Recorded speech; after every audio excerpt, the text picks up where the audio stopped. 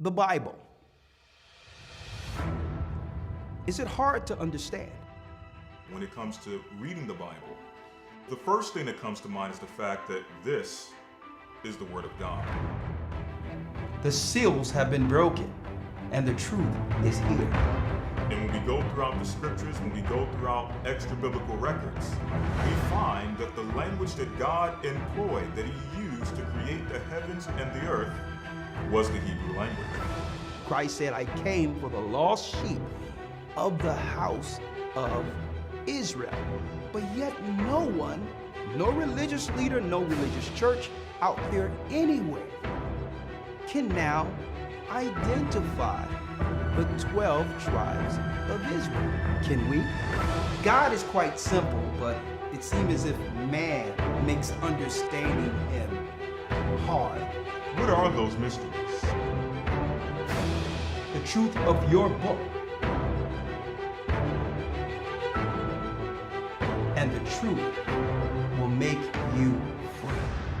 The Hebrew and Bible Academy, you're invited.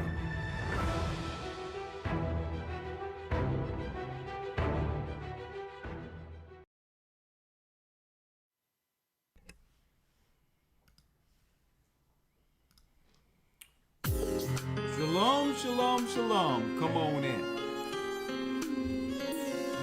Blessings, blessings.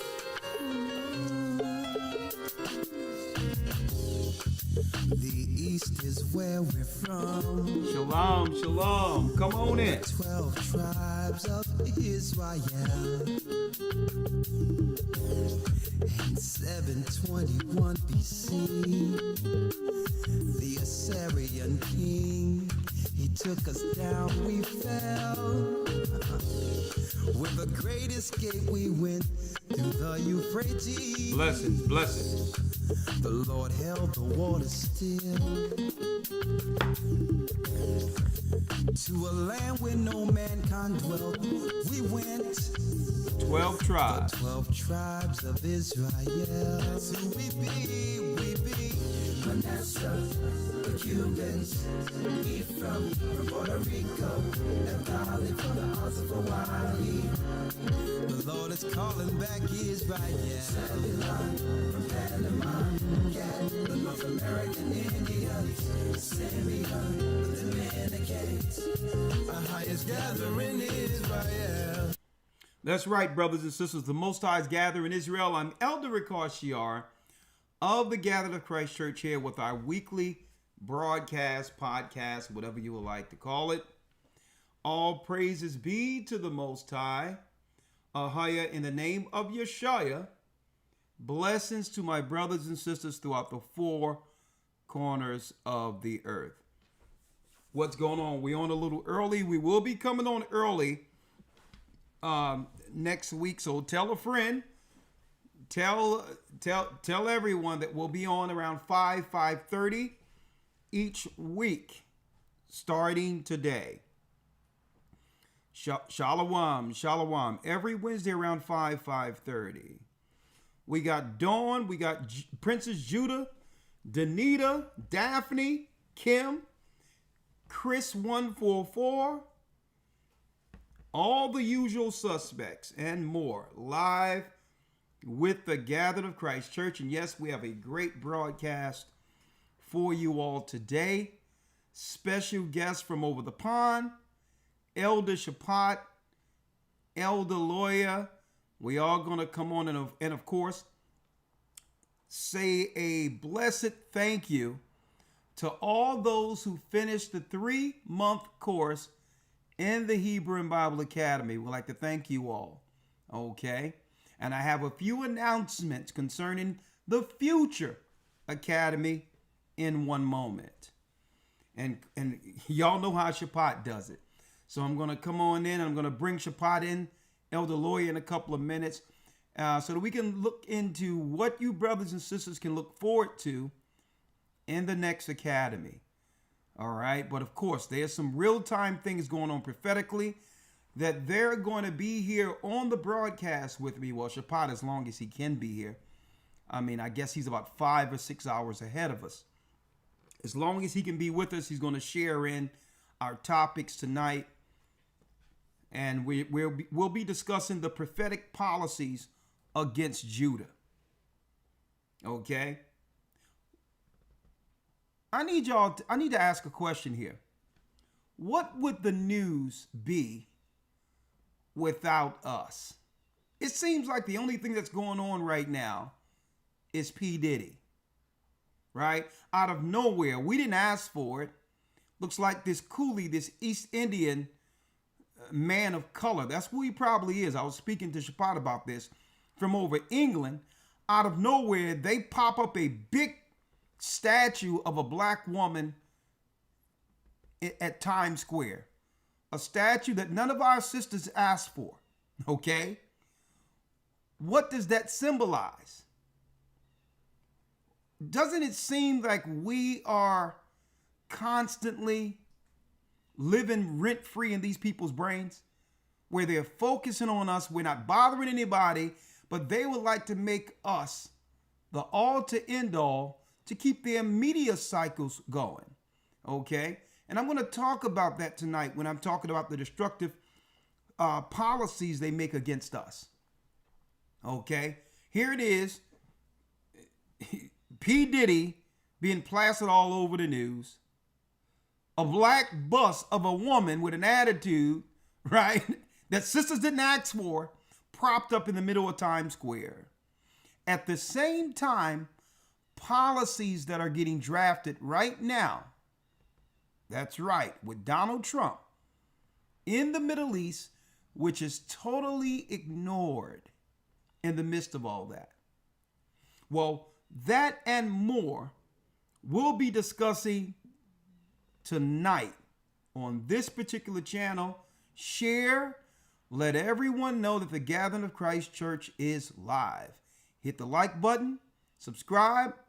Make sure you hit subscribe, you hit the bell, and tell YouTube that you would like to receive all notifications going forward, because if you subscribe and don't hit the bell and let them know, that's right, they will not let you know when we're live. So you have to do more than subscribe. It used to be you subscribe, automatically you were in with everything the channel had to offer. But of course, they've switched that up. Now you got to subscribe, go to the page, hit the bell, hit the drop down, and say, I would like to receive all notifications. And then check in again from week to week. Why? Because under the cover of night, they unsubscribe people for no reason. Okay? So make sure you check each week to make sure YouTube didn't unsubscribe you. All right? Now, before I jump in with our guests from over the pond, we're going to talk about this today. I need to let you know that we are in another enrollment period for the next academy. All new lessons, okay? All new lessons, okay? Right out. Now, of course, what we'll do is we'll amend certain things, and what we'll do is we'll tweak some things, so you'll get some of what you come to the academy for, but we need to bring the academy to the next level, okay? We're cycling out for this academy, the creation of the universe, and bringing in more high-level lessons, okay? And today, what I would like to do is to make sure that when I speak to you all, if you have been in the academy, let brothers and sisters out there know who haven't been there exactly what you've learned. Give us some feedback so that we can make the academy experience everything all of you come into this academy for. Now, before I go into that, Shalom, how you doing? We got Bishop Amath in the house, right? Shalom. Shawanda, how are you? Let me go into this real quick. Unfortunate, this number I had for almost 2 decades, that was a Skype number that I've also used for the church number for a long time, so many contacts that I had with this particular number where people could call me directly, right? The 215-253-4448. As you all know, Skype went out of commission. And this is so if you've been trying to contact me on that number, understand it's out of commission for now.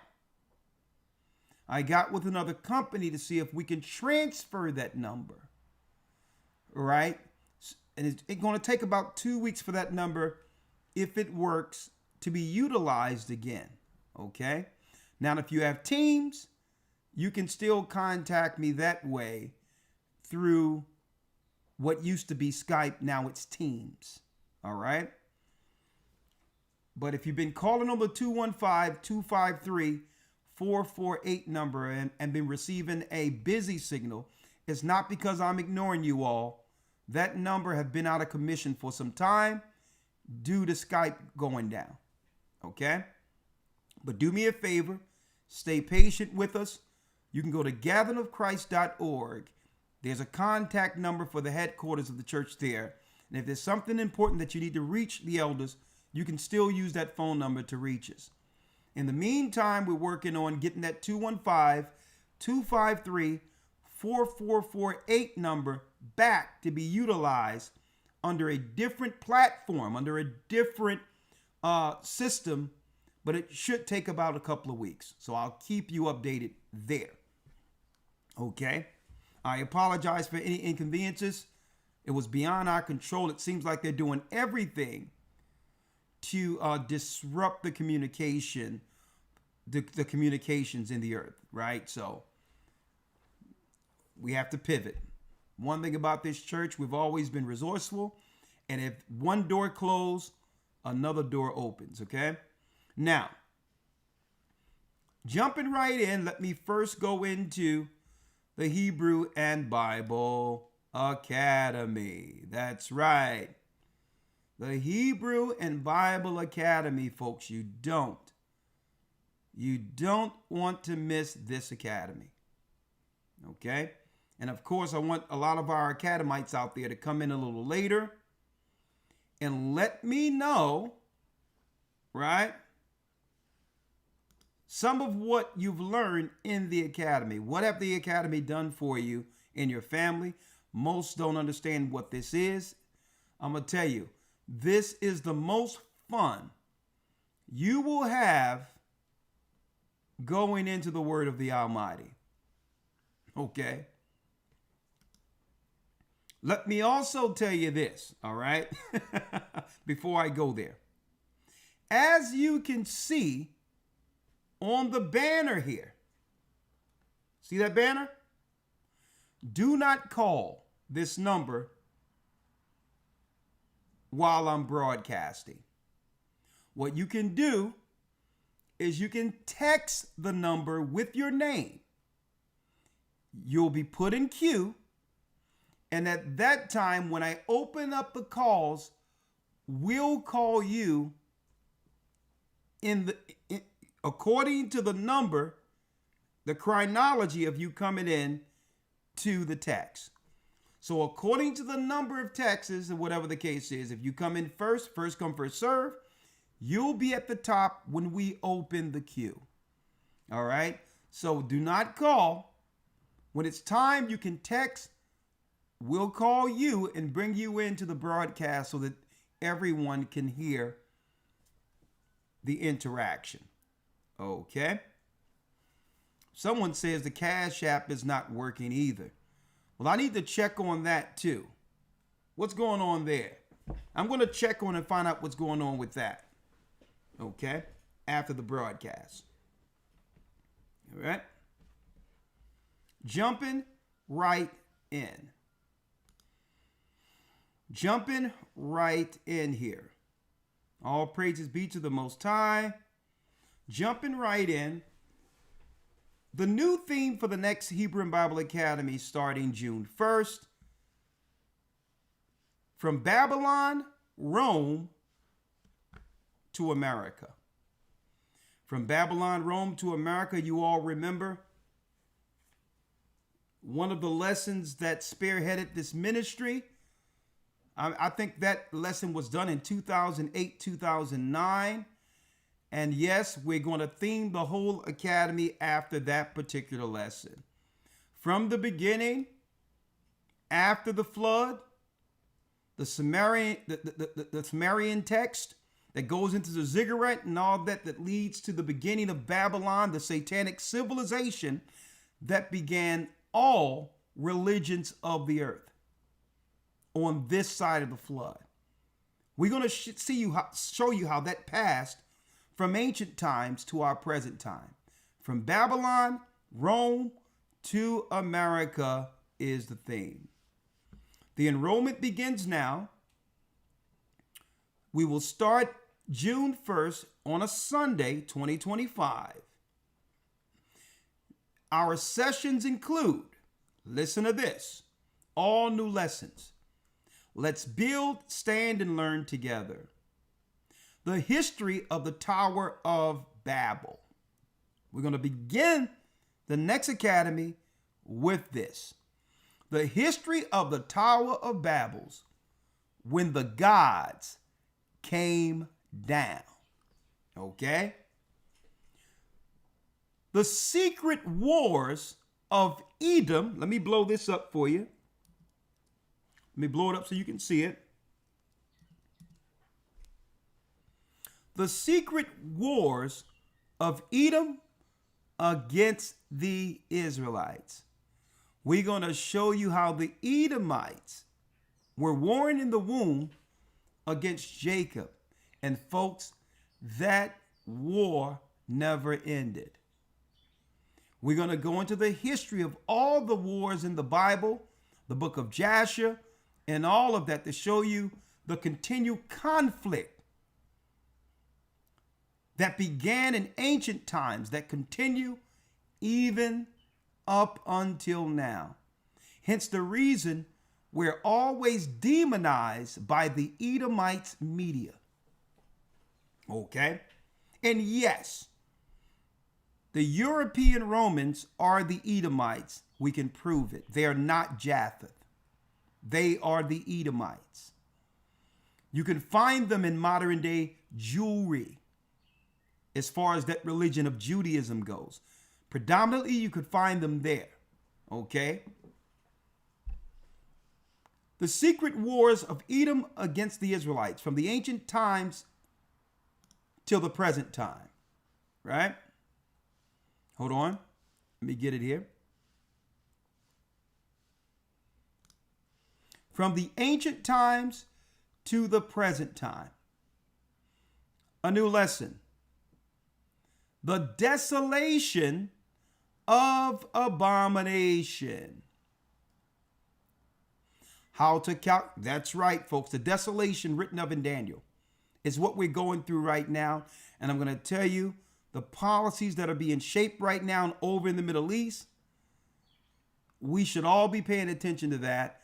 And I'm going to be talking about that in this particular broadcast tonight. The desolation of abomination. How to calculate time according to the Bible. New insightful information. We're going to go into the time, and the dividing of times. How to calculate a Jubilees according to a Sabbath. How to calculate time. Why? Because the fourth beast, Esau, Rome, it tells us in Daniel 7:25 that they would think to change times and laws. So how do you go into the Bible and calculate time and know what time it is according to the biblical calendar and not the Gregorian calendar or the Julian calendar or any other Gentile calendar out there? Okay? Well, you'll learn that in our academy. This is going to be good, especially speaking of the Tower of Babel in our current time. A nest above the stars, Satan's space program. From Nimrod to Elon Musk. There's a reason why Elon Musk out of nowhere popped up and had become so prominent in these end times. Well, he will be key with the technology for the space program and the mark of the beast. He is not the Antichrist, okay? There's many Antichrists, okay? So Christians don't think he's just the Antichrist. He's one of many of them, okay? A Nest Above the Stars, Satan's space program. We're going to go into that. The final battle of Armageddon. Right? The final battle of Armageddon. And this is going to be a very good detailed roundtable discussion. We're going to have the first 30 minutes roundtable of chess men.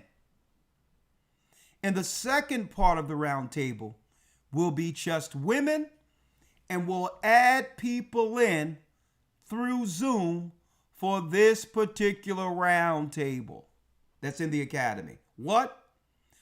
Covenant under fire. Will your marriage stand? Okay? Will your marriage stand? Covenant under fire. And we need to discuss why in this present time it's so easy to give up on covenant. Right? So what can we look forward to in the next academy? New prophetic teachings, Hebrew language skills and tools with Elder Lawyer. You get a certificate of completion upon finishing the full 3 months. Live interaction with Q&As, kingdom-focused curriculum, and so much more. Are you spiritually ready for what's coming? Well, at least you'll be in the know with the church during the Hebrew and Bible Academy. Okay? Not only will you be in the spirit with us on Sabbaths, on Wednesdays like tonight, and other what? Pop-up broadcasts, which I'll be having from time to time. Well, guess what? In the academy, it keeps you in the know because we're uncensored. We can begin to talk about the things that's not allowed on these particular platforms like YouTube. There is an early enrollment bonus, okay? Enroll by May 30th, and you'll receive access to the last academy's class. Brand new lesson we did focusing on the men. The fall of Adam. So if you enroll by the 30th, you'll get this lesson. We'll send you. And guess what? Men and women, but especially young men, need this particular lesson. Not focusing on what the woman does. Okay? If the man stand up and be who he needs to be, right? Then if women doesn't fit the bill, you know what? You leave them there and it's okay because they'll change. Why? Because they'll have to. But don't ask for a change when you're not willing to change. The woman follows the man. Health and fitness. We have health and fitness guests who will come in again. Tune in to live interviews with special guests. We did that all through the academy. A new caveat that a lot of you who've been in past academies don't know exists now. This thing is bumping up, and we need your continual support. We are accepting enrollments until Friday, May 30th. And again, it's a small fee, but a lot goes into the resources to actually do this academy, okay? The platforms are very expensive we use, and the encryption and everything, because this is a class, all right? And there's a lot of people involved behind the scenes. One thing I like about this academy, brothers and sisters, we never went up on price from the first time we did the academy. We're keeping prices the same because we understand a lot of our people are hurting, and we cannot go up with the cost of living. So again, This thing been over what, 10, 15 years almost. And we have never went up on price. You're talking about what, 12, 13 years almost. Okay. It's $75 for the first month, another $75 for the second, and that will cover the full 3 months. Okay. Crystal clear. The only thing you have to do, right, is to go to historytimes.org to enroll. Historytimes.org. You go here, click the enrollment, and that takes you directly to everything you would need to know. You don't have to worry about an email or anything. Once you enroll, it's processed. Get in early while there's still time. Historytimes.org. We need your support. Hebrew, news like none other on the earth, as well as what? Lessons. Lessons that you can't find out here, okay? Now, of course, it doesn't take away from the labor of love we do for absolutely nothing while teaching, like tonight and on the Sabbath. But the academy is a closed, controlled environment. This way, trolls and all that can't get in and all that. People are coming in to be a part of what? The work. To be attentive with the resources to build their homes and to prepare through Jacob's trouble. And the academy is a perfect place to be every Sunday. Historytimes.org. Right? Now again, please make sure, hold on. Make sure, folks, that if you're going to come in a little later, you would text. The only thing you have to do is text, right? And we'll bring you in. 1 second.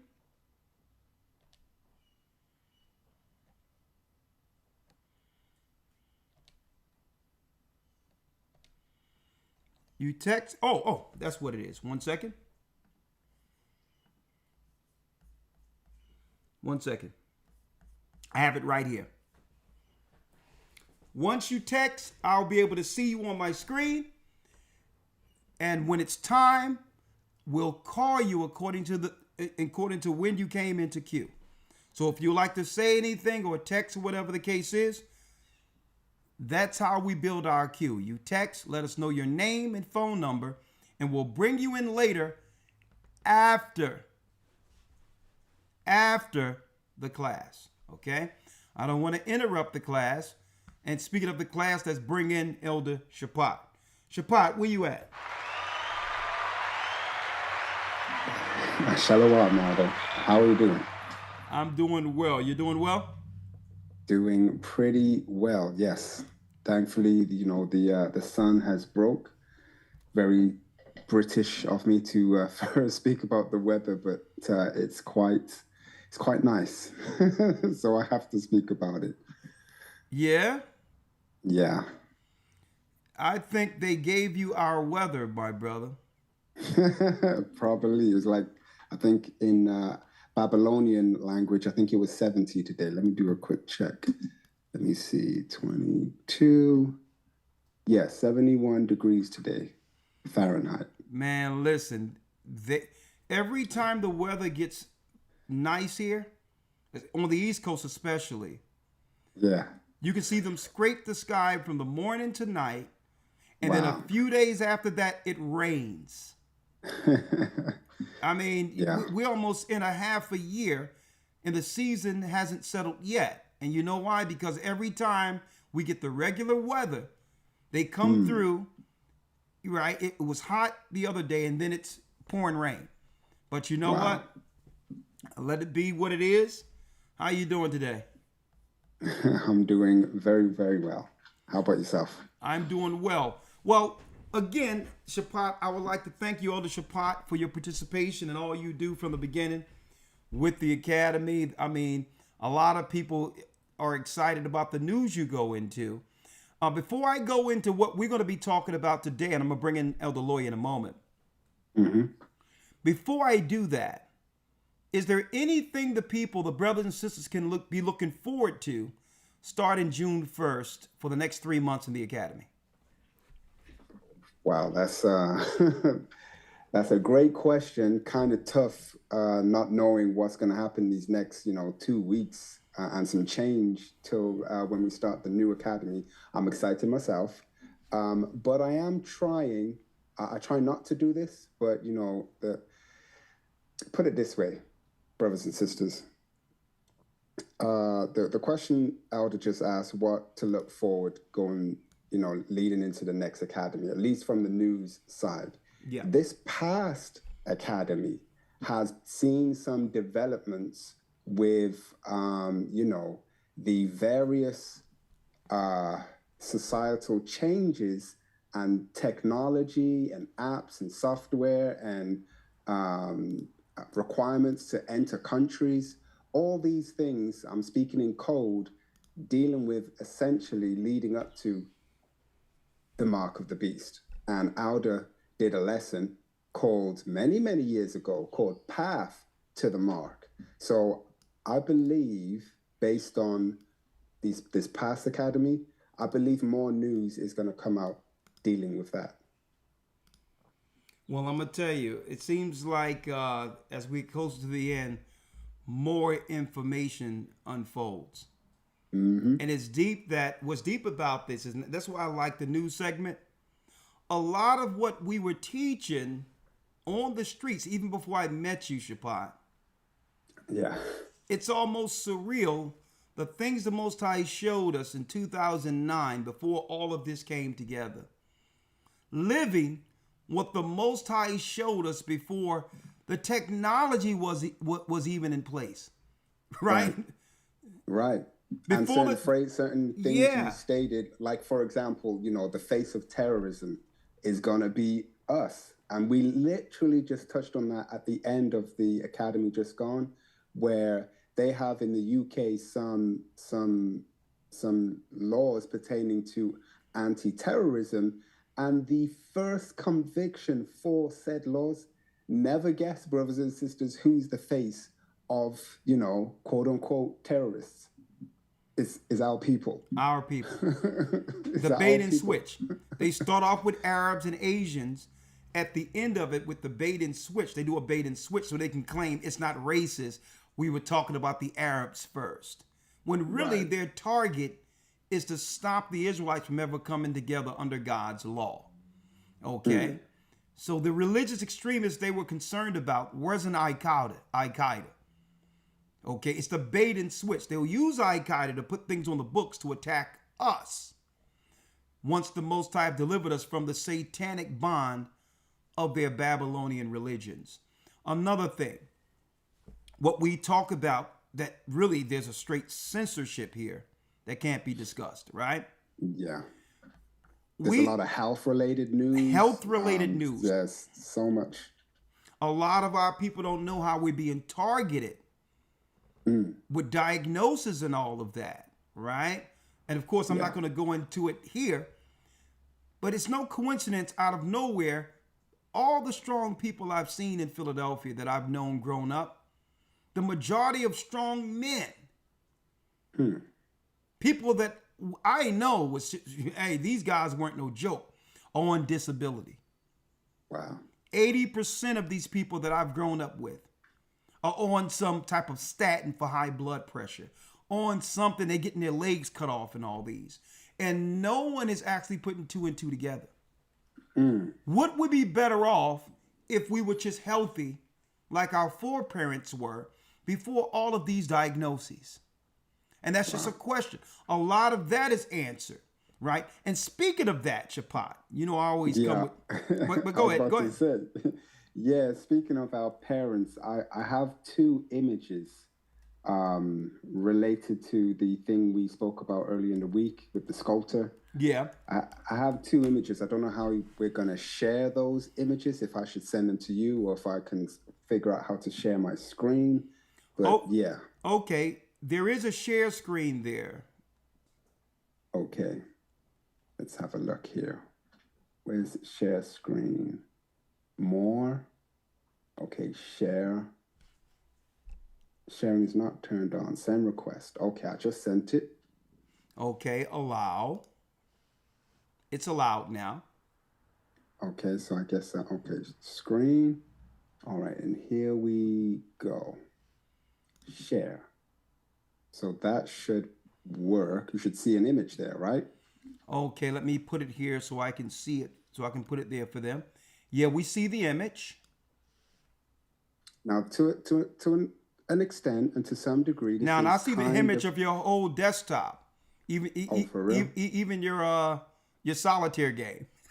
Oh, okay, hold on. Yeah, that's my pastime. All right, let me. Just where's, blow. where's, I see a picture. You want to just blow that up? yeah, let me just blow that up then. There we go. That'll work. Okay, blow it up. Okay, yeah, I see that.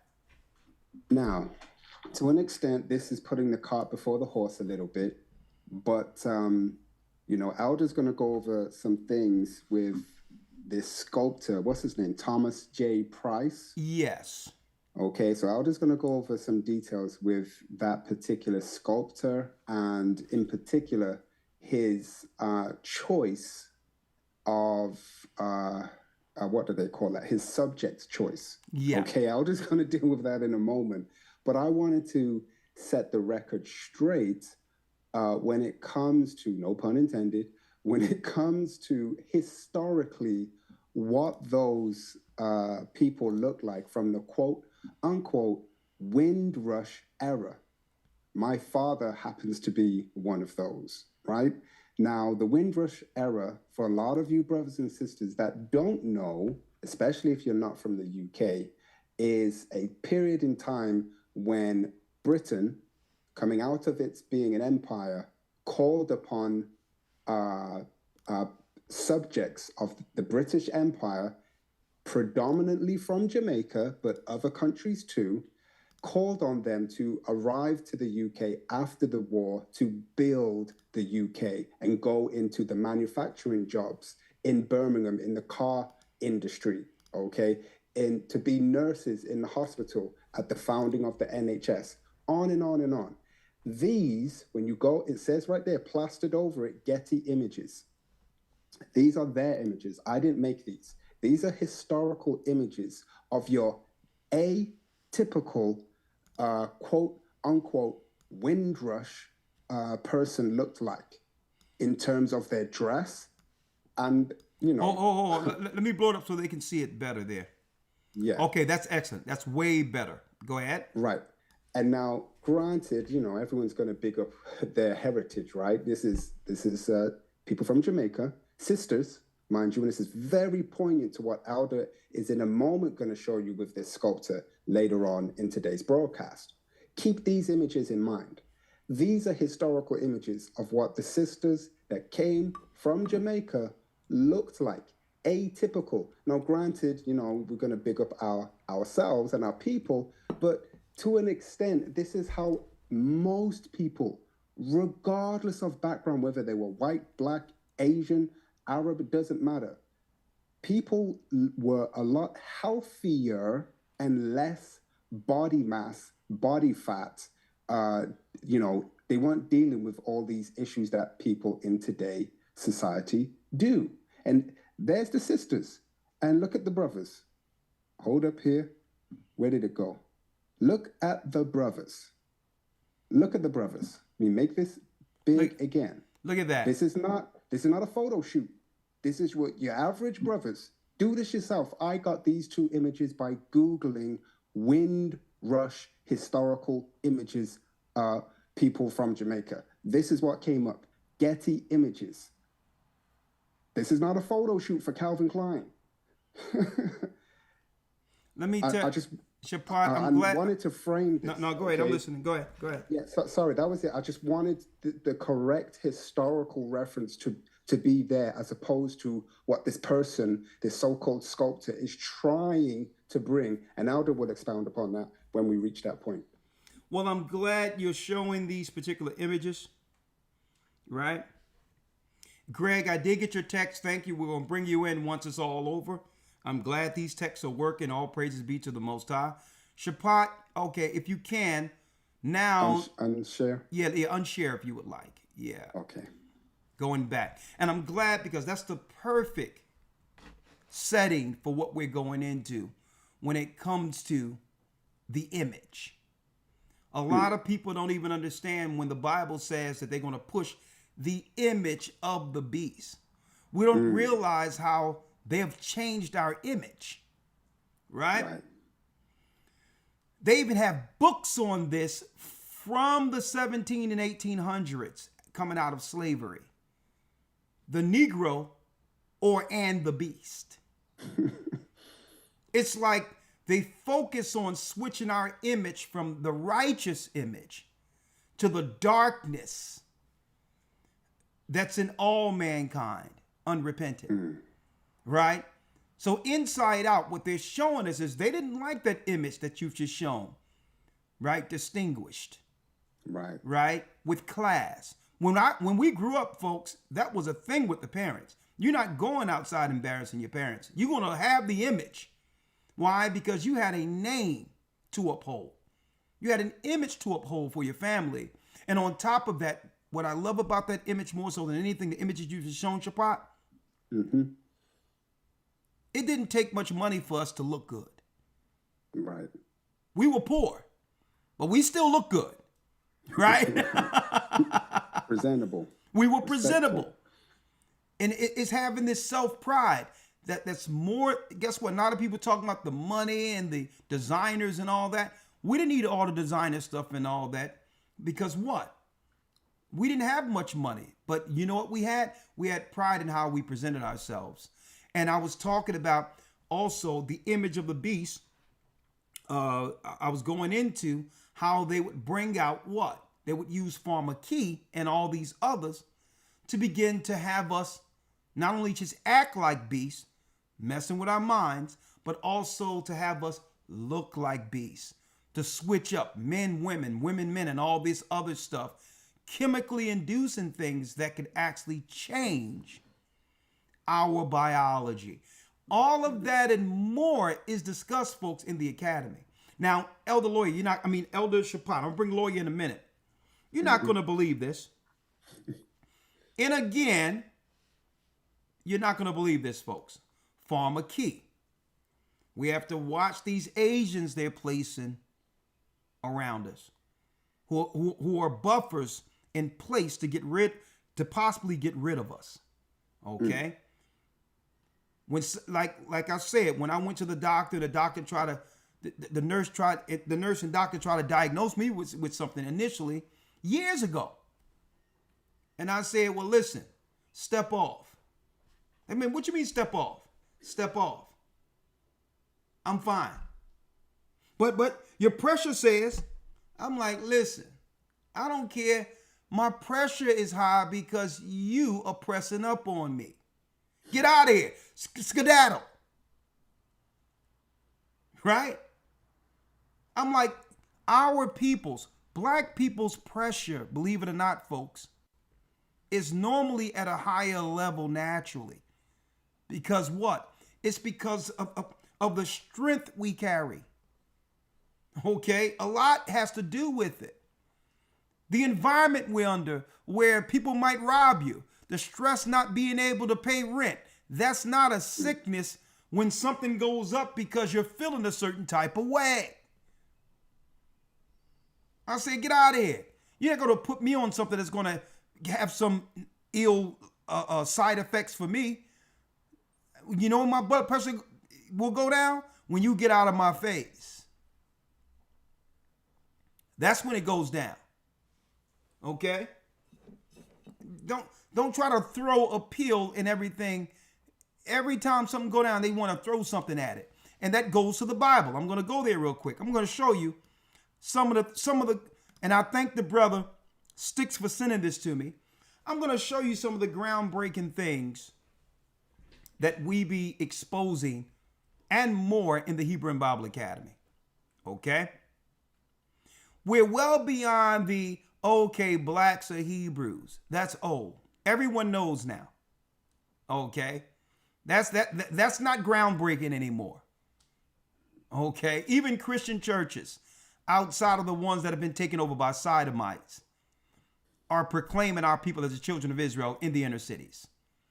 Okay. So now it's time to bump up to the next level, defend ourselves and understand what we're up against under Jacob's trouble. Here's an example of how we show our pharmacy destroy things. Shaphat, right? I'm going to go here real quick before we go into what I'm going to talk about, right? When you go into the Bible here, in the Bible, it says what? Galatians 5:18. Brothers and sisters have to understand, even if you're not, let me tell you, you're not seeking to bother anyone. You're just trying to survive and keep your family afloat. Okay? Our people ain't bothering anyone. But understand, there's people who are seeking to harm you. Who are foreparents. Our parents used to be able to trust. They have cycled out the doctors we got used to where these are strangers. You have to be very careful. And then you got a lot of people that are put in position who's willing to sell their own people out if only to make enough money to sustain their lifestyle at the expense of harming their own people. Let me read this real quick. Galatians 5:18. But if you be led of the Spirit, ye are not under the law. Right? And what does it mean by if you're led by the Spirit, you're not under the law? Well, if you're led by the Spirit, you're following the law.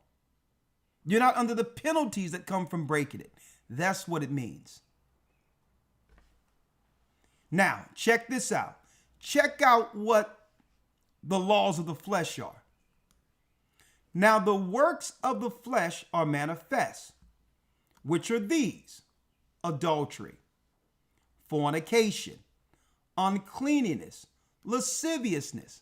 Folks, these are all behaviors of the beast.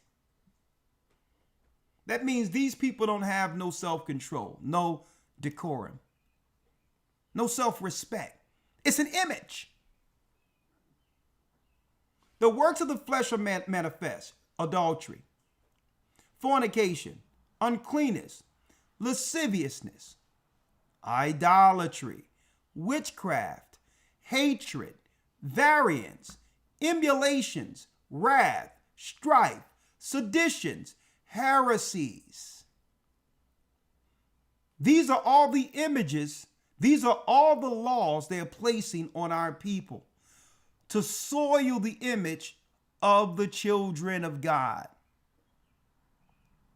Even if other nations are subjected to these particular lusts and sins, they've made us the face of all of these. Envyings, murders, drunkenness, revelings, and such like. Folks, all of these, when you add it together, are an image. But going back to some of the things, Shaphat, we be bringing out concerning their sorcery. Not too many Christians who read the New Testament have resolved this particular scripture and others in the Greek. Or you'll understand the idolaters they're sending into our inner cities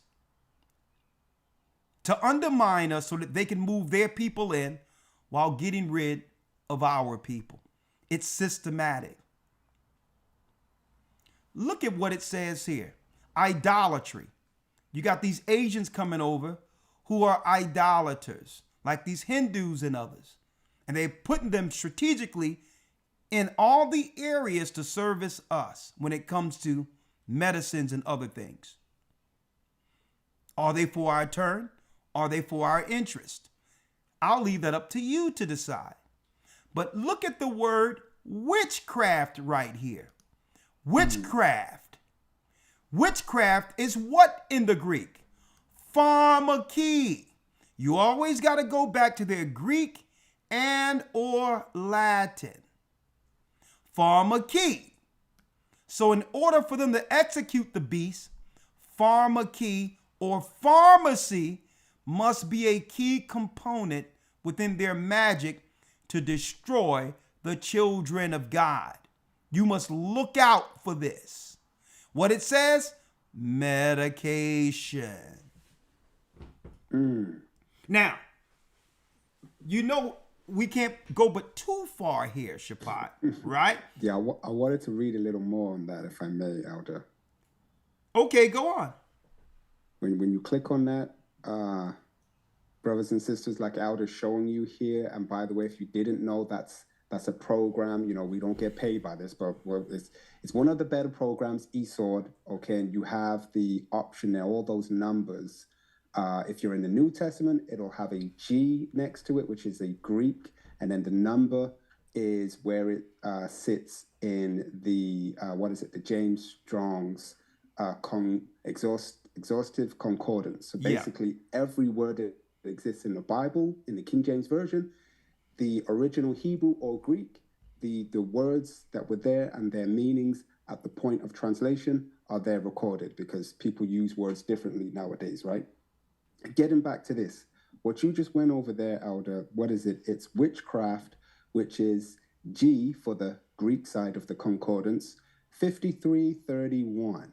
Yep. And as Elder shows it on the screen there, let me just zoom in so I can see. As you see it, it's, let me get it back up again. What is it? Witchcraft? Yep, but when you click on 5332, it goes into even more detail. Right, and that's what I was about to go into exactly. When you click on the root word, and the reason why the 5332 is there is because 5331 says that it's from 5332. So that's correct. When you click on that, that's what I wanted to read, right? Yep. And the point is where it says in brackets, pharmacon, then the brackets, a drug that is spell-giving potion. And, you know, it goes on to mention at the end, by extension, a magician or sorcerer. We, in modern times, mostly because of movies and TV shows, but also books, you know, the Harry Potter series, we believe, or we've been led to believe, that magicians and sorcerers and wizards and witches and warlocks, they all do, quote unquote, hocus pocus, okay? They do quote unquote magic. Some supernatural thing is happening on the dark side. That's what we're being led to believe is the understanding for a magician or sorcerer, when in actuality, at least as per this word, it is referring to the quote unquote spell giving potion form of it, the drug. Okay, so let me pull up so they can see it again, because they would not be able to execute turning us into beasts if it wasn't for the drug sorcery component. And most of us don't know how to identify the culprits.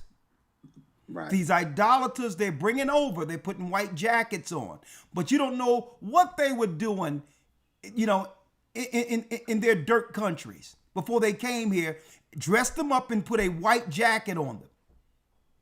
And when you look at these people, folks, they have evil, they have serious vitriol. Even in their country, there's a caste system where they treat their own people a certain type of way based on how light or dark they are.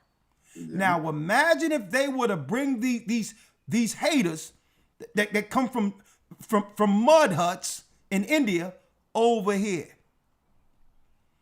Now check it out. Witchcraft, pharmakeia. Mm-hmm. Then you go to the root word, where it's from, pharmakouos in the Greek. And how did they destroy our communities? Drugs, a drug. Mm-hmm. That is a spell-given potion. Mm-hmm. A druggist. A pharmacist. Out of it, out of nowhere, every place we live, there's a pharmacy almost around every corner now. Well, I think, Hold up. Was it Allegheny Avenue, the thing that has the train going on above it in Philly? Yeah. That one little strip. There's no cap, no lie, in the space, one block. You can see with your own eyes. Don't have to walk or drive nowhere. There was literally like 4 separate pharmacists. 4 pharmacists in a 2-block radius. Look what it says here. A poisoner in the Greek. Mm-hmm. But in ancient times, we knew who they were, the magicians and the sorcerers. I don't care what degree they have. So we have to become savvy enough to understand that our people on all these medications, dying early, getting amputated, folks, it ain't what they're telling you it is. How much of this have been systematically placed in our communities to get rid of us? And I need you to think about this. Medicine, so-called, have advanced since our grandparents and all that, and since our parents and all that. Why are people dying and are more unhealthy now than our grandparents were, who are poorer than us, who didn't have access to the same medical attention we do? Now, why am I bringing that out, Shapat? I need you to check this out, Shapat. Now, of course, just like the academy, we rarely talk to each other at all. Matter of fact, we don't, because I like the spontaneous reaction. We don't discuss anything before. A matter of fact, let me see if I can bring you in here with me here.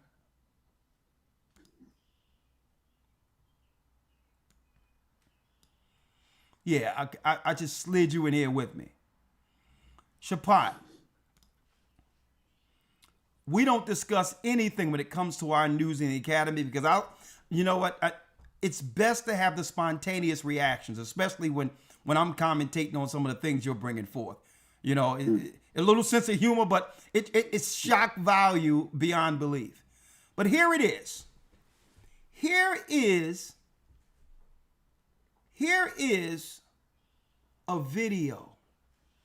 Jeff Bridges, right? This video was made when people were coming out of the pandemic. I told people years ago, Shapat, just like Soylent Green, when they show all of these commercials where it seems like everyone is having a good time, but yet the drug they're selling and all that has all these side effects that have nothing to do with a good time. I told people a long time ago, they're showing us dead people.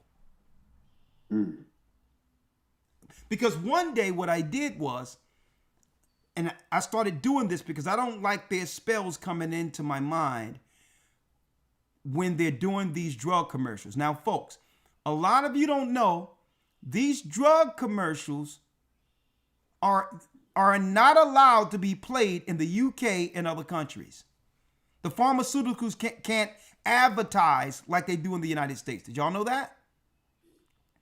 So one day, Shapat, what I've done, every time these stupid drug commercials come on, I mute because I don't want to hear all of the side effects, including death. How can death be a side effect? So, but one day I stopped and I muted and I just looked at it and I said, hold up. These people are dead.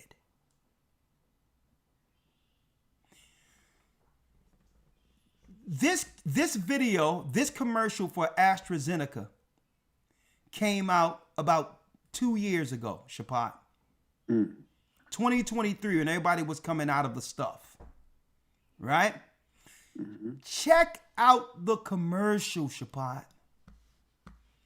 Fair use for educational purposes only. Shapat, listen to the commercial for AstraZeneca.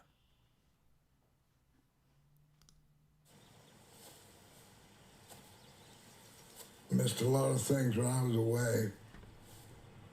You know, cancer, chemo, COVID, that kind of a way. Certainly miss my family, being with them. I miss my friends, making movies. I love being alive, man. And I almost lost it all. My immune system was totally shot. Fortunately, you don't have to wait around for the worst. You can up your antibodies before COVID comes knocking. Because when your antibodies are up, well, you can get back to what you love.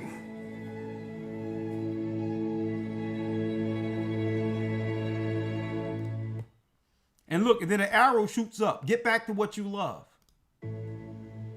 Yeah, it says up the antibodies, right? Shapat. I have Google Translate out of the Latin. A lot of their coding, even in their medical terms and all that, usually goes back to the Latin. So what I did was, right? Check this out. When you go to, hold on, let me get it. AstraZeneca. I'm going to copy that. Look at this. I'm going to paste that here, right? Look at this.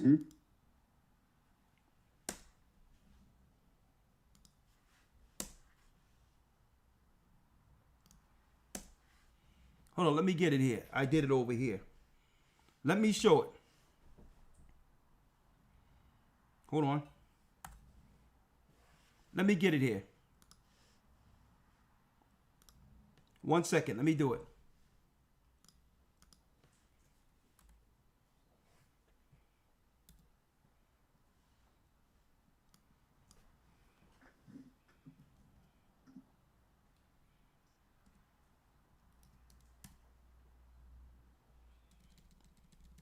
Hold up, I did it over here. I want to make sure you got to space it right. 1 second. Yep, right here. Let me show it here. Let me show it here. You there? You there? I'm here. All right, I'm going to go down to where you are.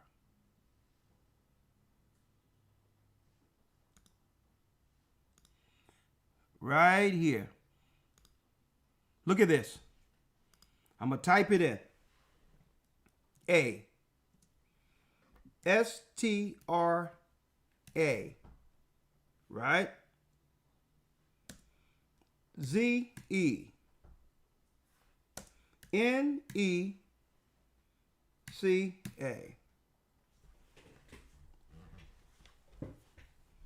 Shapat. It reads, AstraZeneca, a road to death. Wow. You know what comes up on my screen?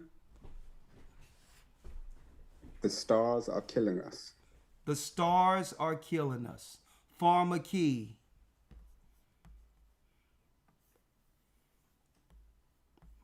Look at that. Pharmacy. And it states, I told people a long time ago, I said, I'm going to tell y'all right now, and I seen those commercials, Shapat, and I said, you know what? These commercials showing people after they're dead already. You can't make this up. Yeah. A road to death when you have A space, Stra, Ze, Neka. But when you have Astra together, the stars are killing us. Let me see. Either way. Hold up. When you have Astra as one word and there's this rest is the same spacing. Oh, look at this. You take out the S, it says behind the scenes in English. AstraZeneca, a road to death. And you said if you pull them both together? Yeah, Astra together, one word. The stars are killing us. The stars are killing us.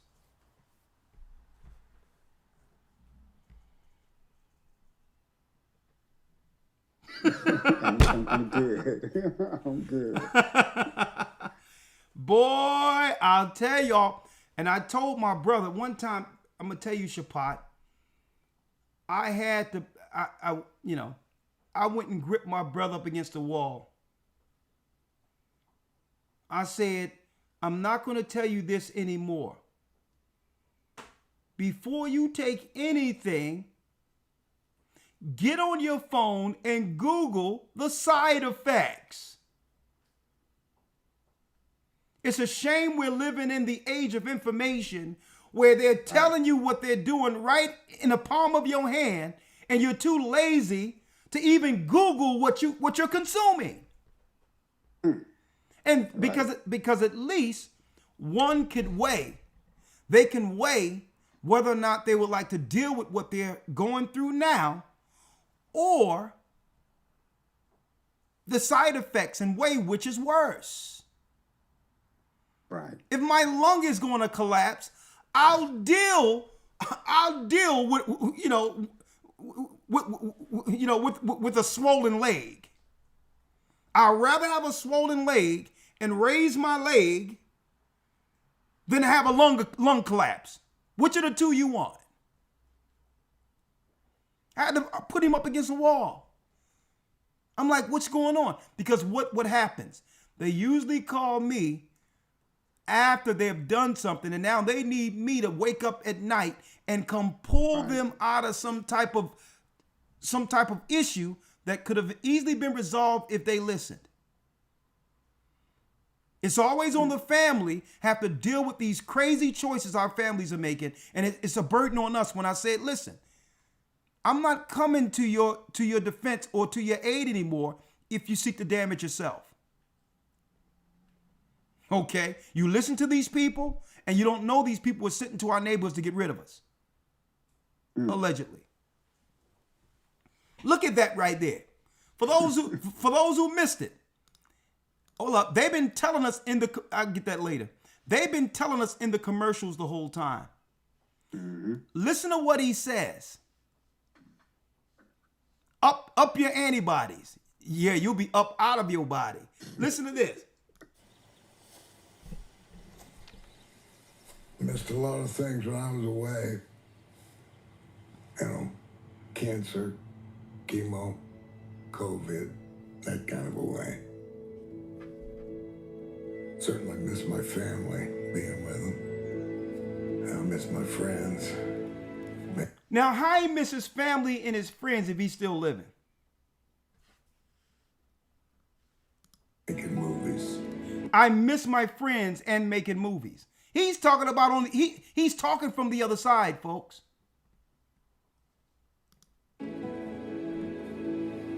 I love being alive, man. And I almost lost it all. Someone My put it all immune together, system Elder. was The totally different, shot. What'd you say? someone put it all together. The different way to space out AstraZeneca. Yeah. Behind the scenes, the stars are killing us. A road to death. There you go. Behind the scenes, The stars are killing us. the stars A are road to death. killing us. Behind the scenes, the stars are killing us. A road to death. Fortunately, you don't have to wait around for the worst. You can up your antibodies before COVID comes knocking. Because when your antibodies are up, well, you can get back to what you love. And what you love, that arrow, you out of here. That's that arrow. Get up out of here.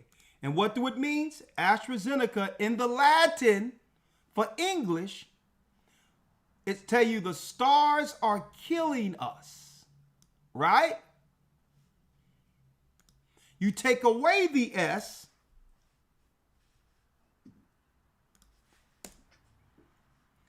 it says a woman kills.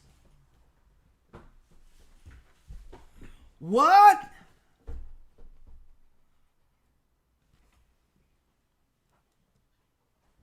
A woman kills. What? Are they talking about allegedly nurses? The stars are killing us. You take away a T. Hold on.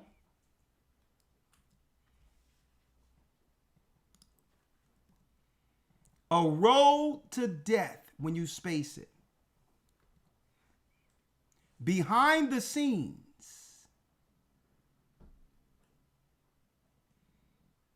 This is insane. A road to death behind the scenes.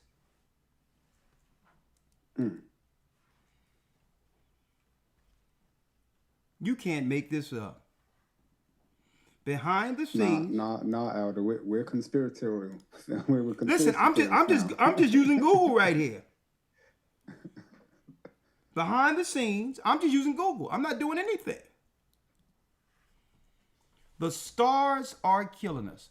As in the days of Noah, when the sons of God came down and dealt with the daughters of men, that they were fair. It's speaking of the fallen angels. The fallen angels.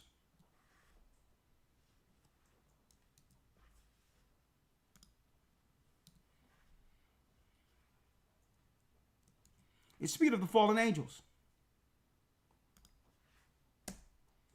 A road to death.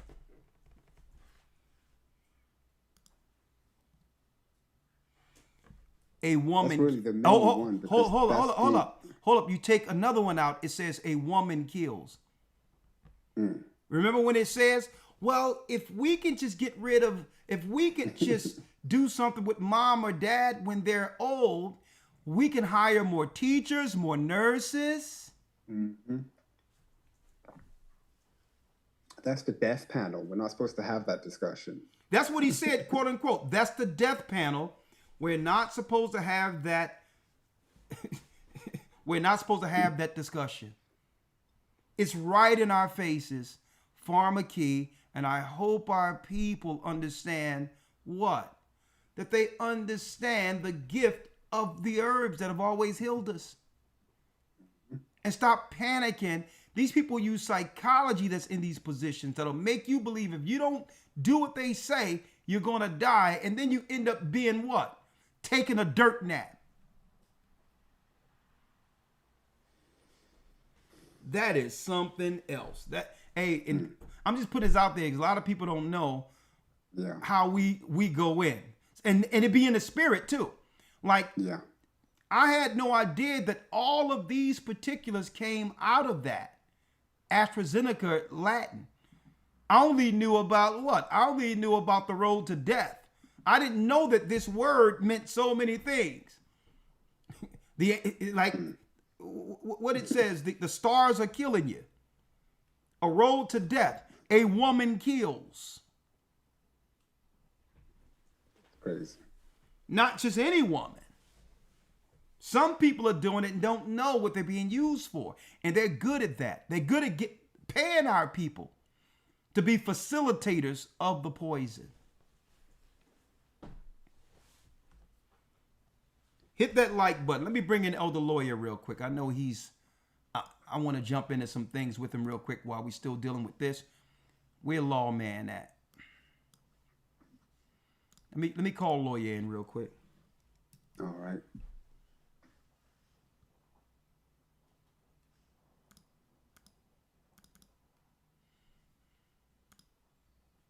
Back.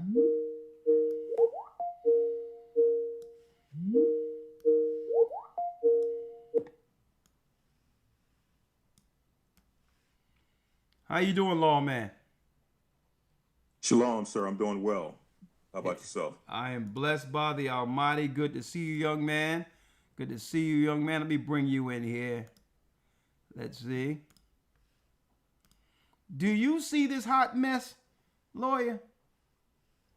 Yes, sir. I'm listening. Oh, man. It's like, are you kidding me?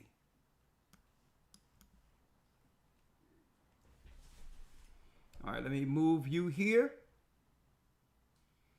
And let me move myself.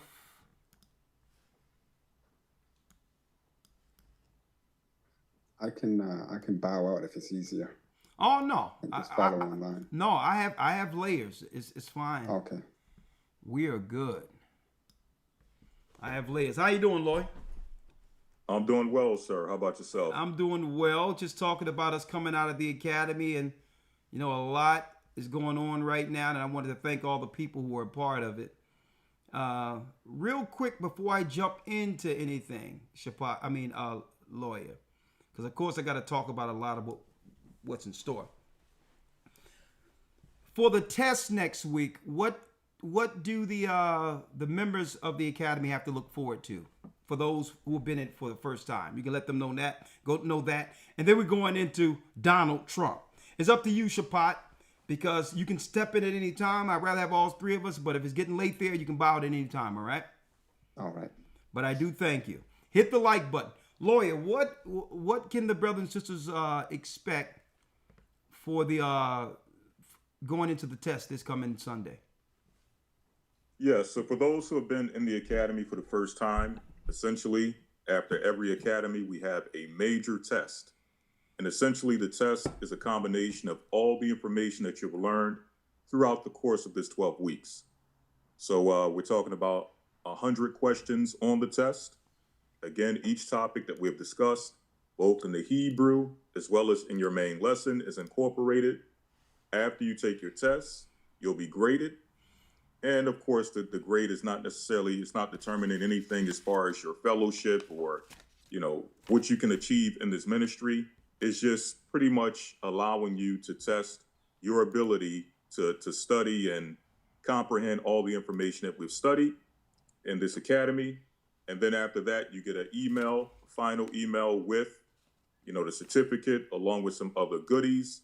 I believe also we have like a very basic Hebrew term booklet that's sent out to you, along with a few other goodies that you get for finishing the 12 weeks of the academy. So that's what you have to look forward to for those who are finishing for the first time. Okay, thank you, Elder Lawyer. And again, you got to go to historytimes.org for the next academy, which will begin June 1st for those who missed it. Now, jumping right in, Elder Lawyer, right? While they had everyone looking at P. Diddy, right? And out of nowhere, and I need you to stay, Shapop, because I need for you to give us some insight on this artist from the UK who all of a sudden came to prominence at the same time those satanic Black Lives Matter started taking down statues all over the United States. These nut jobs running around taking down statues. All of a sudden it's replaced by this guy who looks like an East Indian over in England. And now they have us having a conversation because I don't like these images they putting out there of our sisters and trying to claim that we need representation with statues that have no accolades or history behind it other than them what? Shaming our people publicly. And I'm going to talk about that in a moment. But while they have us looking at statues and so-called P. Diddy and all these others, what is Trump doing over there in the Middle East with Ishmael? Well, fair use for educational purposes only. Listen to this. And I'm going to put this on the screen so you all can hear it. Welcome in on a Tuesday. I'm Gocc. Hold on. Matter of fact, I'm going to do it here so y'all can hear it better.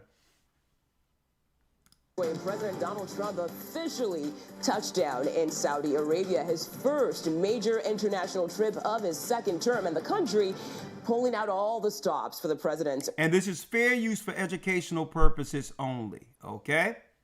And again, I need y'all to check out CBS News, the whole set. How slowly but surely they are disappearing men, black men in particular, from the anchor positions. I don't know if y'all noticed that. It is nothing against this sister. She's trying to work. She don't know any better, but they're switching the images out, right? Arrival, including this. Those are Saudi F-15 fighter jets escorting Air Force One before it landed. Our reporters on the ground say the president was also greeted with a 21-gun salute. And look at this, that lavender carpet there rolled out for the president at the royal court. And there he is walking with Crown Prince Mohammed bin Salman. Lavender is a symbol of growth and prosperity. The two leaders further solidifying their economic alliance by signing a $600 billion investment commitment. A $600 billion investment. Esau and Ishmael. Now understand this, folks. $600 billion. $600 billion. Now, this guy here used to be the face of terrorism. Now, all of a sudden, the only terrorists they're actually putting in the media now are claiming to be black people. So what is this union? This is an age-old union and agreement that we can all read about, Elder Lawyer, in Psalms 83. Can you go there for me, Elder Lawyer? $600 billion. Yes, sir. At the same time, folks, and don't forget, folks, who do you think going to get the money that's coming from these agreements? Could it be the people they let in the country for 4 years before they put Trump back in position? These outside corporations has an agreement on who will be employed with this money. See? They sent in the workers first. See? So here it is. We're looking at Psalms 83 unfolding. What is this? Elder Lawyer, if you will. Okay, let me get Psalms 83 so we can put biblical names on these agreements. If you don't know the Bible, you have no idea what's really going on. Right? Psalms 83. Elder Lawyer, I'm going to pull you in here. 1 second. Mm-hmm.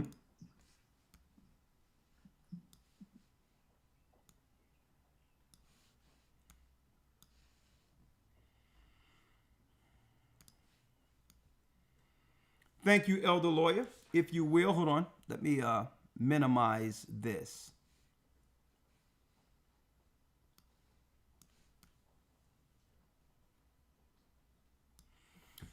Psalms 83, Elder Lawyer.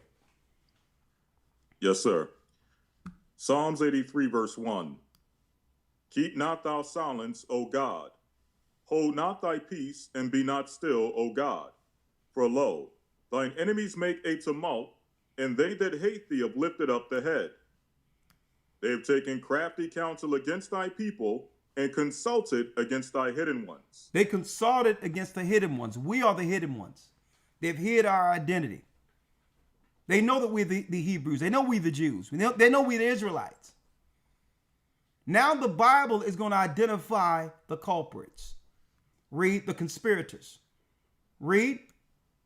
They have said, Come, and let us cut them off from being a nation, that the name of Israel may be no more in remembrance. We need to take them and separate them from their forefathers. They can be anything they want. They can call themselves African. They can call themselves anything. Hey, foundational black, whatever they want. But don't allow them to claim the name of Israel. We're in trouble if they do so.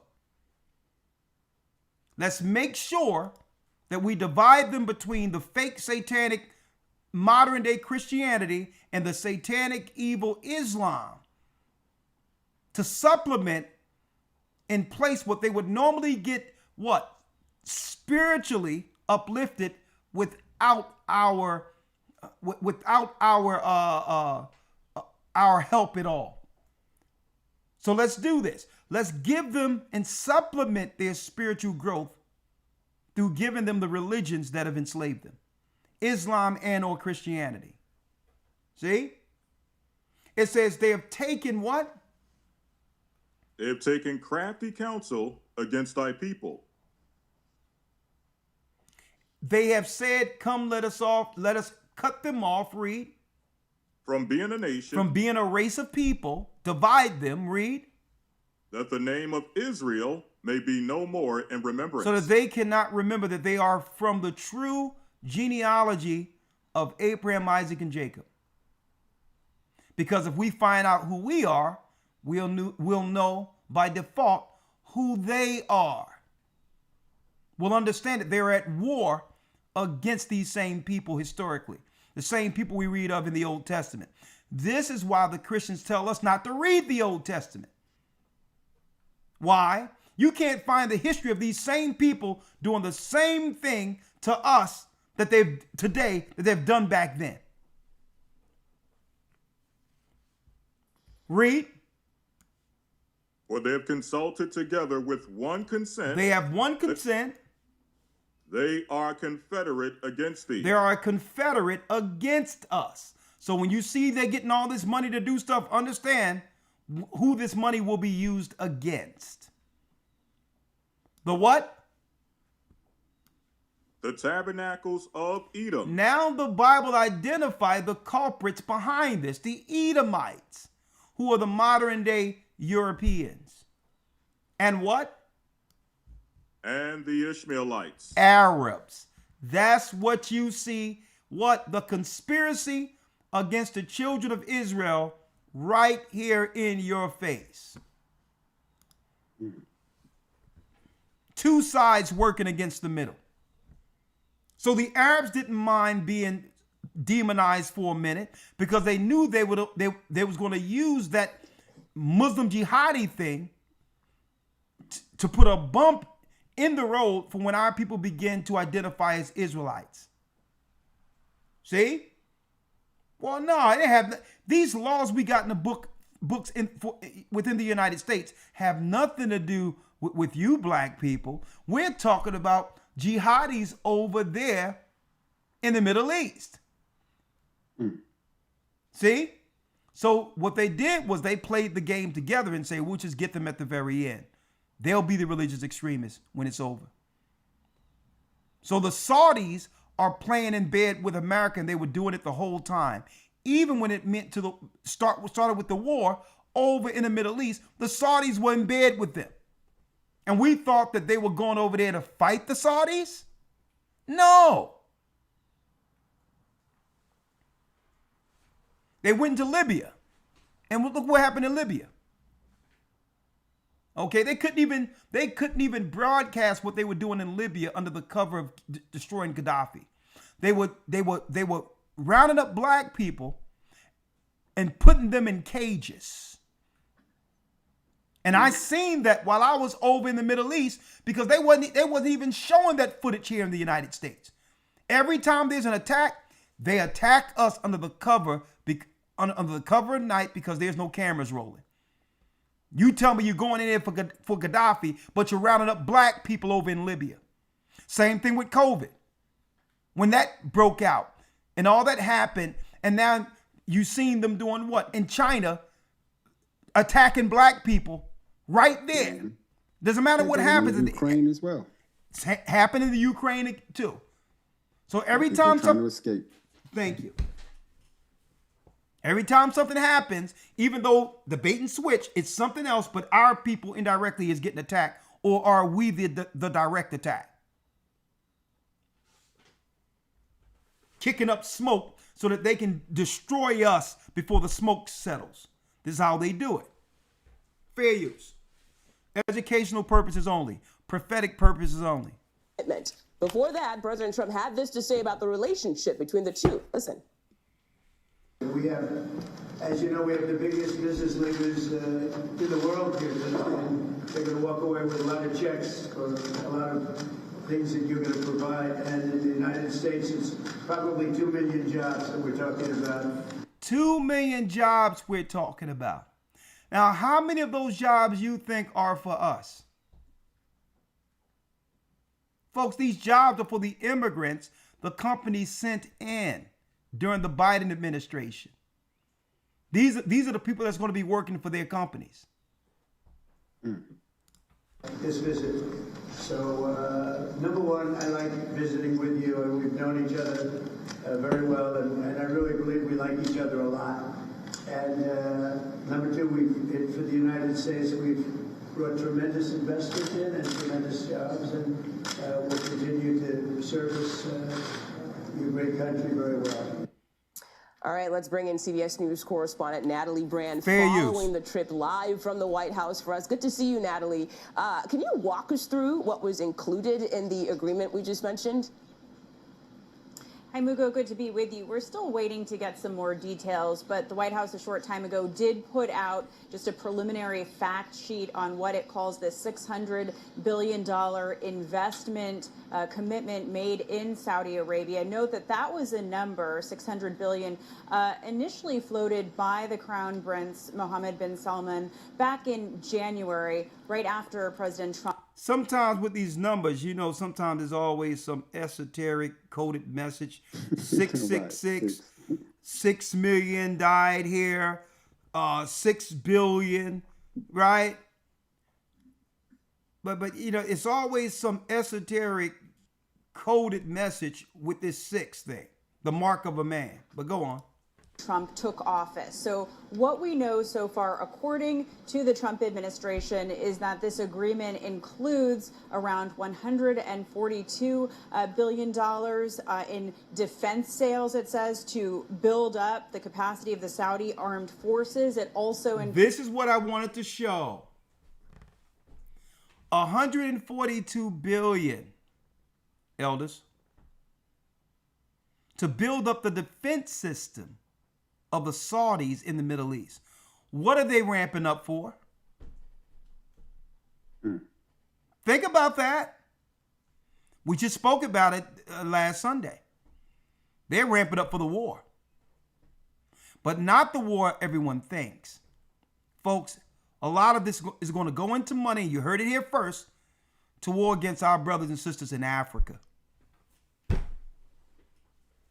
Don't forget, it was the Christians and the Muslims who came there to divide and colonize us as they began to rake all the resources out of the land, subjugating us and keeping us under third world. How can you build, and think about this, lawyer. Think about this. And how do you know that it's against us? How can you build a city out of the desert with nothing at all that was nothing but a desert called Dubai? When our people are living in Africa and still have dirt roads.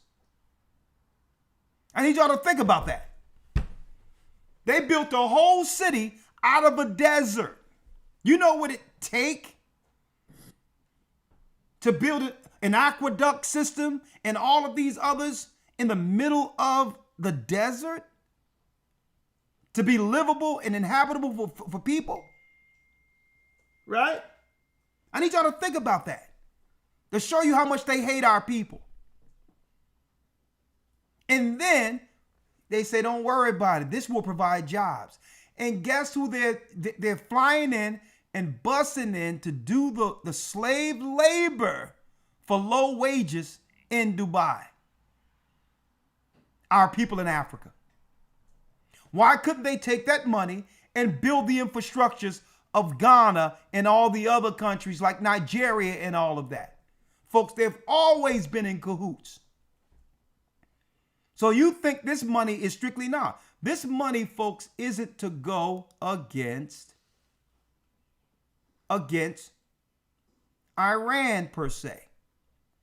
Because I'm going to tell you right now, they don't want, the Saudis don't want smoke with Iran. So what is this 142 billion for? The children of Israel, against the children of Israel in Africa.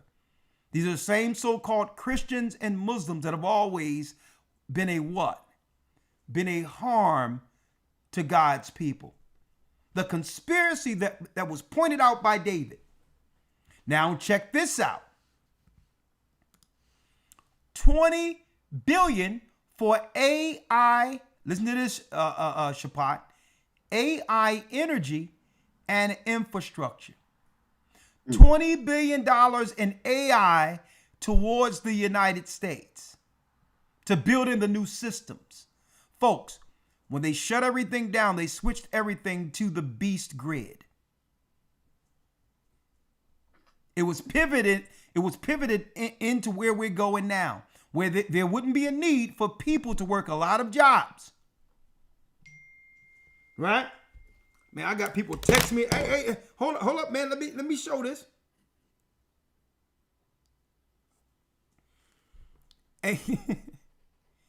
Man, Anya put AstraZeneca in Chat GPT.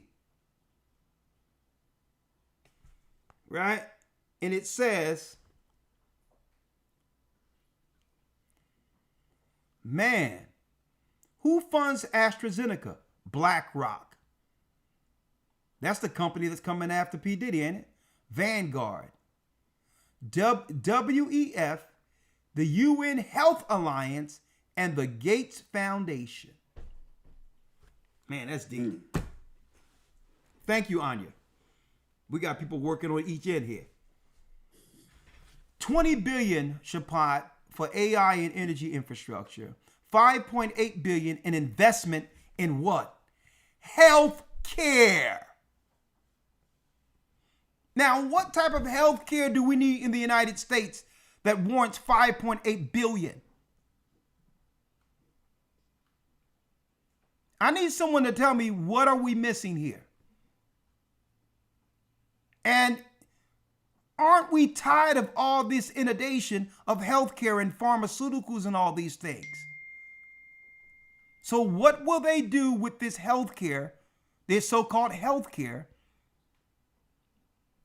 And what people are they aiming this money against? Because folks, is this help money or is this what? Military money? Because don't forget, 142 billion for defense. That's military. 20 billion for AI and energy infrastructure. That's military. 5.8 billion investment in healthcare. Could it be the bio side of the military? Because don't forget, this is a declaration for war. How do we know this? When it starts out, it tell you what he flew in on. Welcome in on a Tuesday. I'm Gocc, when President Donald Trump officially touched down in Saudi Arabia, his first major international trip of his second term, and the country pulling out all the stops for the president's arrival, including this. Those are Saudi F-15 fighter jets escorting Air Force One before it landed.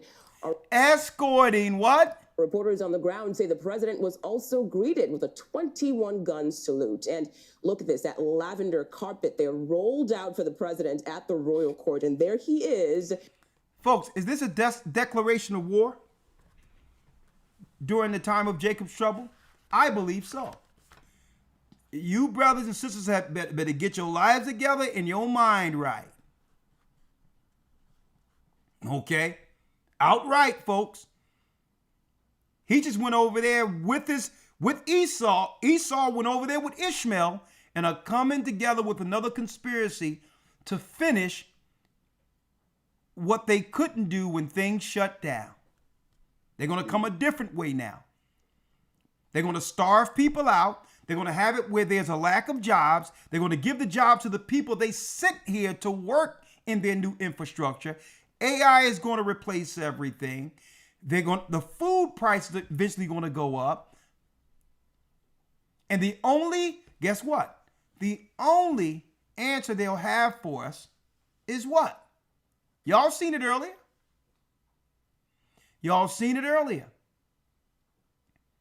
The only answer they're going to have for us is what? You'll be walking through the grass. Missed a lot of things when I was away. Don't you want to be on the other side? Cancer, chemo. COVID. That kind of a way. Certainly miss my family. I miss my family. I'm on the other side now. I miss my friends. Making movies. Look, I'm playing music on the other side. I love being alive, man. On the other side. And I almost lost it all. My immune system was totally shot. Fortunately, you don't have to. There it is. And folks, Shapat even brought this out in Canada about what? When people are depressed and all that, they're offering us to assist you in being able to lay down permanently. I know you're going through pressure, you can't afford things. But if you sign the agreement here, we can make you real comfortable. How many times you've heard that in the hospital? Them making our family members comfortable. So when people be so depressed, so sick, can't see no way out of this with the pressures of the world. People are separated. Families are totally destroyed. People are lonely, and they're going to choose going to the other side, not being able to bear what life is from day to day.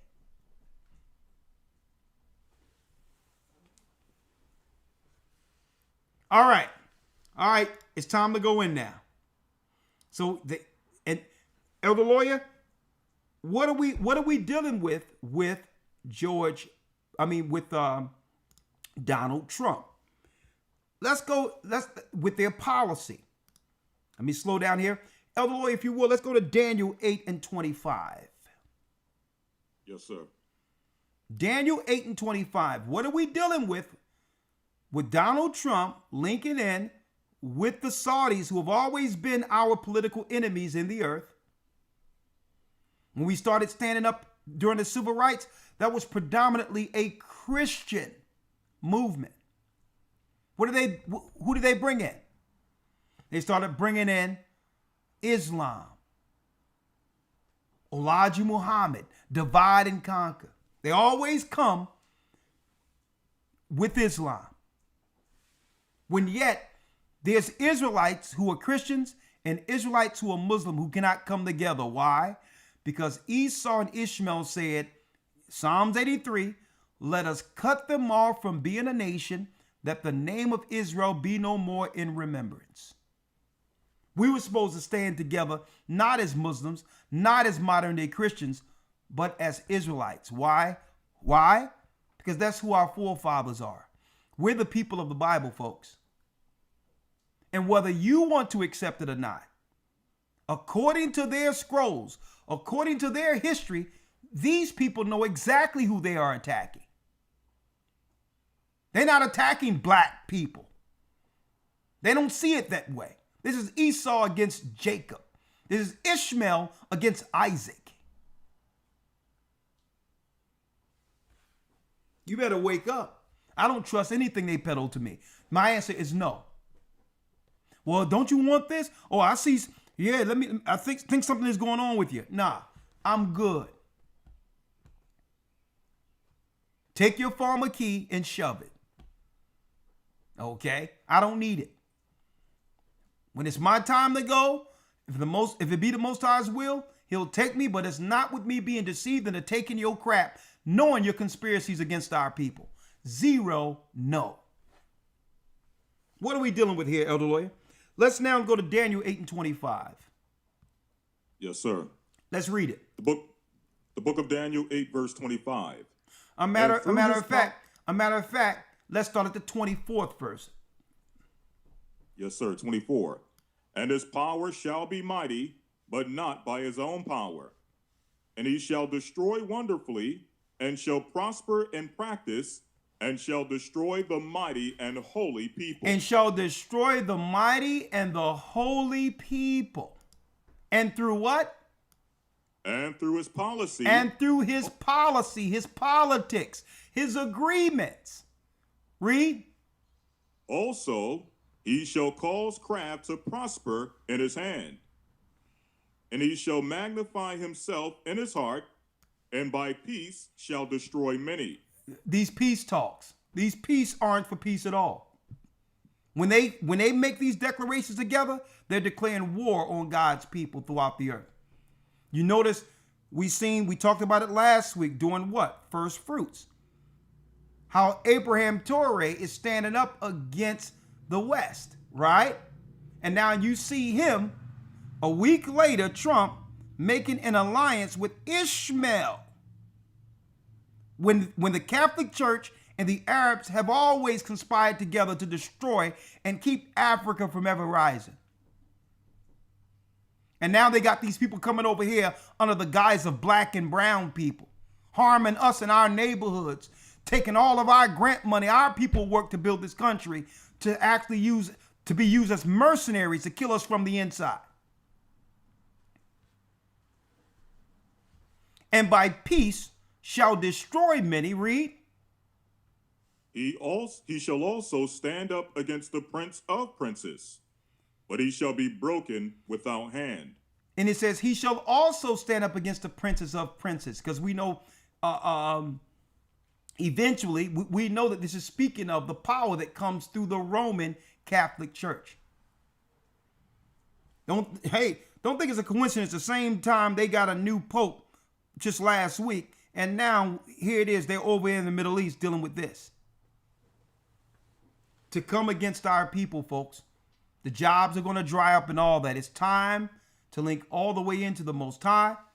And let me show you some of what they want to talk about right now, Shapat and Elder Lawyer. They want to talk about P. Diddy. In particular, they want to talk about P. Diddy and Cassie. And I'm still trying to wait. I'm still waiting, and I'm going to pivot here. I'm still waiting on and wondering why Lucian Grange, who was originally in this lawsuit, how he magically disappeared out of this. When allegedly Lucian Grange was being charged with something, and now he just disappeared out of nowhere, the guy from the UK. But they're talking about what? Cassie. And they're speaking about P. Diddy. Why are they always focusing on us to make us the negative image throughout the earth, when there's so many good people they could out of Israel, out of our people, that they could show forth a positive image with? I need y'all to think about that for a moment. And speaking of images, I'm going to need y'all opinion on this. Out of nowhere, sisters didn't even ask for this, Elder Lawyer. Out of nowhere, there's an image of a sister propped out of nowhere in Times Square.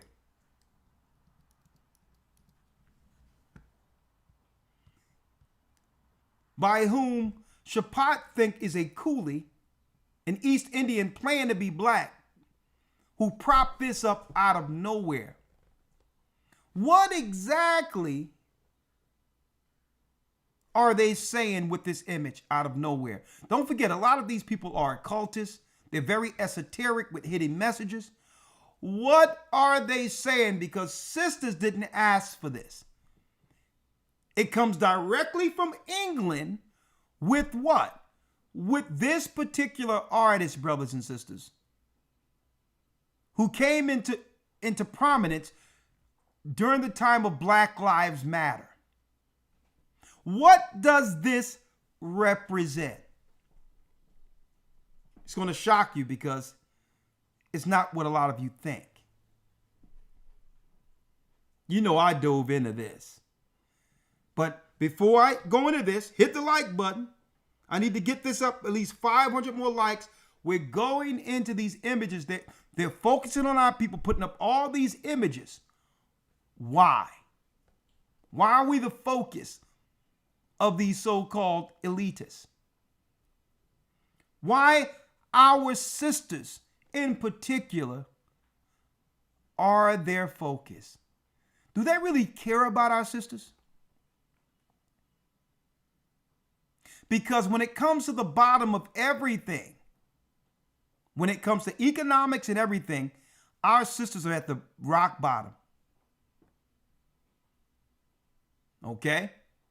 Our sisters are at the rock bottom. When it comes to the average wage, our sisters are at the bottom. Highest debt, the lowest wages, they're at the bottom. And that's even compared to black men who aren't educated. And it's not a competition. I'm not saying it's good that they're at the bottom. You would think that sisters that are celebrated by the elite and by the powers as much as they're doing, that they would do something to make sure our sisters would be above all those people they're bringing in economically. If our sisters mean so much to them, why are they permanently plastered at the bottom? Anchored at the bottom. Why? So what does this represent? Well, guess what, folks? We're gonna do a twist because it's not what y'all think it is.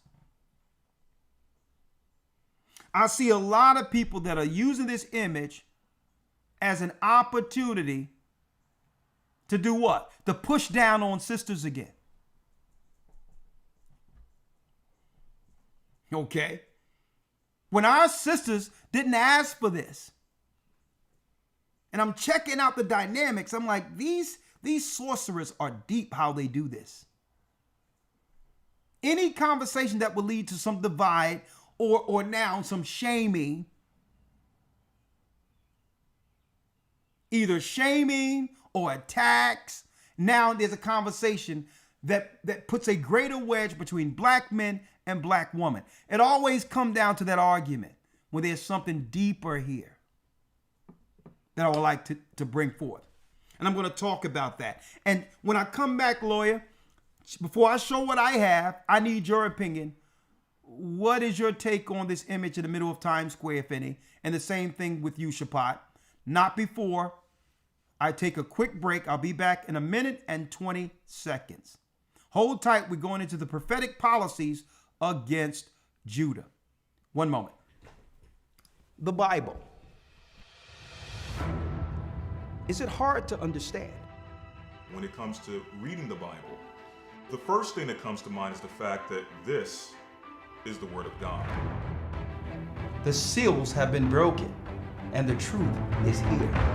And when we go throughout the scriptures, when we go throughout extra biblical records, we find that the language that God employed, that He used to create the heavens and the earth, was the Hebrew language. Christ said, I came for the lost sheep of the house of Israel.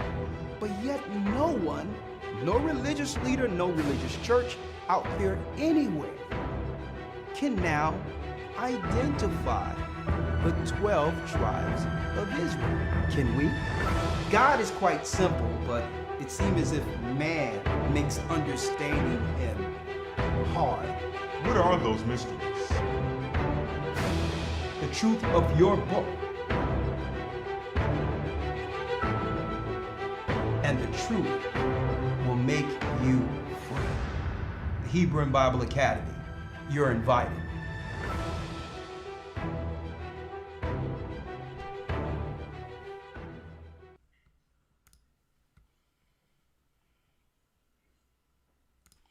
Yes, Hebrew and Bible Academy, you are invited. Now, speaking of the Hebrew and Bible Academy, for those who missed it, yes, we will be going into, brothers and sisters, if you will, a new academy with the theme from Babylon, Rome to America, from Nimrod to Elon Musk, showing you the spirit that have moved from ancient Babylon to Rome that now lies here in America. And I think it's apropos to talk about that image of a woman that popped out of nowhere at Times Square. Folks, you can't make this up. We have a lesson. We have a theme, Babylon, Rome to America, 12 new lessons in the academy. You need to be in the academy, even if you weren't before, to get this prophetic information we're breaking down. And now, folks, somehow it indirectly links directly into the image that we showed you with the black woman in the middle of Times Square. I'm going to show you what it means in a moment, what I looked up. But anyway, I would like you all to enroll.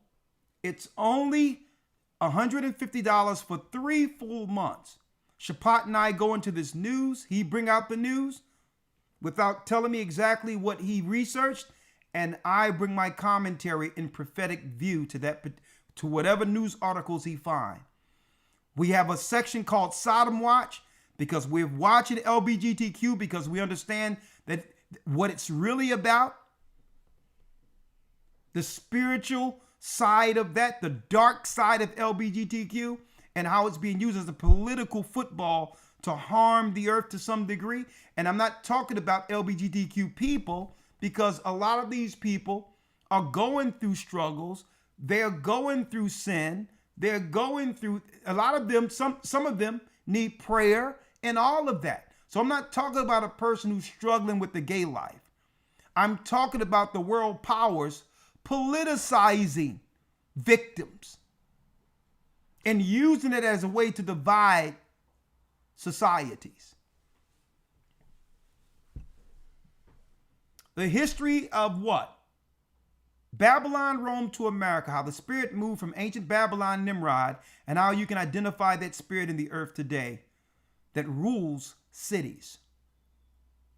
Enroll now, start June 1st, the history of the Tower of Babel, the secret war of the Edomites against our people, the Israelites, the desolation of abomination, how to calculate time according to the Bible, a nest above the stars, Satan's space program, Elon Musk, the final battle of Armageddon.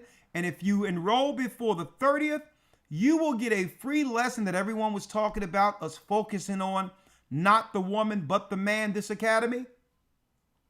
Covenant under fire. Will your marriage stand? Will be the lesson that we'll have a round table for the first 30 minutes, all men. The second 30 minutes, all women. How can we keep our covenants together? If you enroll before the first of next month, the 30th, you will receive a free lesson that we've done for the first time, the fall of Adam. I would like to see you all there. Go to historytimes.org to enroll. Okay? Elder Lawyer. Yes, sir. What is your take on this image, if any, that they put out, that they put at Times Square of a sister? Well, just to give it a quick analysis from a biblical point of view, and then I'll bring it around to a more so. In fact, I'll keep it biblical.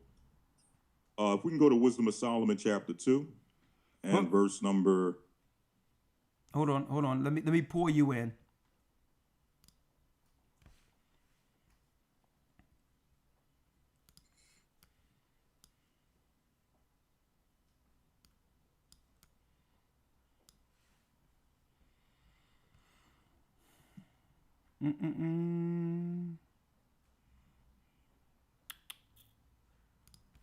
I'm gonna let you flow, right? Yes, sir.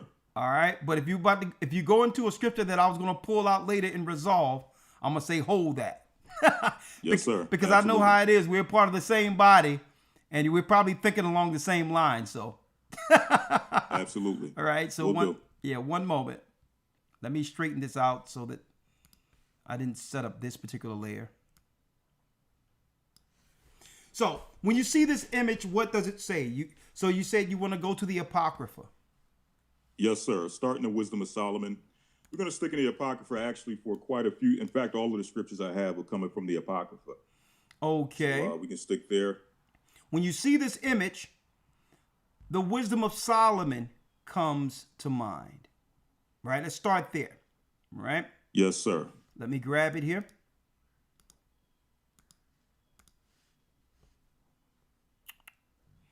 And you said wisdom. Oh, yeah. About leaving monuments. Yes, sir. Uh-huh. Right. Believe it or not, I was going along there, but I didn't get that one yet. But I thought about that earlier today. But let's go. Let's go. If you want, I can hold it. I can leave it. Oh no. I know where you're going. So certain things, if you go there, I'll say, well, hold that for a minute, because and not only that, this will tell people how connected in the spirit we are also, right? Even being separated in two separate houses right now, and none of us have talked about this. You haven't talked to me about this. I haven't talked to you. That's how linked we are in the spirit, right? Yes, sir. And I'm going to tell you. Didn't even know this was coming up until a few minutes ago. So yeah. just to show you again, it's all in the spirit. It's all in the spirit, right? And I'm going to tell you, man, I'm tired of them using our sisters, and it's time for our sisters to stand up and say, listen, get out of our face. We're tired of you. Okay? Right. But go on. Bring what you have. Yes, sir. Starting in the book of Wisdom of Solomon, chapter 2, verse number 6. Yeah. The reason I'm going here, as well as the other scriptures that I'm going to show, is to prove the fact that the enemy understands the power of imagery. Yeah. So starting in the book of Wisdom of Solomon, chapter 2, verse 6, he says, "Come on, therefore, let us enjoy the good things that are present." This is showing the mindset of the enemy. "And let us speedily use the creatures like as in youth.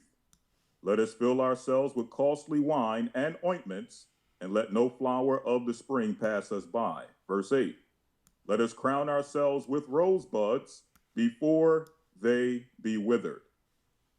Let none of us go without his part of our voluptuousness.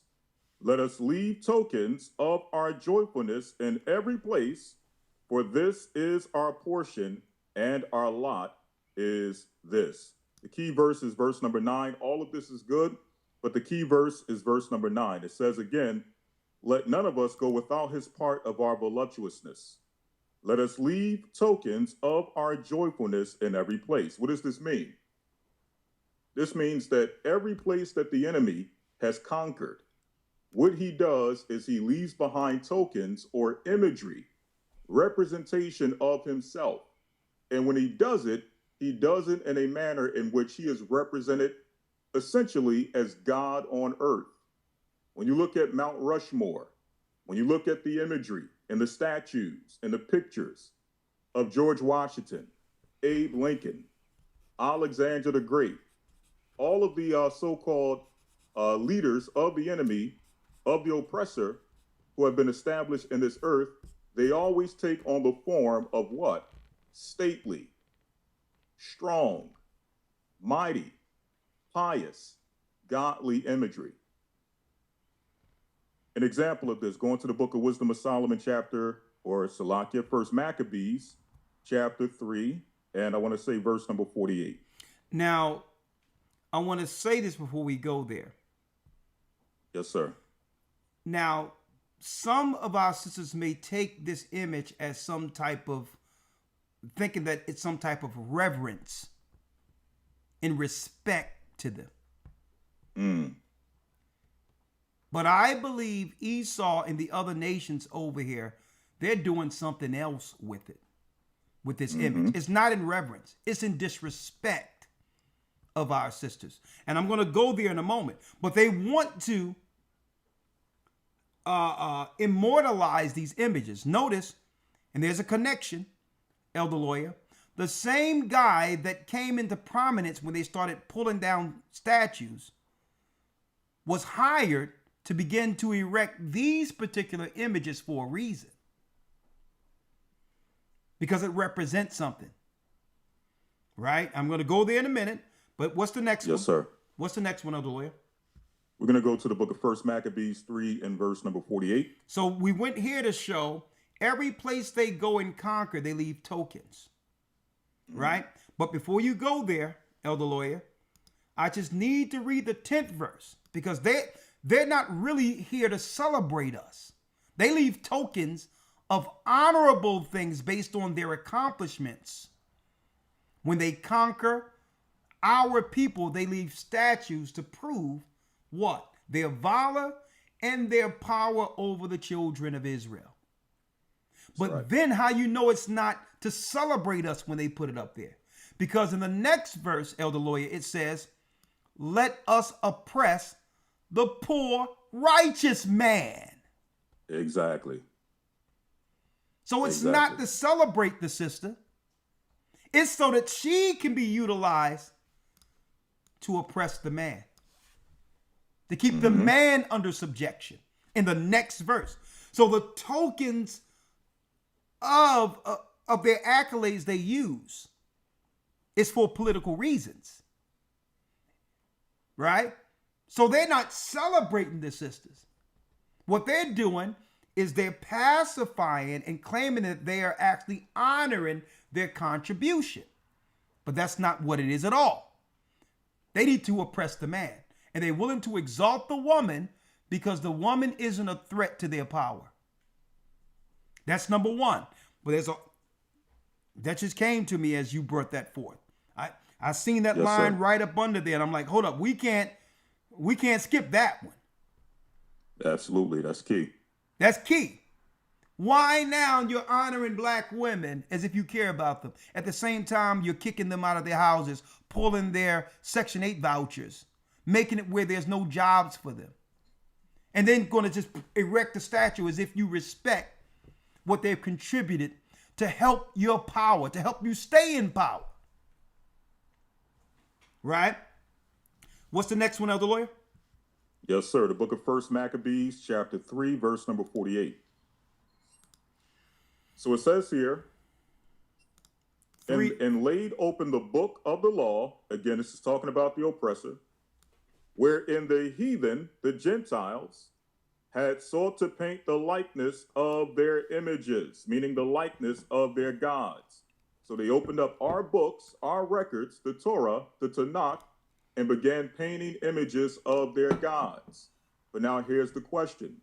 When they painted images of their gods, the question is, what did these gods look like? Did they look like Fred Sanford? Did they look like Lamont from Sanford and Son? Did they look like Wesley Snipes? Did they look like Malcolm X, Khalid Muhammad? Absolutely not. They looked like the same exact oppressors who oppressed us. They looked like Alexander. They looked like Seleucid, Ptolemy, and the others who were complicit in the conquering of the children of Israel under Alexander the Greek. In other words, they look like the oppressor, Esau. So what this does is this, obviously, when you open up the book and you now see their images, what happens? You now start to see them as what? As God. You see them as Zeus. You see them as Jupiter. Or in this case, you see them as Moses. You see them as Abraham. You see them as Isaiah, Hosea, Jeremiah, Peter. Even Jesus Christ is being represented as what? A Gentile. So what does that do for the children of the Gentiles? When they see these images, they are instilled with what? A level of pride, a level of dignity that we could never even imagine, right? So what does this have to do with this image? Well, staying in the Apocrypha, let's go to the book of Sirach, chapter 19. Hold on, let me get it here. Sirach 19. Yes, I'm there. And we're going to go down to like the last two verses, I believe verse 27 and verse, in fact, let me get it here.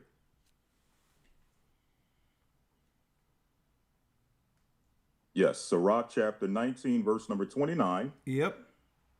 Down to verse number 30. A man may be known by his look, and one that have understanding by his countenance when thou meetest him. Exactly. A man's attire, excessive laughter, and gait show what he is. So let's read that again, verse number 29. Now, we explained exactly what you feel when you see the images of the oppressor, his statues, his paintings, right? We understand what that instills in his children when they see it. But now what happens when we look at this particular statue that they erected? What do we see? What do we notice about the look of this statue? Let's read this again, verse 29. A man may be known by his look, and one that have understanding by his countenance when thou meetest him. So what look, or what do we gain from this look when we examine this statue? When you look at the sister's face, when you look at her posture, when you look at her countenance, what do you gain from this image? Well, the first thing you see outside of her, in fact, you can read verse number 30. A man's attire and excessive laughter and gait show what he is. What you got on. Outside of her attire, right? I'm not going to make any boast about her or make any statements about her attire. I'm not going to make any statements about her weight or anything of that nature, her hairstyle. I'm not going to make any of those images or any of those statements. But what I will state is, number one, when you look at her face, when you look at her posture, what do you gain from her posture? You see a woman that seems somewhat prideful, proud, haughty, and not just prideful and haughty, but prideful and haughty in being alone. When you look at the image, this is a woman by herself. No covering, no protection, no man, no husband, and proud to be this way. So as the elder stated, nobody asked for the statue to be put up. No sister requested for this to be their image or their representation. So why are they putting this up? Going back to what we were stating earlier, the world is getting prepared for warfare. The world is getting prepared for what? What the Bible calls Jacob's trouble. So a woman who stands with this look, who stands with this countenance, who stands with this posture, who stands with pride and haughtiness, where does she stand in the end of all this? When war starts to break out, when Jacob trouble starts to break out. And once you start to answer that question, you start to get a step closer to understanding why it was in their benefit to put out such a statue or such an image of a woman being strong, prideful, and haughty all by herself. And with that, I conclude. Man, you hit the nail on the head, but I'm going to go into the spiritual side of this also. But you hit it on the head. Real, you know, but it's something, I'm going to add to it. Let me put it that way. Okay. But yes, sir. At first they were showing the image that even Elder Shapat showed earlier, how sisters were put together. They didn't have too much money going to the UK and all that, but they were always put together. They looked good. They would have on nice clothes. They took pride in their image. They trained up the daughters to make sure their image was clean. Right? But now at the end of this particular image is the final masterpiece of what they intended. Right? So they just putting it there, even though sisters didn't ask for this. Right? They used to show us with family, even when we were struggling, good times. The woman was always there with the strong man, even if they were struggling. Then they started phasing in time where the man had been phased out and the family was the woman with children. And at the end of it, it's the woman alone. But what does it represent?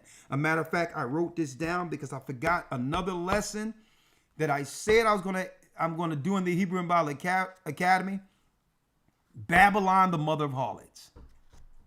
That's going to be in the academy, that whole chapter. That whole chapter, near the end of the academy, the next one, Babylon, the mother of harlots. Right? Is the mother of harlots, or the spirit of the harlot that sit on many waters, is that the spirit of the unrepentant Eve? Is that what Satan intended with Eve from the beginning? And it also goes into this image in the middle of Times Square, the capital of Babylon here in the United States. Shapat, you there? Thank you, Elder Lawyer. Yep, I'm here. Yes, sir. I'm listening. Shapat. Now, I got a bone to pick because this character from over UK. Now, he's on your side of the neck of the woods, so I had to bring you in. Here it is, a news piece on this. Why does Thomas J. Price's monumental statue of a black woman in Times Square make people so mad? That's the question. And I'm going to tell you why people are mad. Sisters are tired of being the butt of their jokes. Right. Our sisters are hurting right now. And every time things calm down, they find something else to stoke a conversation that put them in the spotlight in a negative light. And let me tell you, all sisters aren't standing around mad at the world like this. And our sisters are tired of it. They're tired of it. And you know why they're doing this? Because I'm going to tell you what's going on. They want to stoke a divide again. Because after Biden lost, and our sisters started looking at this Democrat Party, starting realizing all the lies they told them, they're gonna forgive their debt and all this other stuff they were gonna do for black women. And our sisters are now calling them to task and see the Democrat Party has been an enemy the whole time. And our sisters are walking away and beginning to realize they were tricked and are trying to come back to their men. That's happening. I'm hearing some different conversation out there with our sisters who starting to say, I've even heard sisters say who couldn't even stand Kevin Samuels. Said, you know what? I can't stand him. But I believe a lot of what he was saying was trying to help us. I heard a sister say that, who still can't stand him. Sisters are coming around and realize that the Democrat Party and the government have been using them, and they're working their way back. So I believe they put stuff out like this to cause a wedge again, so that there's no healing between the black man and the black woman. That's what I think, because you put this image here only if you what? Only if you know that there are going to be black men and others out there attacking it. So you need to tell me about this satanic clown from the UK. Let me pull him up here. And you believe he's a coolie, an East Indian, right? Just the initial look. I mean, you know, you really can't go off looks. And who am I as bright as I am? You know, I have the nickname, the light skin. But you know, there's there's an Indian tinge to him. Yeah, and you know, there's general rules for a reason. Of course, there's exceptions to the rules, but yes, a lot of people don't know.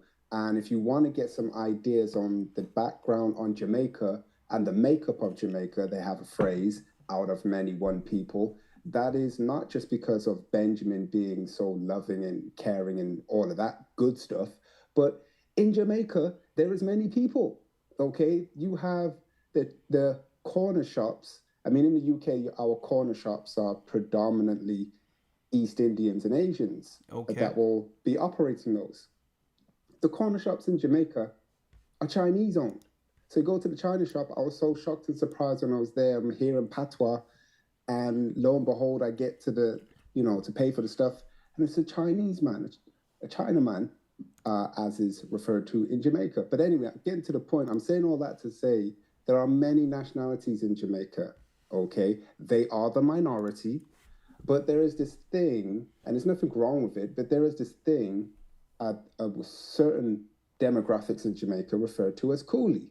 And what that means is, like they're doing now in America, and they're doing again in the UK, we brought this out in the academy, where they're having the UK and India made an agreement to say, hey, cool, bring East Indians to the UK, and they don't have to pay any tax or national insurance contributions. It's a form of income tax. Don't have to pay it, okay? Don't have to pay it. Just flood the UK with more, unskilled, however you want to politically term it, people from India. So back to this guy. There's a certain look. It looks quite strange. I could be totally wrong. But what's strange, or the pattern that emerges when we spoke briefly out earlier today, and when I was trying to find out some information on this individual, crickets. And it's starting to give the vibes, it's giving Kamala Harris. And go check out Candace Owens' series, brothers and sisters, if you haven't already, on Kamala Harris, quote unquote, father being from Jamaica. Sure, he might have been born there. Sure, he might have Jamaican citizenship, but there are Irish Jamaicans, there are Chinese Jamaicans, there are East Indian Jamaicans, for which Kamala Harris belongs to and pertains to, and I could almost bet money that this individual probably does too. What does that have to do with anything? Nothing. But he don't have He don't He don't have have skin in the game. He don't have exactly. He don't have the cultural sachet to have an opinion in shaping the art for our people. Right, So and that's why yeah. thank you, and that's why I referenced the Windrush, because in some of the articles on this sculptor, this artist, and some of the articles when you read about it, okay, they mention there's paragraphs, right, and there's not even a whole sentence. There's like 2 words about his blackness, that he has Jamaican heritage or his father is Jamaican. Doesn't say he's black. So but see, Similar. that's an ambiguity, like they called Kamala Jamaican. So 9 Right. times out of 10, this is the Babylonian agent that's put in place to dictate things through our culture. Right. And that's another thing, putting because nothing is going on with their people. That's what, and Right. that's what I keep telling people. Why are they all up in our mix and worried about us? Listen, go make something with a dot on its head. And with your people, why you always, you know why they focus on us, folks? Because nothing exists without us. And I want to the pull former of all things. Listen, and how do you know this dude is the enemy? Anytime you see Black Lives Matter, that's a code word right there, folks. Price said the large number of exhibitions featuring Black British artists, this guy's not even from America, such as Entangled Past, Life Between Islands, Get Up and Stand Up Now, and In the Black Fantastic, had set a new standard for representation, triggered by the Black Lives Movement in 2020, when they started tearing all of the statues down in the midst of that bogus march that had nothing to do with standing for George Floyd. Celebrating the death of black men is the esoteric meaning behind that whole thing. And what happened in Britain? This opened a gate for him. The gates opened up so wide that the breadth and depth of British culture was seen, and you can't close that up again. It can go back to where it was. It can't go back to where it was. Recognition propping up these images to disrupt the social climate intentionally. Right. Now, he gonna come over here with that hot mess. They brung Kamala from that hot mess. This guy could be, allegedly, he could be an agent. Stirring up some stuff over here. Take that statue back with you. These pagans. Now, here's the piece, Shapat. Here is the piece, Elder Lawyer, Elder Shapat. Here is the piece that I wanted to show you all. So you think that he, really, when you looked him up, there's really no history on this guy, as if he was plucked out of one of those Indian huts over there in India somewhere, or Pakistan somewhere. Someone in his lineage, probably, but even that to the side, just like the pieces you mentioned, the fact that his catalyst for doing these sculptures of a certain style of woman, all his sculptures are like this, okay, multiple different ones. He chooses a form that he follows. He has a type, and that's why I want to go back to that point in his artistry, so-called artistry, which his form of art is not canvas, he's doing sculptures. Fine. He's inaccurate. In some of the articles, it mentions the fact that he's using the Windrush, merging that with the Black Lives Matter and all this other stuff, right? So historically, that's why I wanted to put those images there. You can all Google it in your own time. If you don't know, if you're not part of that history, right? You can Google that in your own time and see historical photos of what people looked like, and in particular, those from the Windrush generation, what they looked like, how they carried themselves, like the scriptures Elder Lawyer went over, you know, one's look and gait. You can tell how someone is from their appearance. It's true what this modern world says, you know, first impressions is everything. You're not supposed, man, you know, your clothes don't make of the man, but there is some truth to that. When you do put on a suit, that's why certain jobs certain industries require you to wear a shirt and tie, because you do feel different when you have to button up a shirt and put on a tie, right? It kind of forces you to carry yourself a certain way. Yeah. So that's why I wanted to show and set the record straight with the historical images of how our people were. Still are, but the default was that. That was the standard, and they have slipped significantly. So there's an esoteric meaning, I think, that's behind this. They're celebrating the total destruction of the woman. Yes. Now I'm gonna show you how we're gonna do this. Where is this image? This image so happens to be Elder Lawyer, and I'm bringing you back in. I got you there, Elder Lawyer, and Elder Shapat. I need y'all to check this out. This image so happens to be in Times Square, New York. Now, what is the famous statue in New York? The Statue of Liberty.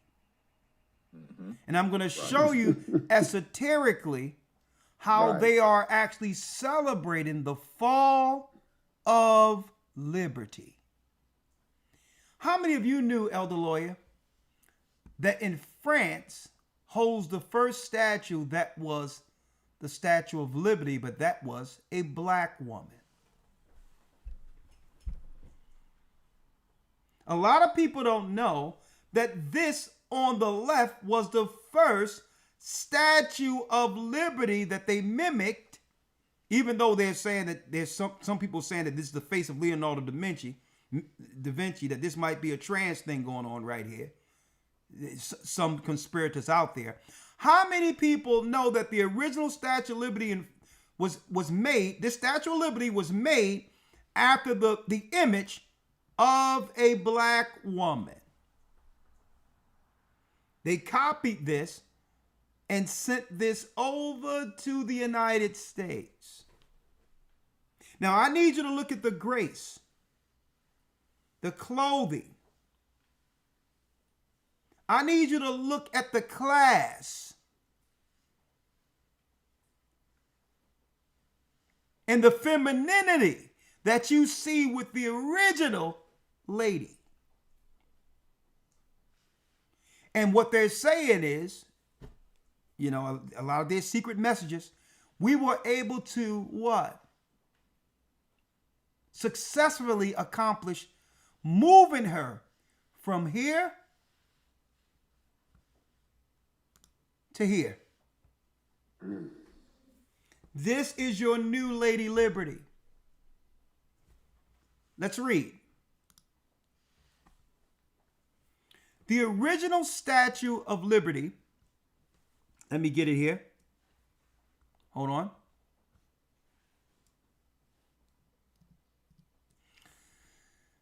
Here it is right here in France, folks. The original Statue of Liberty was a black woman. A lot of people didn't know this. The Statue of Liberty that we have in the harbor, it states, hold on. Excuse me, the computer wigging out. 1 second.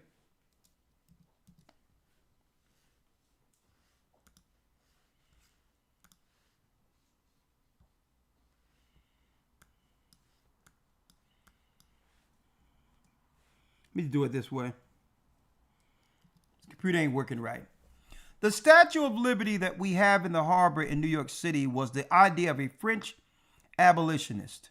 He wanted to give the United States the statue as a gift, one for the relationship between France and the United States, but also commemorate the 13th Amendment and the victory of the Union in the Civil War. It's all about us, folks. Need y'all to see this. In the Civil War, if the original image was a woman with features that would be associated with people of African descent, I am not completely sure of right now. I have to continue to do the research. I do know that the original image was rejected by New York City, and the sculptor went back to the drawing board and used his mother as a subject for creating the image that we now see. So they didn't want a black image at a time where they were oppressing our people, so you couldn't do that. So they took this and put a white face on it. That's something that's reoccurring over and over again. Right? And then it states, so it goes into it, the fact that, in a nutshell, this was the original image, grace and power, that they copied the Statue of Liberty from. And now, after years and generations of work, here is the representation. Right? Accomplishing what? Destroying liberty. At a time where the Bible tells you the 10 horns is going to make her naked and burn her with fire.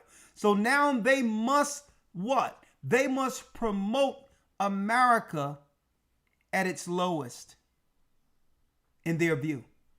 The negative images from Europe have now they're doing what? They're saying there's no more luster left with the Lady of Liberty.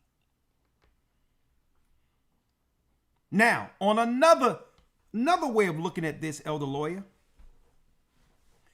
it was liberty that destroyed us. Being liberal destroyed us. So since we wanted liberty, they gave us liberty. Elder Lawyer, let's go to Sirach, the 26th chapter real quick. Sirach, the 26th chapter.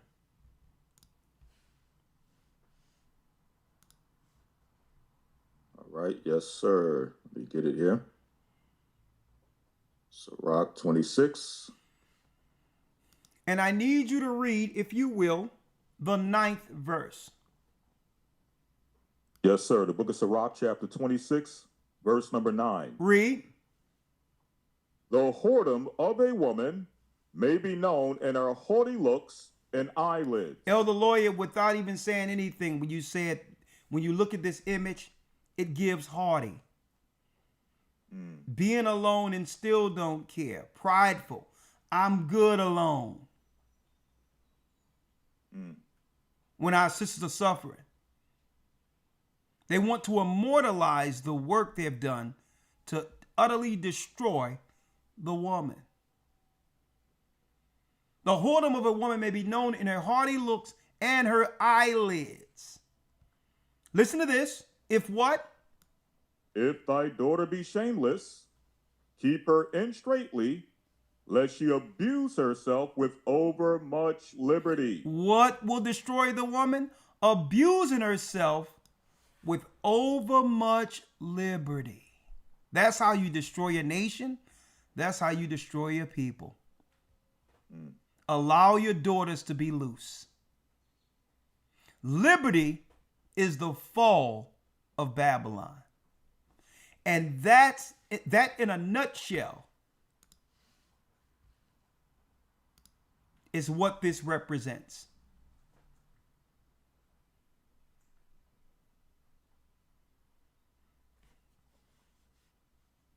From here to there, everything they do has secret meaning. Liberty have destroyed America. Liberty allows someone to do what? They incentivizes bad behavior. The world powers incentivizes bad behavior and allow a woman to be what? Free in her prime, only to have nothing waiting on the other side of it. And I believe that's what they are immortalizing here, the fall of America through liberty. But why the black woman in particular? Why not the white woman? Because the world take cues from us. That's why. There was a standard our women always had, that even white people, white women knew they couldn't go but so far, because they didn't want to be what? Compared less than the classy black woman, like the pictures we showed, like Chapat showed earlier. Even kept white women who had all these lustful and sinful thoughts, it kept them in line because they didn't want to be compared less than the virtuous black woman that was going to church. Like the women you see being sprayed during the civil rights movement and all that. Guess what? The white women were envious of not just the natural shape and beauty of our women. It didn't even allow them to exercise their sinful thoughts, because what? They would have been accused in comparison to the black woman. So the black woman, in essence, was keeping everyone in check. And if the black woman is loose, it gives white women and other people the license to be loose. Because they don't want to be looked upon as less than the black woman publicly.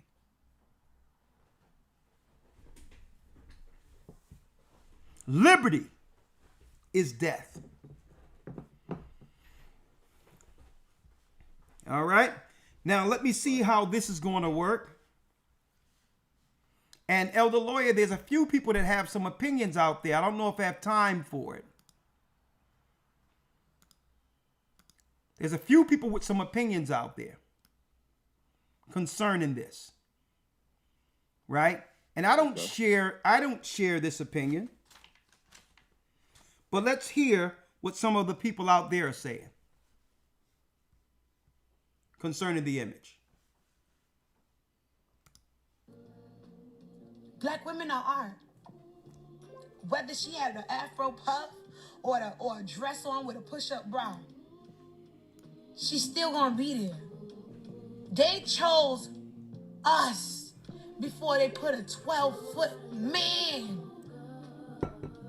That's good.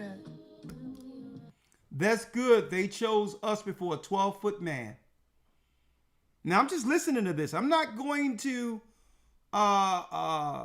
oppose what she's saying. These are her true thoughts. I don't need to be in opposition. She's saying this is good because they chose a 12-foot black woman before a black man. This is good. They would have never did that. New York is really lit. I love my city. I love my city. We used to have colonizers and slave owners as statues. On 14th Street, Union Square, and 42nd Street, they had George Washington, Abraham Lincoln. We yanked them bitches down. Now there's George Floyd and that black lady. Love it. Anytime somebody fixed their teeth to say something disrespectful about a black woman, is your statue there? I don't see a statue that look like you there. I'm cool with that statue. That's power. A lot of people love us. A lot of people love us. We fit the beauty standard. Companies love us. We make things shake. We make things sell. So yeah, put the statue up. Put some more. I don't give a damn if that lady was missing a leg, if she was in a wheelchair. She's me. I'm black, and I'm proud. And you know how sometimes if you sleep on something long enough. You know what it is? It's sad. It's sad. But the Most High, slowly but surely, is bringing things around full circle. You understand? And it's to a point where it's not even about bringing an opposing view anymore. It comes a time where the fighting must stop, and that we're tired of the same old circular conversation that comes without any resolve at the end of it. Let it be. Right. Right. Babylon want to fall? Let it fall. Don't fight against it no more. Let it fall. At the end of the day, men have to stand in their righteousness according to the power the Most High have given them as men, not just as men, but men who was given dominion through the authority of God by following His law. Now men must do what? Up themselves to the standard where there's certain people He won't deal with. Men or women. Okay? And if women isn't going to, because women are saying they want a God-fearing man. Yes, okay. Men should be God-fearing. But then, what is the requirements on her side? A man is God-fearing. Now you can hold him to what he's doing wrong, right? Because there's laws he must uphold according to God. So you love a God-fearing man because you know there's boundaries in place in which you'll keep him. But what about a God-fearing woman? A God-fearing woman submits to a man. So we can't have it one way. If women truly want a God-fearing man, they must become submissive. It's quite that simple, because that's what God requires of her. Liberty, you're destroyed. It's done. Okay, real quick, we're going to open up the calls now, not the calls. Text 515-888-2759. Text. If you text your number and your name, your text comes up, we call you. Let's bring in the first call, Greg from Green Bay, Wisconsin.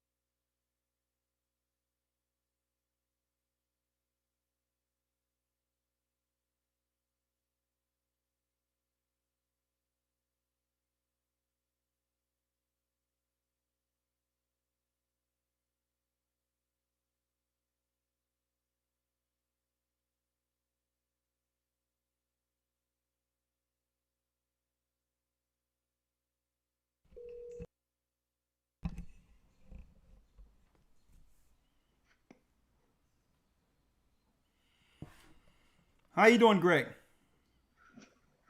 Is this Brother Ricarcio? This is Brother Ricarcio, Green Bay, Wisconsin. What say you? Yeah, we talked before. We talked before about a year ago. How can I help you? You're live on the broadcast. I'm live on the broadcast. Yes, well, sir. You know, I always be watching, and I know what you're saying and all the things that when I'm listening and in my own personal life, what I'm experiencing, it comes like with no doubt in my mind that we are in them times and that we are from that stockage from Judah. And I've been in a battle right now. And last time I spoke to you, I was telling you how alone I felt, and you told me I wasn't alone, brother. I remember, but let's keep it on topic. Talk to me. What you got to say on the topic tonight? Wow. You know, I kind of stopped watching the program for a minute because I watch it afterwards. Okay. So I just kind of lost track. And I got off into something else. But you hitting me up like this is just confirming more and more to me, and it's giving me more hope. And I want to be a part of the body. I want to be able to get baptized. I want to be able to socialize and be with the crew. That's my dream and my admiration. Okay. I have nothing much else to say because I don't want to hold up the broadcast. Hold on, Greg. Let me take down your number again. Hold on. Don't say anything.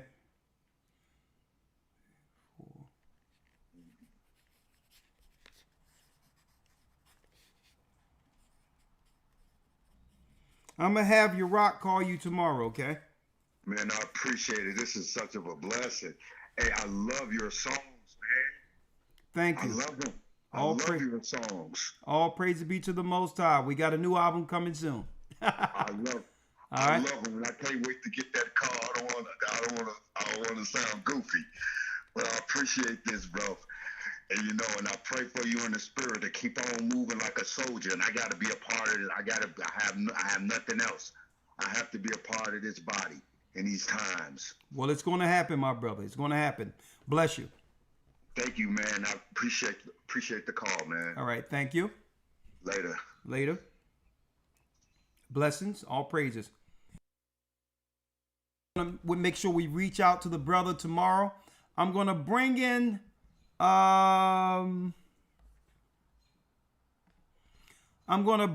Sister Renee. Renee, I'm about to bring you in.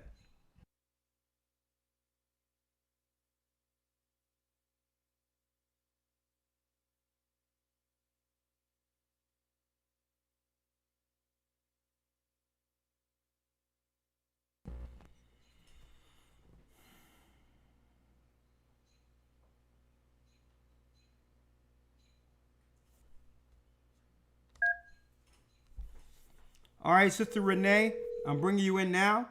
Then I'm bringing in Sister Tanisha. If you want to come in, just text, and I'll make sure we'll call you in queue. Hello. How you doing, Renee? Hey. Okay, you're live on the broadcast. What say you? I see you have a question about being submissive. Yes. Okay. I have a major question about being submissive. I need your help. Okay, what is the question? Okay. The question is, I am 40 years old. I'm old now. But I got with my husband when we were 18 and he was 19. And I'm not going to say I didn't have any standards, but my standards at 18 are not what they are at 40. They're just not. I'm a totally different person. I didn't know the world, to be honest. I was in the 11th grade, smoked a bunch of weed, was just a stupid teenager, to be honest. And so was he.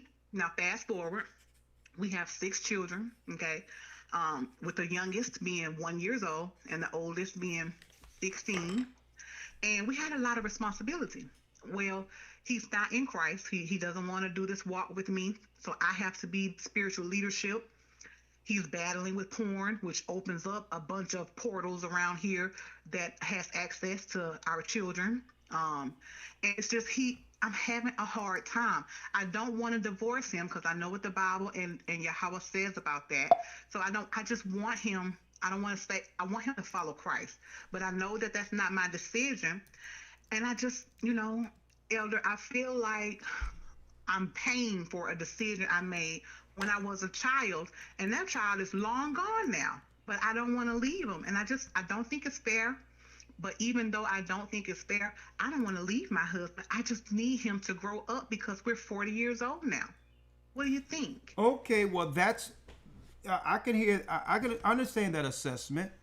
Okay, and we can't make no excuses for him doing wrong, right? But let's talk about you real quick. Okay. Right? Because I'm hearing this a lot. And I'm hearing this a lot from women who chooses to divorce their husband. Okay.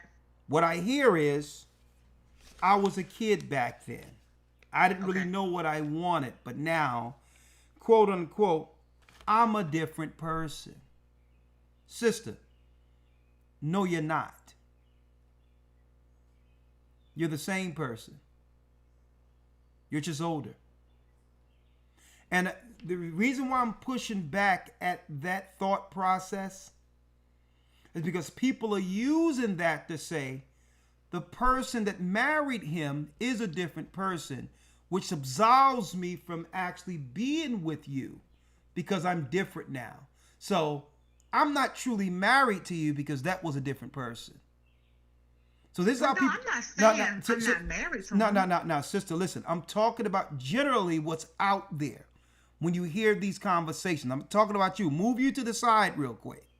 Okay. Sometimes we repeat what's out there. I've heard women say this, and I outgrew him. Yes. Countless women I hear, when we were young, that was different, but we just grew apart. It's the same. These are the same conversations phrased differently. We grew apart. I'm a different person, right? And all of this, right? Right. But this is what it is. You're not a different person. You're the same person. That's number one. Number two, there's no excuse for what he's doing if he's sinning against you. But there's scriptures on how to deal with that. So when you ask, what you're asking in a nutshell is this. So I don't have to take too long with it. We'll get to the scriptures. What you're saying is, am I supposed to submit to a man who isn't worthy for submission, of my submission? Correct. Right? Correct. That is correct. Because how? If I am supposed to, how? Because the decisions that he's making, because he doesn't worship God, the decisions are tainted, and sometimes they're life-threatening. Sometimes they're detrimental. And so how okay, give me the life-threatening ones, because that's important. Okay. So the last one that happened, it wasn't last night, it was night before last. He's a mama's boy, okay? And sister, this is what I can't allow as a man. And I'm going to tell you why I can't allow you, even if it's true, to speak disparagingly about your husband. Not because I'm defending him. It's what it says about you. Right? If you can speak, I'm going to make it clear to you. If you can speak publicly by disparaging your husband, which is your cover, right? Then you are a woman without protection. And if people see this, that you are a woman without protection, you and your family are vulnerable. You think what you're saying is right, and it could be, but you're leaving yourself vulnerable to be attacked, you and your family. You have a Bible with you? I have one on my phone. Okay, let me read this for you. You just write this down. Right or wrong, you have a responsibility to keep the integrity of your house intact, to show strength even if there's weaknesses in your home. That's your responsibility. If you show a weak husband or you promote that towards the world, you're telling the enemy how vulnerable you are. And you'll give them access to destroy you and the family. Right? Let me read this real quick, if I will. You ready? Yes. All right. And I'm not making no excuses for him. We can deal with what he's doing wrong. Right? But that's no excuse. Now listen, we can deal with what he's doing wrong. But that's no excuse to weaken your hedge. You can't do that. The Bible tell you this. Sirach 26:13. The grace of a wife delighteth her husband, and her discretion will fatten his bones. So his weaknesses, you're not supposed to ever say that publicly before the world, especially to a stranger. Okay. That's wrong. Right? That's wrong. Even if what you're saying is true. Because why does it says in the Bible, here's wisdom, that it fattens your husband's bones? Even though it might not be time for the Most High to bring him around now, your husband can come around. Now, suppose he come around, and instead of people seeing him in the power the Most High have now blessed him with, they have what? Audio saying what he was doing in secret before the Most High called him to work by his own wife. Now he have to carry that shame when you should have protected him. And I'm sure there's things out there about you that you don't want out there in the streets that he knows about, but he respect and love you enough not to put it out there. So this is about being honorable, sister. And this is no making no excuse for him. But you have to be honorable because he's still your man. He's still your covering. You got that? Yes. Okay. Because in the next verse it reads, a silent and loving woman is a gift of the Lord. And there's nothing as much worth as a mind well instructed. So let's talk about it real quick. He's a man that's not following the Bible right now. Okay. But I'm going to give you an idea or something that you probably didn't know probably existed. Did you ever come to the thought, sister, that you can be one of the reasons he didn't come to the Most High yet? How so? Listen, if I'm a man in all my imperfections and I'm paying my rent and I'm looking after my family and doing the best I can, but I'm not getting the respect that's warranted for all I've sacrificed for my home. Only for a man with a Bible to go online who can garner more respect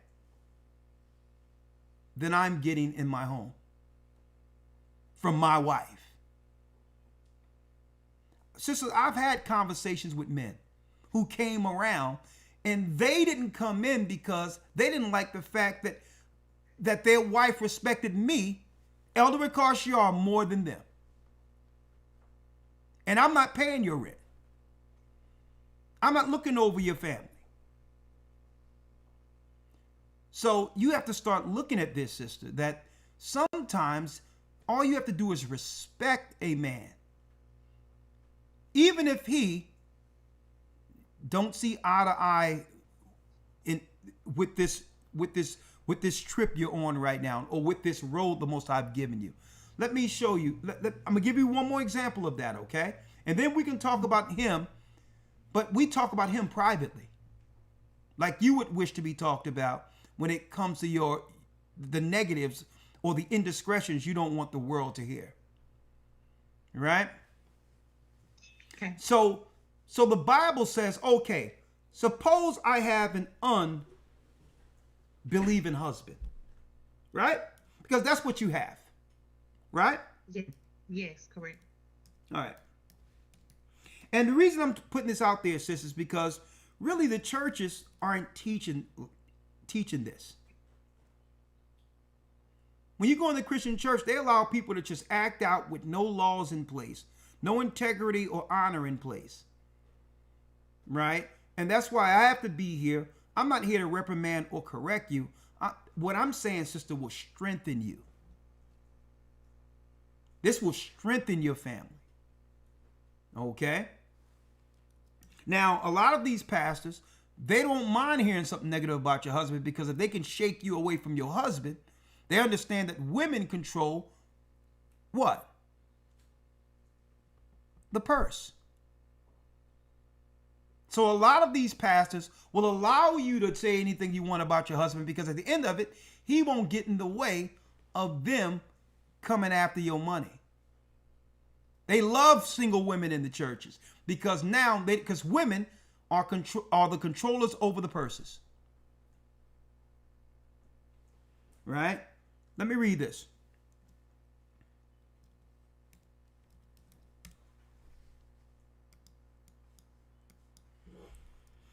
And I need you to, sister, if you can, make sure, even go back and write these down. Right? I got the first one. I have Sirach. All right. 26, Thank 13. you, sister. Thank you. I appreciate you. And I'm not reprimanding you or anything. I'm just giving you some insight you probably didn't receive before. That's all. As a teacher. All right? Okay. Because I'm not saying he's right.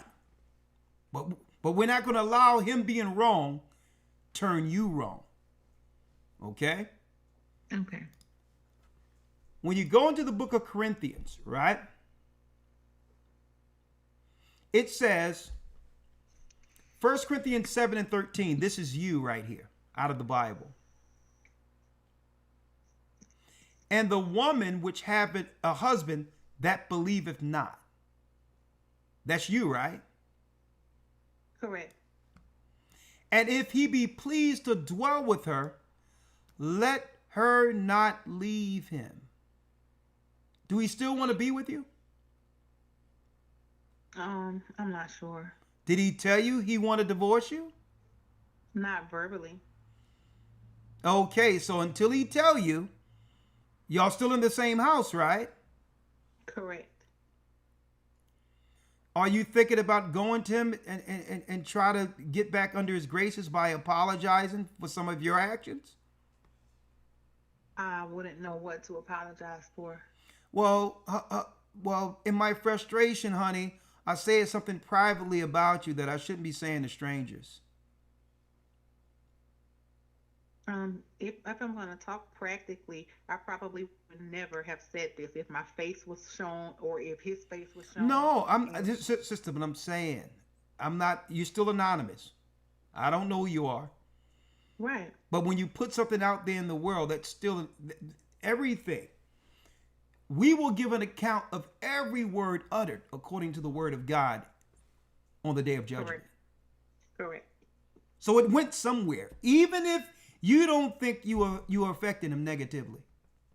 Sister, you should never say anything for the rest of your life negative about your husband to other people.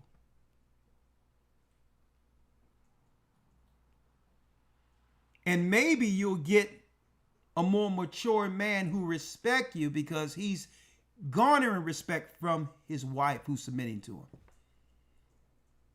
Right? I'm trying to understand. Okay, well, it's okay. Because sometimes I'm going to tell you what, let me tell you, you talk, and you keep saying things, and he's not listening no more. And then guess what? Even though you're right, now that love turns into a level of vitriol, resentment, and it comes out, which is unfair. It's unfair to you, right? Right. Because you tried to get to him and it seemed like he isn't budging. Well, okay. Still stay submissive. Still be the woman the Most High made you to be. Because the scriptures tell you what happens if you're like that. If you become hard as stone and he's hard as stone, and we're living in a time, sister, where you two going to need each other. There's no new man out there that's invested decades who's going to see you as he sees you. Correct. Every wart, everything that's negative, even when you grew older, you still look like that younger woman because there's no difference to him because he's seen you at that age. But when you present yourself for the world, brand new, you're expecting someone to see you as he's seen you. No, these men out here didn't grow with you. Right. They're not going to respect that young girl that grew into a mature woman that outgrew her husband. They're not going to see that. Okay? He's going to see an opportunity of an older woman who doesn't have the same opportunities that you would have had 2 decades ago. Correct. And then he's gone, and he'll finally become the man that you've been waiting for and go get someone else. And now greater resentment comes into play. So sometimes you have to fix what you got. Let me read it.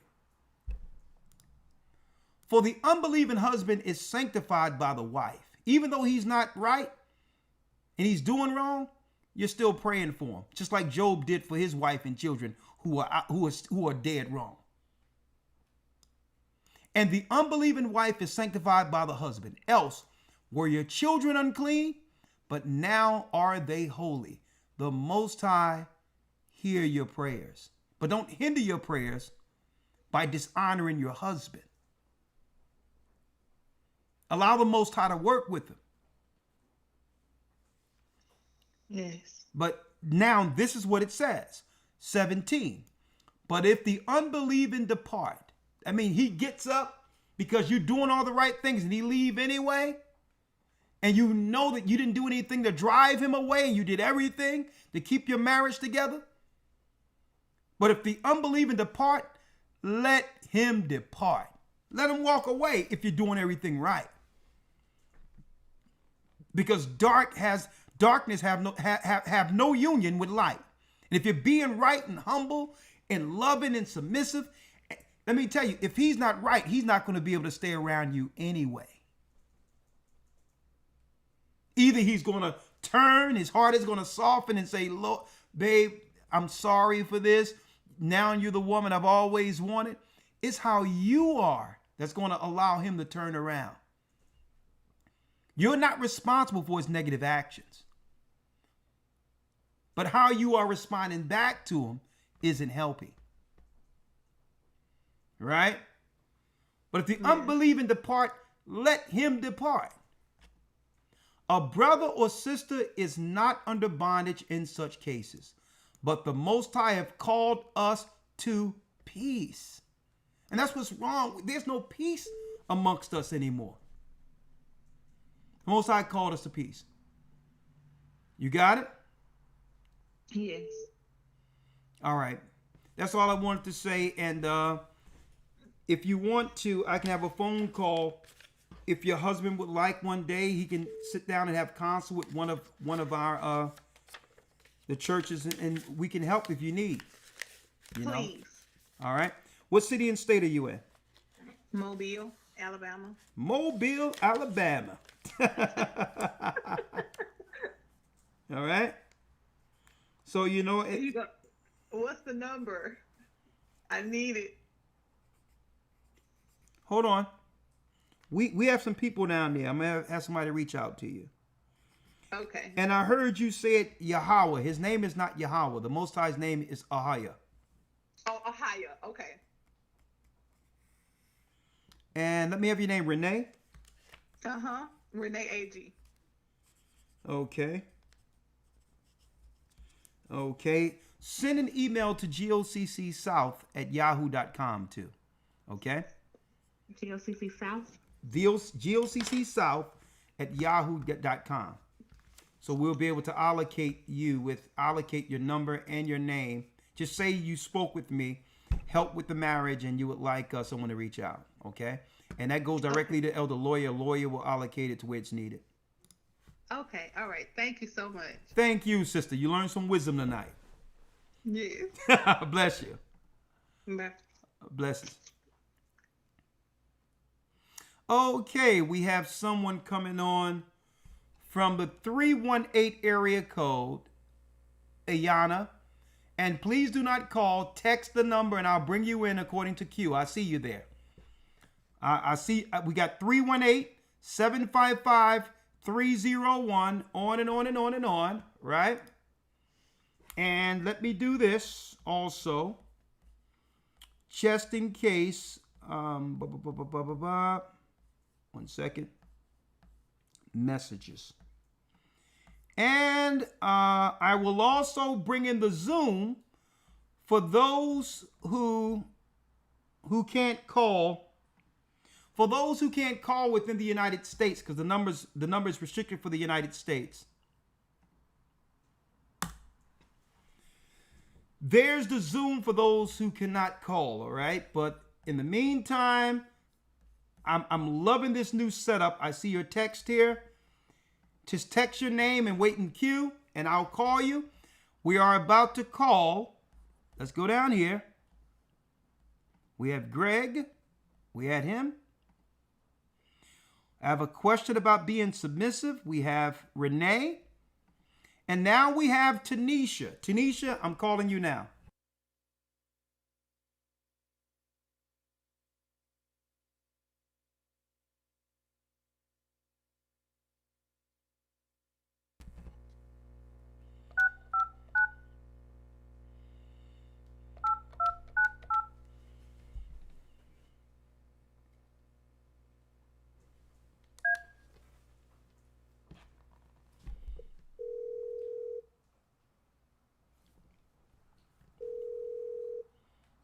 Elder. How you doing? Shalom. Shalom, Tanisha. How are you? City and state? You in Detroit? Yes, I'm in Detroit. Okay, what say you? I'm going down and get through these calls tonight. What say you? How do you like the broadcast tonight? You have anything to say on this particular topic or whatever you would like to speak on? The floor is yours. Thank you. That picture says a lot. The club, the elites, know exactly what this picture means. We're the ones always falling for the trickery, the witchcraft. We think power to us. And this picture have a whole meaning, maybe a few different ones. Like behind her is an ad that says a race is changing. The LG ad, life's good, always changing on the side of her, then a sister. But we are changing if we let them. They changing our DNA from the Jim Jones juice, the food, the water, the air, the medicine. It's all tainted. They've been trying to change us from time. Also, we have changed. We went from the first Statue of Liberty, modest, knowing who we are, to skin tight, yelling Black Power, and we think is power to us, but we're the ones being laughed at. So that picture actually makes me really mad, and I just want us to come back to know who we are, dressing modest, showing the world like who we are. We are the shyest people. Okay, sister, and how old are you? I am 35. Okay. Can you do me a favor? Do not call the phone. Text your phone number and I'll call you right back. Text. Okay. No, not you, sister. I'm talking to the people out there. They're calling the number. Do not call the number. Text the number. I will not pick up if you call. You must text your name and we'll call you back according to the queue. All right? If you call, you see this? It says right here, text. Right there, text. Text, do not call. AC, I need you to put do not call on the next sign. Text. Sister, how old are you? I'm 35. You're 35. You're married? I am engaged. Well, congratulations. So when you see this image they've placed up here, and this guy from UK all up in our business who have nothing to do with nothing. Sisters didn't ask for this, and now they're being attacked because of it. Mm-hmm. Only thing they're doing is stoking a fire that leads to more provocation and driving a wedge between black men and black women. They can't stop at it. Get out of our face. Exactly. And if sisters knew better, they would go down there. Sisters should have all came together and pulled this statue down like you seen them pulling down statues during Black Lives Matter. Sisters should have went down there and pulled this crap down. Mm-hmm. Because this doesn't represent the totality of the daughters of Zion. Nope, it doesn't. And it's sad. Just like the music videos, and we don't ever get any type of respect. And it's just time for an end.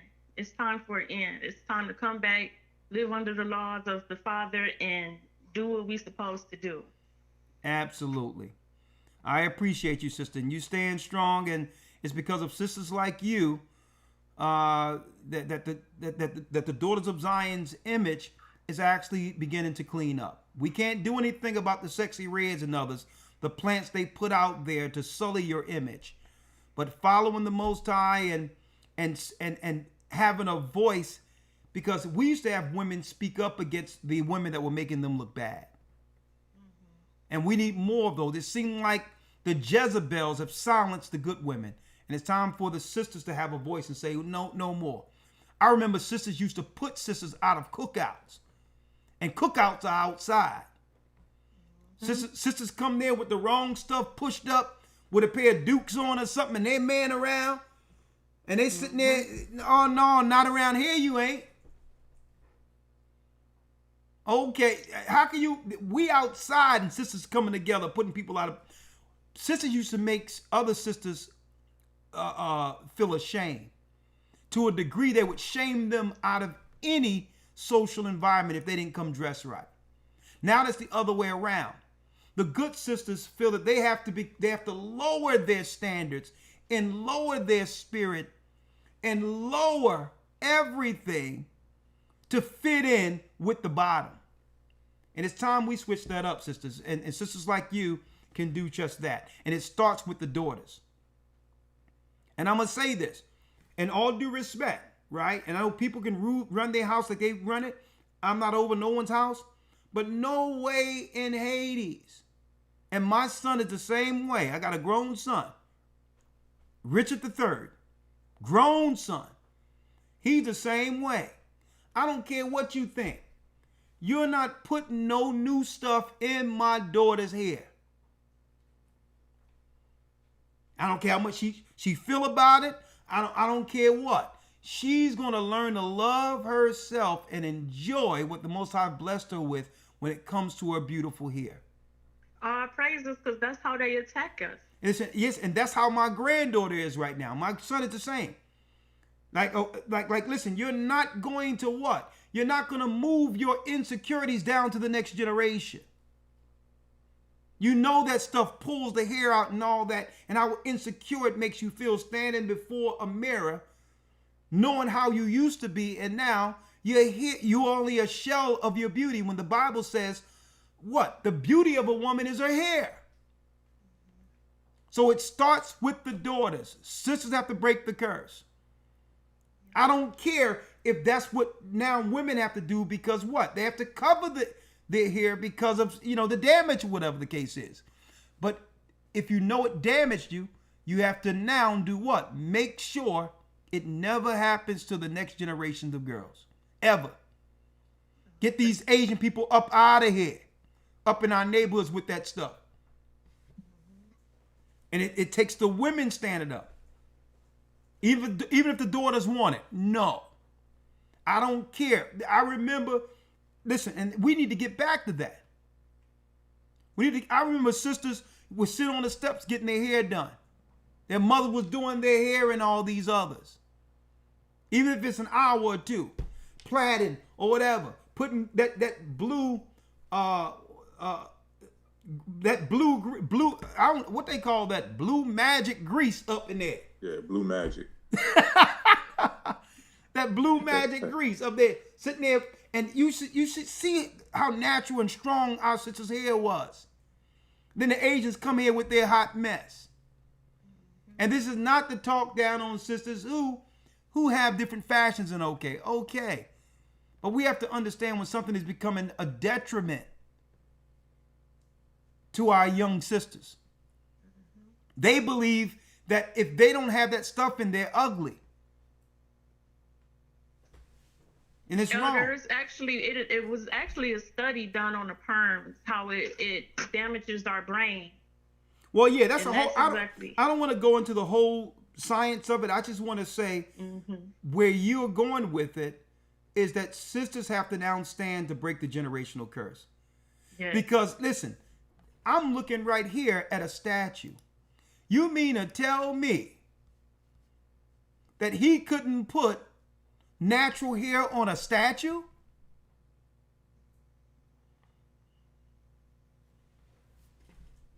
So this demon right here is dead wrong, and he know he's wrong. This demon here.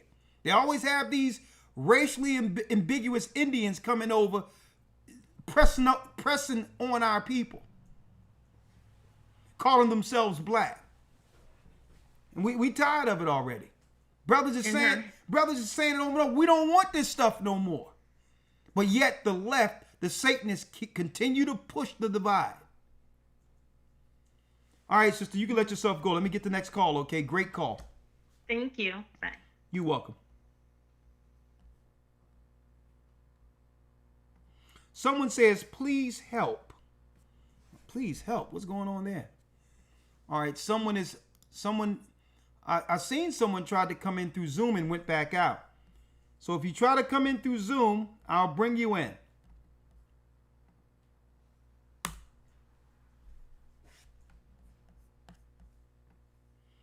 And some of this stuff is okay sometimes. Okay? But when it becomes the normal thing where it's 24/7 and it's not the exception but the rule, that's when things become a problem. Right?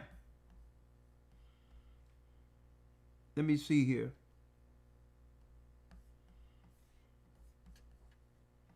All right, the next person, please help. Who's this? 1 second.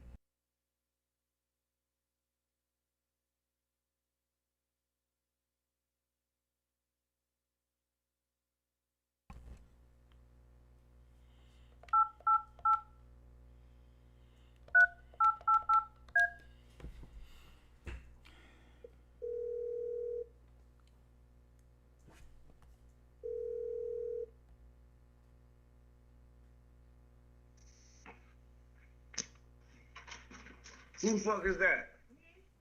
Oh, okay. Okay, can't be cursing. This is a gathering of Christ Church here. Hey, Elder Ricasio, how you doing? I'm doing all right. Come on, man. You got to watch that mouth, man. I'm sorry, man. I be having things going on, and I don't trust everybody coming to my house, and my neighbor just popped up. Don't nobody usually come. Brother, we got a family show going on. My elder, I've been studying with these people for like 15, 16 years. This is the first time I ever spoke with you, brother.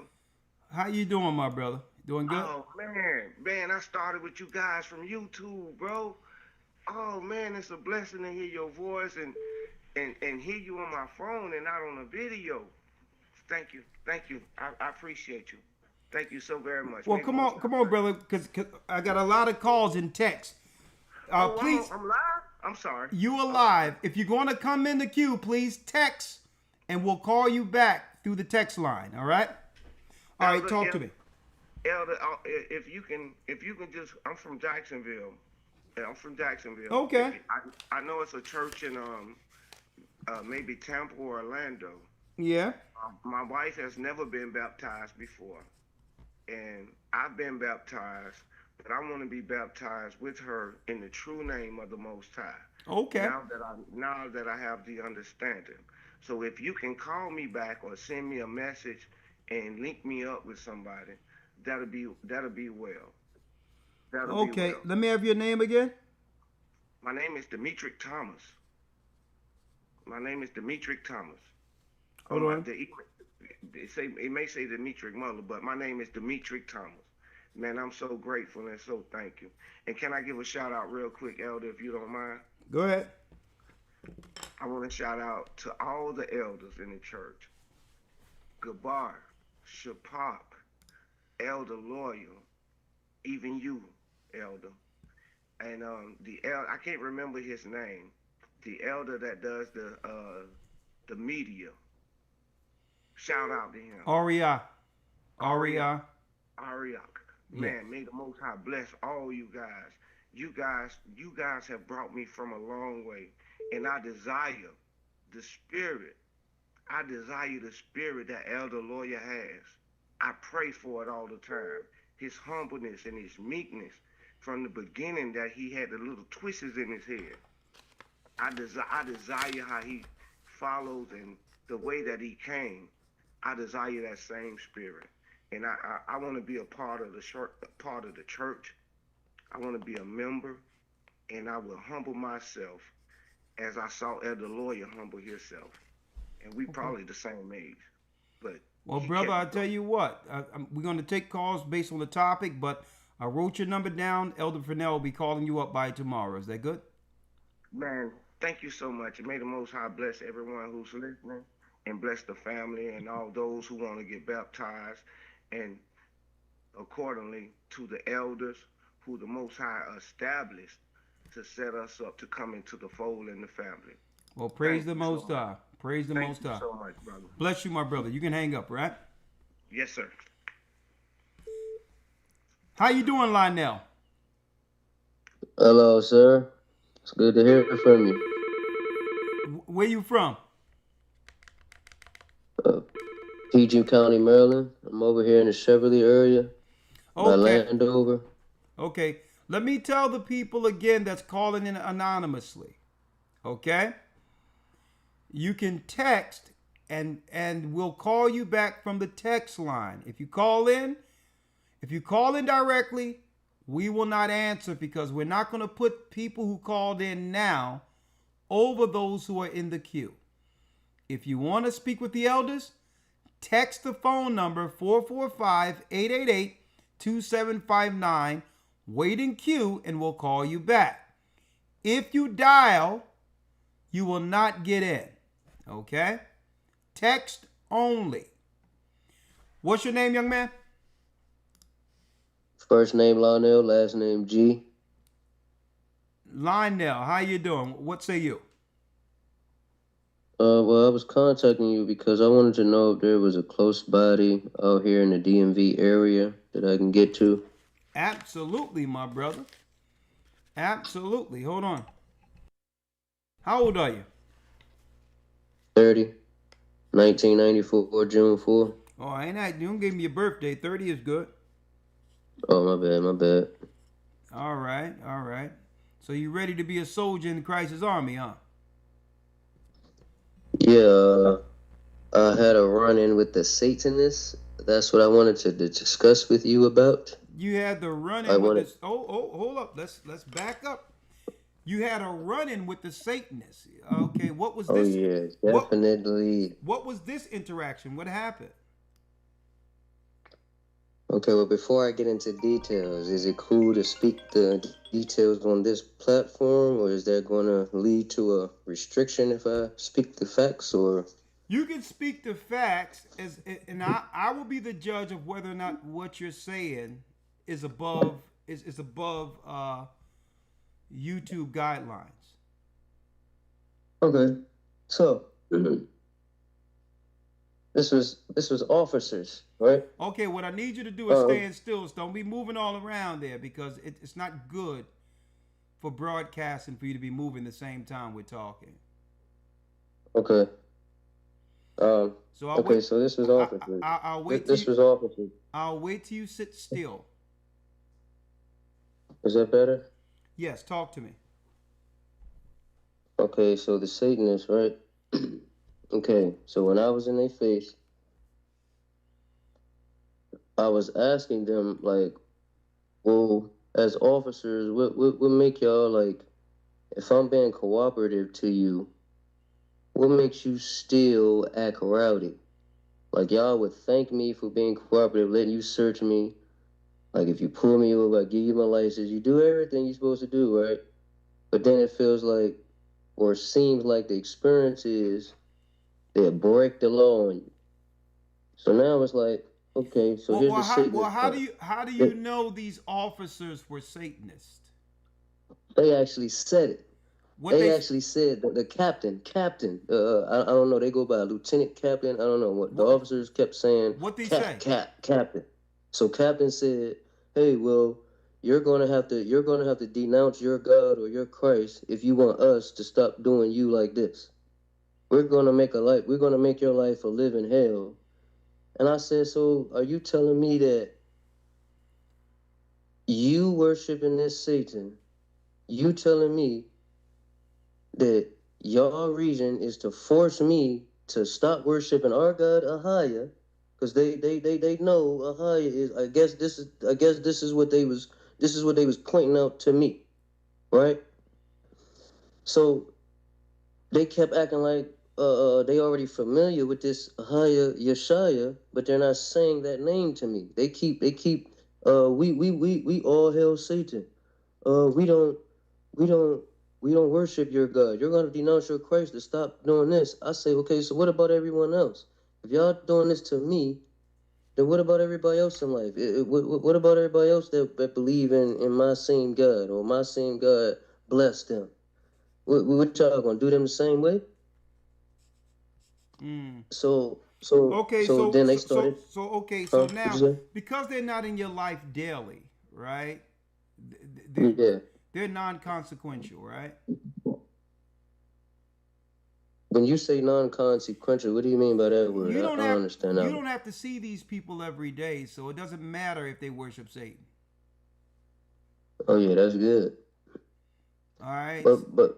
But my thing is, I was just trying to figure out at that moment what to do when they attack, when they shoot you, when they stab you, when they do all that. Here's how I made it out of that situation. And you get attacked. The Satanists, they pulled out a whip. I don't know how familiar people are with the whip. You remember the whip back in the day? Okay, so The long, they pulled out a whip on you, brother. the long black whip, Let right? let me ask you, brother. Are you on drugs? No, I'm trying to break down to you the experience with these people and what happened. Okay, well listen. The whole deal is what right now. Obviously, you got away, right? Oh yeah. Okay, so don't worry about them no more. You want to be baptized, and you want to learn the path towards Christ, correct? Oh yeah, definitely. Okay. Definitely show them I am not serving Satan, never. I don't care Okay. what you do to me. All right, brother. Hold tight. Hold tight.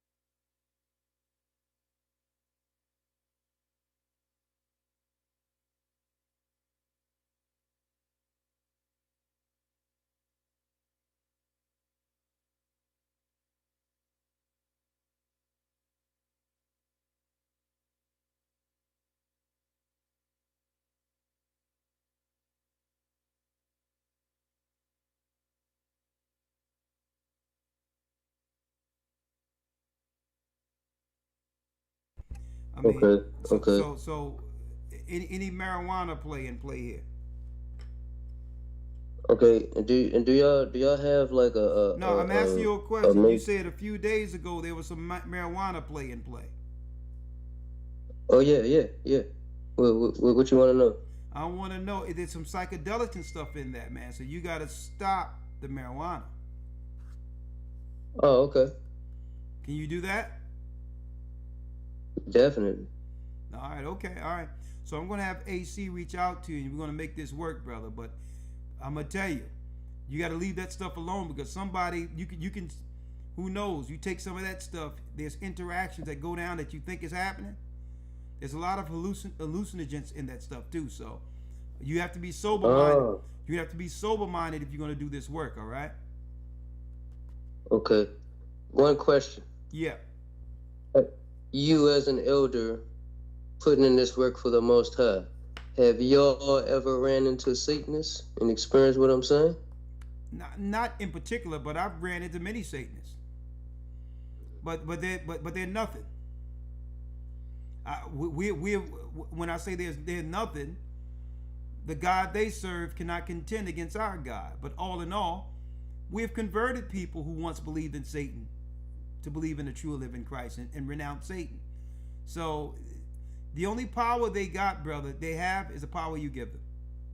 So if I was you, I wouldn't speak about them. Who cares? They worship a lesser God.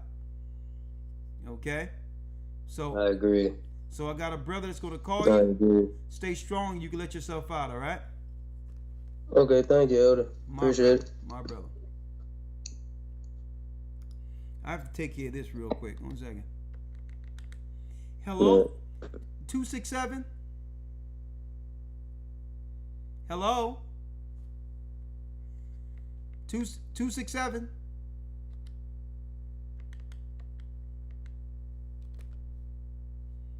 Can you hear me?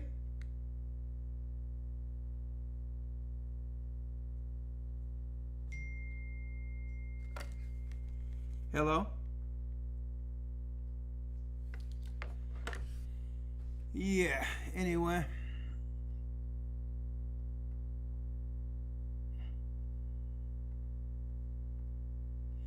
Going down.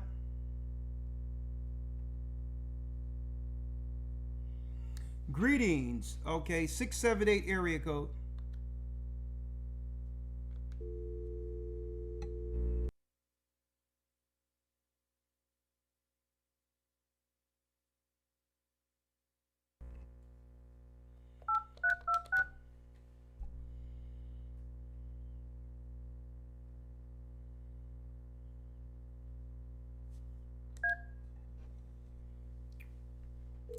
Six seven eight area code.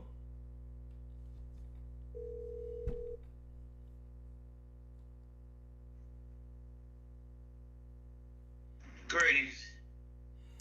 Greetings. This is Elder Rick Koshjar. Good evening. You're on live with the Gathered of Christ Church. Prophetic policies against Judah is the topic. What say you? Well, I was looking at the show a minute ago, and some of the I rock with the conscious community. I'm spiritual. I call the Most High Most High. I speak things into the universe as though they were. I don't believe in weakness being in the kingdom of God and the Most High. But this black statue that they have put in the Times Square, which everything has a significant meaning to it. Some people are digesting it as though their time is up, so they have to put something in the Times Square to let us know, that there is as well as a man God. I'm not caught into that. I'm just spiritual. But I came across your show on YouTube because that's all I do is I study. I became a warrior. I became hardened though. But I am adamant about getting my people together and uniting. It's time for us to start saving food, growing crops, teaching the kids skills. And we in this time now that, all the signs are out there for us. But, there's a remnant that's still asleep, and it's kind of hindering us because, they are trying to start race wars. They're doing so much to destroy us. Hold on. Let's back this up. Because you're going into a whole soliloquy here, all right? Let's back up. Yes, sir. Your name? I prefer to be called Wisdom. Wisdom. How old are you, Wisdom? I'm 55. 55. Okay. You're 55 years of age, and you said you're from the conscious community. Yeah, well, I rock with the conscious community. I'm not from them. I rock with them. I rock with a lot of people. When you say you speak things into the universe, what's that? How do you do that, and what produced from you speaking things into the universe? I tapped into the power of how powerful words really are. They're like a seed. When you speak, it has to land somewhere. No, so brother, I need you. Listening is an art, okay? Yes. All due respect, I need you to hear the words coming out of my mouth and respond to those. You say you speak things into the universe, right? Yeah. Yes. How do you go about that, and what's produced from it? I don't know what to tell you, but I produce bear fruit because my heart is pure. You know, I mean well by everything that I do. No, I ain't asked you about do you mean well. You say you because the reason I'm saying this, brother, because some people just talk to be talking. I'm not. Okay, so you have to be you have to be able to explain. Put it in language, but I have experience. Brother, listen. You need to listen and then respond. Is that okay? What does it mean with speaking things? Sister next time, okay? Now go ahead. I'm a sister. I'm not a brother. Go ahead. I'm sorry, sister. I'm sorry. You got a deep voice. I apologize for that. It's okay. I apologize. What do you mean by speaking things into the universe, sister? I'm sorry about that. Okay. Let me try to explain it again. Because I can't always put things into words. Because spiritual, when you walk in the spirit, you walk in the spirit and in truth. So everything can't be confined on one level when you're on a higher level of thinking. You're on a higher level of frequency, energy with the Most High, because He can take you from glory to glory. All I do is speak it. I stand in it. I believe it. And I say it plant on good soil and it take root. So I speak, I use my authority, the power that's within me. Well, sister, what I'm saying is I cannot edify the body through what you're saying. You just speaking words. Okay.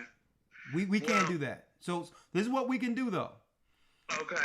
You need to walk away from the conscious community. You need to learn again. You need to go to a church and learn the Bible, and we have one close to you. Okay. All well, right? I'm in Atlanta, but let me say this to you, brother. I don't mean no harm to your wisdom, and I don't mean to cut your wisdom. But why should I go to a church and listen to what the Most High is telling them when I have to read for myself and get to understand it? Because He gonna tell him something different than He tell me. I'm confused with that. I'm saying, so I go to church to fellowship. Listen. So do you want the answer to that? Yes, I would like for you to answer it. Okay, because you are a woman that need to be led by a man. That's why. Well, they ain't men no more. I mean, I'm praying for them. Sister, go get your dogs real quick. Call me back later. All right. Blessings.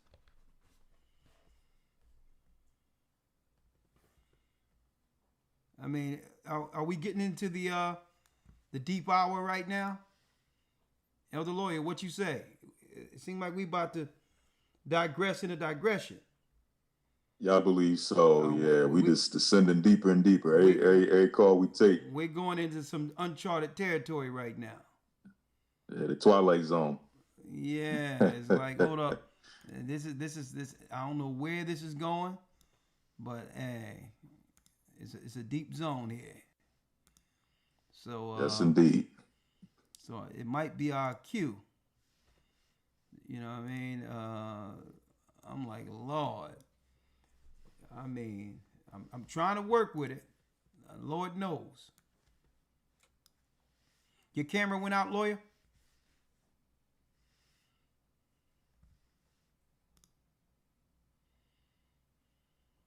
You see me now?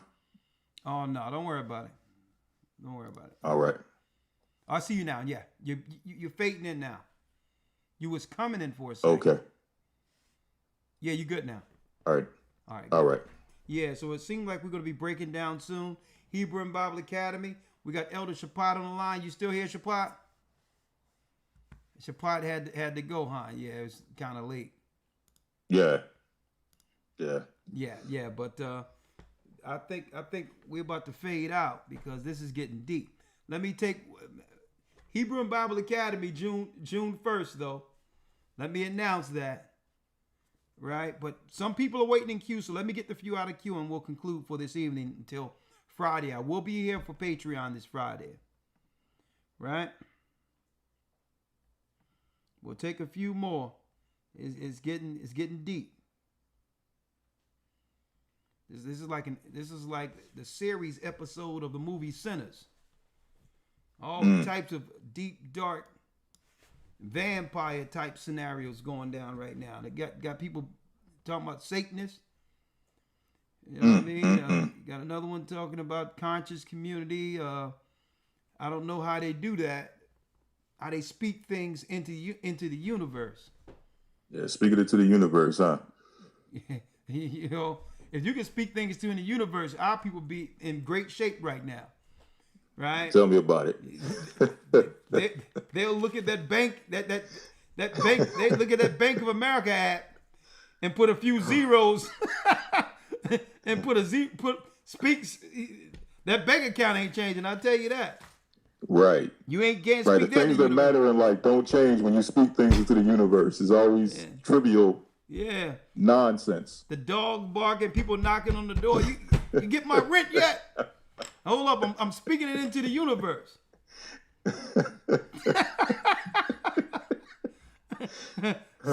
Soon as I receive it. Lord have mercy. Our people are destroyed for a lack of knowledge. Let me see. All right. Okay, let me go through these. Maryland,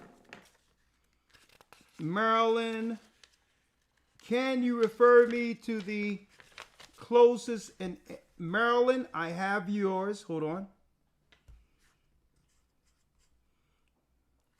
That dog barking. Is that landlord again? Hold on. 748. Okay, I have you. Hold on. 301 area code. I have you. Somebody calling you will call you for the church in Maryland. I got that. I have you there. We have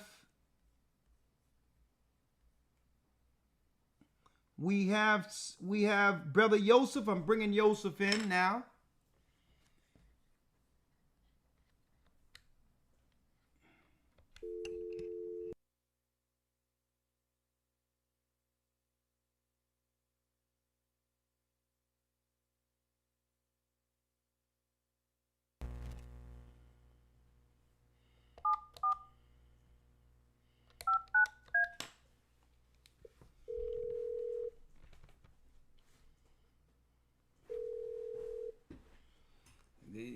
Like, what can you speak into the universe? Anything we need, they don't usually get the stuff we need when they speak it into the universe. I'll tell you that. 609 area code. How you doing there, Elder? How you doing, Sir Joseph? Joseph Ben Yehudi. Shalom and double honors to you and Elder Lawyer. I just wanted to say, just my previous experience. I'm just watching the whole lesson going on. But I just want to say to you personally, I've been through a lot of things from just a brief history real quick. Born Jehovah's Witness, 5% Nation of Islam, brother in prison, came to the Ansar Sunni community, got saved in the Pentecostal church. My grandfather was a pastor of Glory Baptist Church, Aspen and Lancaster in Philadelphia. He also was a professor at Man the Bible College that taught angelology and demonology. But my father, this is something I'm saying in the last few years that came out when I came to the truth. My father brought the truth to my grandfather, who was a doctorate degree professor and out there in West Philly, brought the knowledge to him and the truth to him. And it was funny because he was showing me, he was like going back to the One West days. He said, this guy taught me, he said, and he went on YouTube and he seen a picture of you. I'm 53. So he said, I ain't know who he got. This guy taught me. He gave my name Abadiah Israel. And he said, man, he taught me back in the One West days. So my sister actually is in the Philadelphia body in Fairless Hills under Bishop Lamar. So, but he brought me, understand, he taught my grandfather things. That was the first church I ever been to when I came from, like I said, I got saved in the Pentecostal church. Okay. But I went to his church, the Glory Baptist Church. Like I said, that was at the building is still there. I didn't take over the church, so it's still just sitting there. But I seen black pictures of parts of the truth was being taught to me as a new convert. Hold up. I think I'm hearing something. Are you saying that there's a church there that no one is attending anymore and it's just sitting there? Yes, sir. And Yep, where glory be. where is this in West Philadelphia? Is it in West Philadelphia? It's on Aspen and Lancaster, or the closest street would be 44th and Lancaster, but it's at Aspen and Lancaster. Okay, because if if he's not doing something with it, we need to talk because we're gonna need to be within the city borders to finish this work in the Philadelphia area. So I'm gonna call you up and let's see if we can get that building off of you. Okay, listen, my sister Robin, like I said, she's under Bishop Lamont at the Fearless Hills. If not, I'll try to go to you send me a link, and we can reach contact and have information or whatever. No, your name is Joseph. Joseph. My government name is Horace Taylor Jr., but my Israelite name is Joseph Ben Yehuda. So I'm calling you tomorrow. Okay, much appreciated. But just to say, it's so many things, like I say, and I like how you tie things into, from a scenario, what's happening now within the earth, to biblical prophecies with things that are going on in the earth, to explain things. Because like I said, I did 2 years at Yale Bible College, so I understand things from a biblical perspective from that way back from, I got ordained in 1997. Okay. Ordained. But I understand that aspect of it, but how does it tie into reality? So, I really appreciate the information you give out. And I've dealt with different people, whether it's Sakari, whether it's been, what's the dude name? Vocab Malone. I've been on, but I'm just saying, I love the way how y'all bring things together, and the doctrine is true. I'm friends with Captain Cesariak. I'm friends with Bishop, with Deacon from Genesis, or Sakari guy. But I know some things that are different what they speak. Yeah, there's a lot different, but I really like that young brother Tazariak. He has a warrior spirit with him. Yeah, he does. And I like it. Even though and like I said, that's the One West ISPK thing, but. Well, I taught. Listen, no, I'm saying is my father's One West. No, but what I'm saying, brother, I taught in One West. So I know you taught my father. Listen. Yeah. Excuse me, Elder Ricarcio. The father showed me a video. He didn't know who you was. He found the old visa. Man, I didn't know that was the guy that was teaching me when I was in Philly before he moved to North Carolina. Yeah. Because they went to the Passover like a year ago. He lives in Charlotte right now. Okay. Not Charlotte. Henderson. Raleigh Dorm. Him and my sister Robin. I said my sister Robin is from the Fearless Hills congregation. They went down there. He was like, I didn't know who he was. He said, I seen the picture together on YouTube, looking at some lessons. He said, that's the guy that gave me my name. So, like I said, he came from a One West background. And he's like, man, so we just talk about different things, but it's a small world. Well, let's do this, brother. I got your phone number. Let me call you okay. up. We're going to discuss that building. Okay, Shalom. Okay, and see if they want to sell it, we'll work it, because our people in Philly are going to need this help. The enemy is coming to do what they need to do. We need to be within the borders of Philly, so we can get people in this work. Because some people can't afford to actually travel outside the city, the inner city areas. So I want to make sure Fearless Hills is a little distance from them, and I want to get there. That's why I've never been there. Like I said, but I want to get to the poor of our people. Yeah. I want to get to the poor of our people, and we can do that in the inner cities of Philly. So I'm going to call you about that. Give me a call. All right. My brother. Most High bless y'all, man. Thank you. Shalom. Shalom. Look at that. Small world, Elder Lawyer. Yes, indeed. Yes, it is. He says what? His grandfather was in UPK years ago, and I'm the one who was teaching and gave him his Hebrew name. And that's crazy. Small world, boy. Yes, sir. Small world, but all praises. All praises. I can't get through everyone here, but let's see here.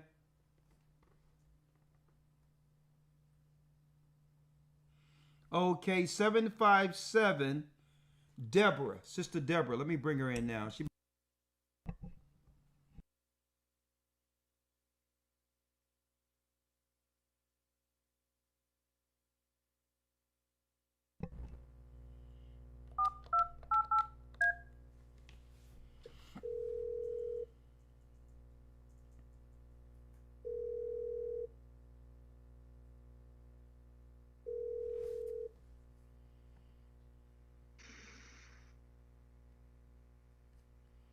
Hello? Yes, Deborah? Yes. Yes, I'm sorry. I think you called in. We can't call in. You can only text and I'll respond back. So talk to me. Well, everybody's doing a great job within the body. I have an issue getting to my body. I've been having an issue getting to my body for a long time, and that bothers me a lot. What's the issue? Why can't you get to the body? Right now, or whatever, I had some vehicular issues, and it's a little distance. And there were a couple of people from the body that tried to help me, but even at the meeting point, it was unsuccessful because I had to have someone to get me there. And this has been going on for a long time. I came into, with GOCC back in 2019, and I was baptized in 2019, and I just feel like that it's bothering me a lot because there are many things that I feel that I'm ready to do. And I'm not someone, I'm a little up in age, and everything is falling apart in the family. It's very complex. It's something that I don't want to put out there, Well, where do you, like that. okay, where do you live? City and state? The city, from the Virginia body. You in the VA body? Mm-hmm. Okay, sister, I'm gonna have AC call you. We're gonna fix this issue so we can get somebody to make sure you get there weekly. I'm gonna follow up on it, okay? Yes.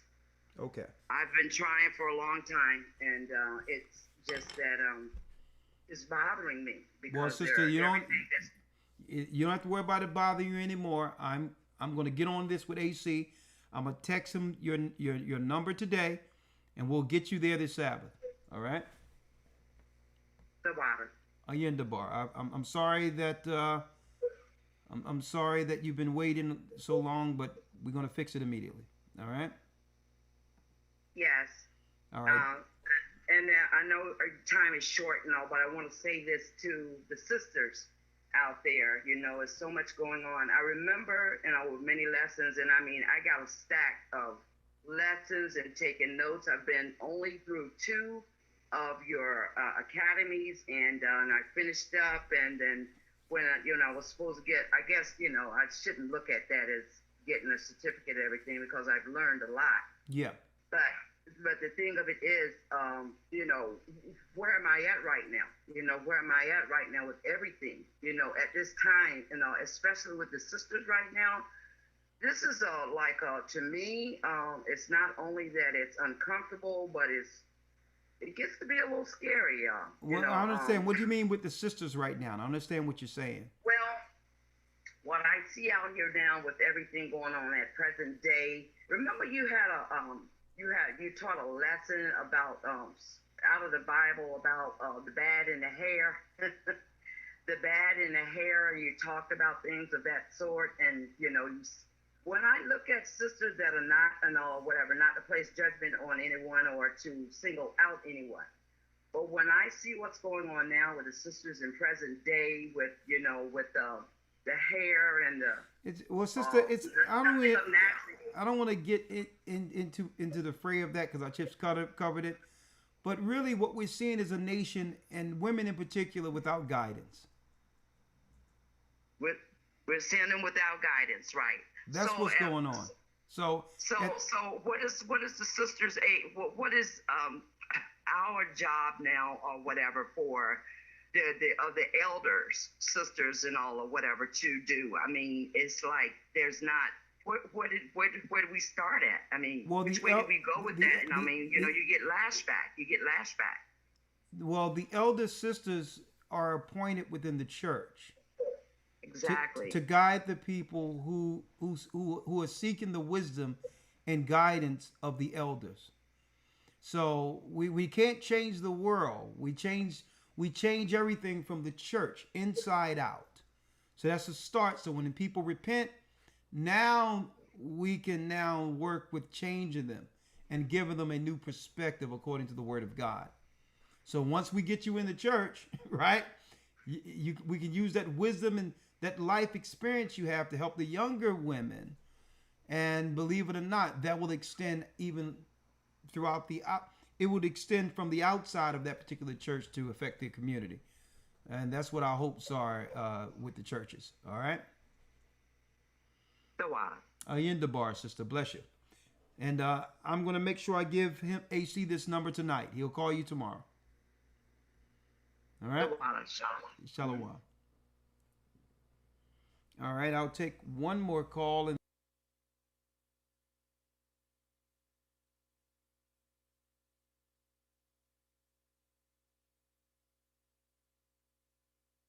I'll take some more calls Friday for Patreon. One moment.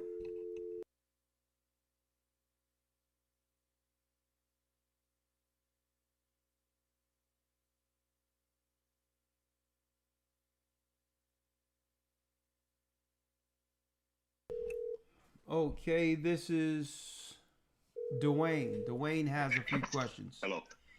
Yes, Dwayne. I'll take one more call after this. 407 after this. Yes, Dwayne. You wanted us to call you? Yes. How are you? I'm blessed by the Almighty. What say you? The floor is yours. Okay, absolutely. I just have a couple quick questions. I'm over here in Michigan, Saginaw, Michigan. It's north of Detroit, and I really would like a good body. Is there somewhere physical that you have that I can go to? Absolutely. Elder Dell can reach out to you. We have Sabbaths every Friday night there. Okay. All right. And your name, let me give it for Dell.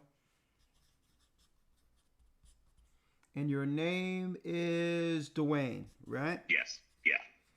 Okay. Said you had a few questions. That's it? Yeah, well, I had that one, and I was going to one here. There was a guy. I don't know if he's part. I think he used to train with. I don't know if I can't say train. Study with your group. What is his name? Elder Ma'ad, Awakening Ohio Select Church. Is he part of your group? Should I go there? I know it's right in town. Elder who? Ma'ad. Elder Ma'ad. There's no Elder Ma'ad in this church. Over there. Awakening Ohio Select Church. I think his name is Tay Peoples. Oh no!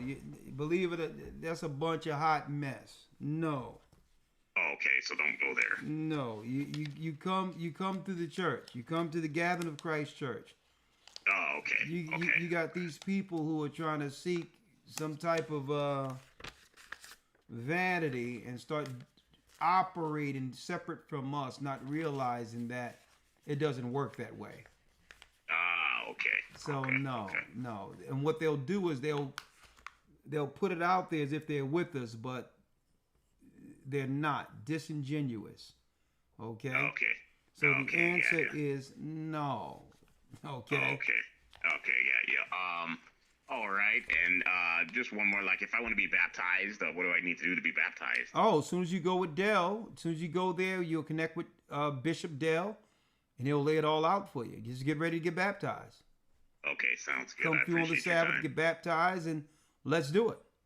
Sounds good. I appreciate your time. You're welcome, and welcome to the body. Thank you. Have a good day. All right, shalom. Bye. You have a lot of people who figured, I'm going to tell you, and it seems all good from the beginning when people follow the church and then they get a white shirt and want to go out there and say they can do their own thing, until they realize the real sacrifice that it takes to finish Christ's work. That's why you'll see them run for a minute as if they're doing something, and then it duds out. Because the intentions weren't genuine. Okay, you have to really understand what this work is. To pick up that plow and finish it until Christ returns, that's a burden. See, a lot of people, they think it's about being seen and want the glory of being recognized as scripture teachers. And if that's what it is, you're going to burn out quick. Okay? Mm-hmm. Because the majority of the work happens when the cameras are off, when people's lives are impacted, when we have to be there for people, right? When people need healing, when people need what? Support to keep the church growing, to actually set up more so that others can come in. That's a grind that very few are willing to what? Very few are willing to actually sustain in the work to the very end. I'm going to tell you right now, folks, a lot of people out there, they think they want to be recognized as standing in front of the camera, and that's what they think it is, or for a few scriptures they learn. And what they burn out, they realize, nah, it's not that simple. And then they'll begin to, at the end of it, appreciate what they thought they shouldn't stay a part of. They'll start to appreciate it. They'll be like, well, hold up. I didn't know they had to deal with this. I didn't know they had to deal with that. Doesn't matter what issues, what people problems are going through. You have to counsel people through that so that they can become better than they were before they came. You must invest spiritually into people, grow them past the shortcomings. You have to be patient, long-suffering. So a lot of these people, they're out there because they know a few scriptures and think, okay, let me get a YouTube page. And that lets you know, that really lets you know they don't really value and understand what's before them. I'm going to tell you. It seems all good when people are doing it and the work is growing. It seems people are looking at it and say, you know what, I can do that, until they have to do it. So, 331 area code. He said, what's going on? Let me call him in.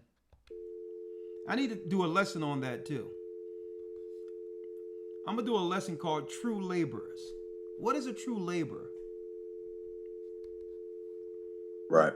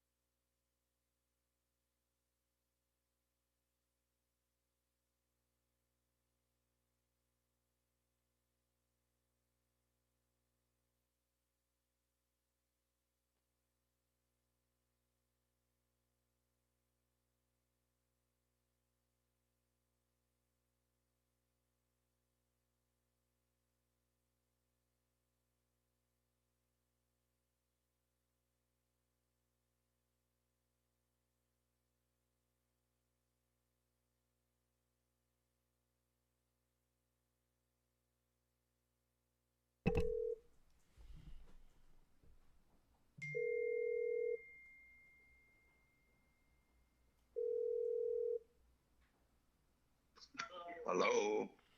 Yeah, you called into the broadcast?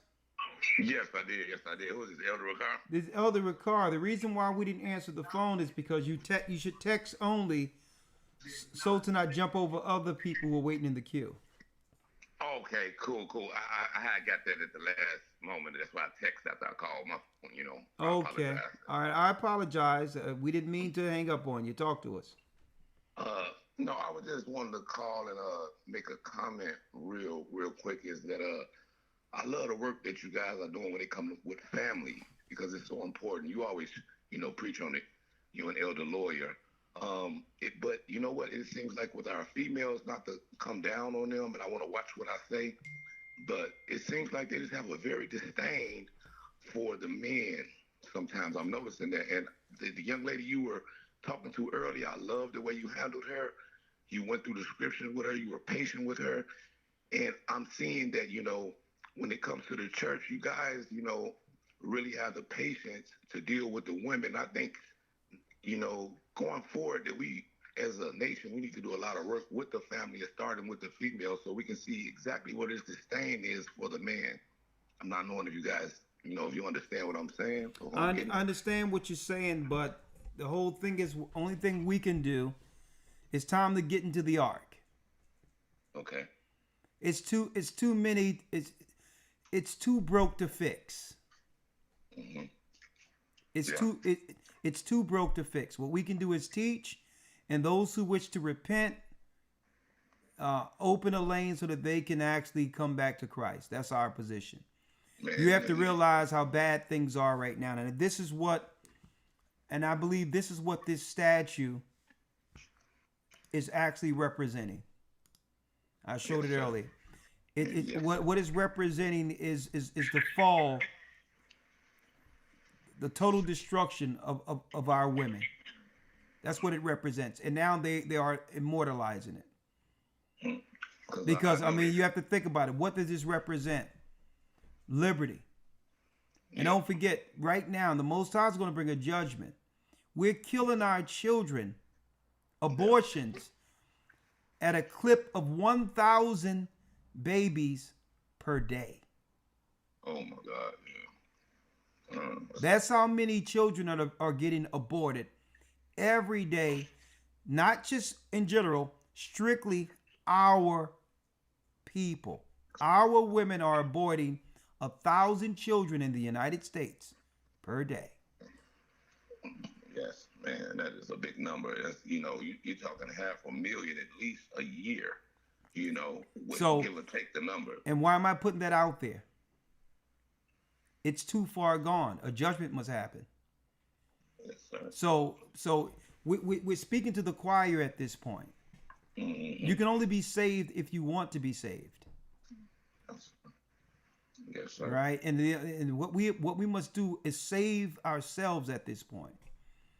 The men have to get themselves together, follow the Almighty. Mm-hmm. Right, and raise their standards, not to deal with anything less than what the Most High requires for a man to have. And that's where it starts. But man, you just hit that right on the head, because I remember earlier in this truth, I used to always say, like, man, where are all the good women? But then the good women are saying the same thing. Where are all the good men? But like you just hit that point, you said, the man, we have to do better and do better for ourselves and not deal with anything less than that. And then therefore, I believe wholeheartedly that the Most High has something waiting for all of us on the other end of that. But it do That's start it. with us. That's it. Yeah, right. That's it. What a man must require: submissive, purity, and chastity. Mm-hmm. Uh-huh. And that's what it is. Wherever you can find it, even if it's not here, you have to raise your standards, because at this point they're saying, well, this is what it is and this is all you get. So it's time for men to say, well, you know what? This ain't what the Most High, this is not what the Most High, what I thought the Most High had for me, and be willing to not even have a woman if she doesn't fit those standards. And then guess what? Same thing for a woman. Exactly. A woman, especially a woman of the Most High, she should not settle for anything less than a man who can appreciate her humility and her submissiveness. Because what I was going to say when the young lady was saying, she said, well, how can I be submissive to him if he's not worth submissive? So I was thinking, like, but who puts the bar on what's worth submissive? I think it's a choosing choice, like you said. You just said it, like, you got to be careful who you choose, because my grandmother always said, you make that bed, you got to lay in it. There it is. The problem there it is. And I know a lot of people don't like to say it, but I say it all the time. Mm-hmm. When people talk about the person that they were with, what does it say about you when you chose him, or when you chose her? Don't try to complain as if you didn't know this is what this person was. Exactly. Okay. Exactly. So the whole deal is the red flags are there from the beginning. Sometimes the people around you give you the red flags, and we tend to ignore them. And then to get out of it, the red flag is the excuse you using now to get out of it. And I noticed, Right. I noticed, Elder, that even with what we call them worldly, when they're not in the truth for the Most High, even with the worldly men, they a men seem to stick in there and not break up and want to work out with their families a little bit more than the women. I'm noticing it. The women will use any excuse to be, oh yeah, wash that up, that's over with. And I'm like, wow, Well, that's listen, kind of weird. but let me tell you, America, America have created a different breed of man. I need you to listen to this. It's not like this any other place in the world where you have to just settle for anything someone's going to present to you. Because you know what I think was wrong with the men in the United States? They don't have no experience in traveling and understanding the world. And they don't understand numbers. I agree. Like, understand numbers. The Bible stated that a man shall be like pure gold in those days. That means rare. So when a woman says there is no good man, what she's saying, it's just a fulfillment of scripture. A good man is rare, just like gold. Gold isn't copper. Gold isn't aluminum. It's rare. What makes it so expensive is that what? It's rare. It's rare compared to the other metals. Well, let's look at the numbers, right? There's what? 300 million people in the United States. We are about 14 to 15% of the population out of that. White people are about 65 to 70% of the population. Right? Right. So you have to look at the numbers. That means there's more women, even including other races, even though we don't deal with other races, than men. And that's if you put all the races in the pool together. Right? Yep. And then there's more black women than black men. So if you are rare, why are you running around thirsty? That's right.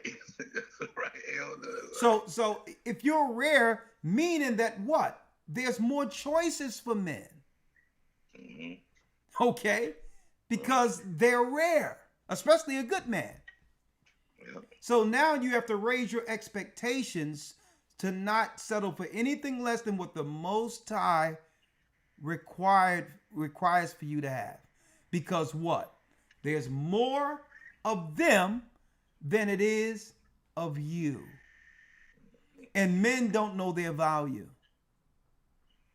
Well, and you know, and that's what I tell even my son. Like, listen, what you're feeling right now, that puppy love and all this other stuff, let me tell you, none of that ain't worth it. There's a woman somewhere that will appreciate who you are right now.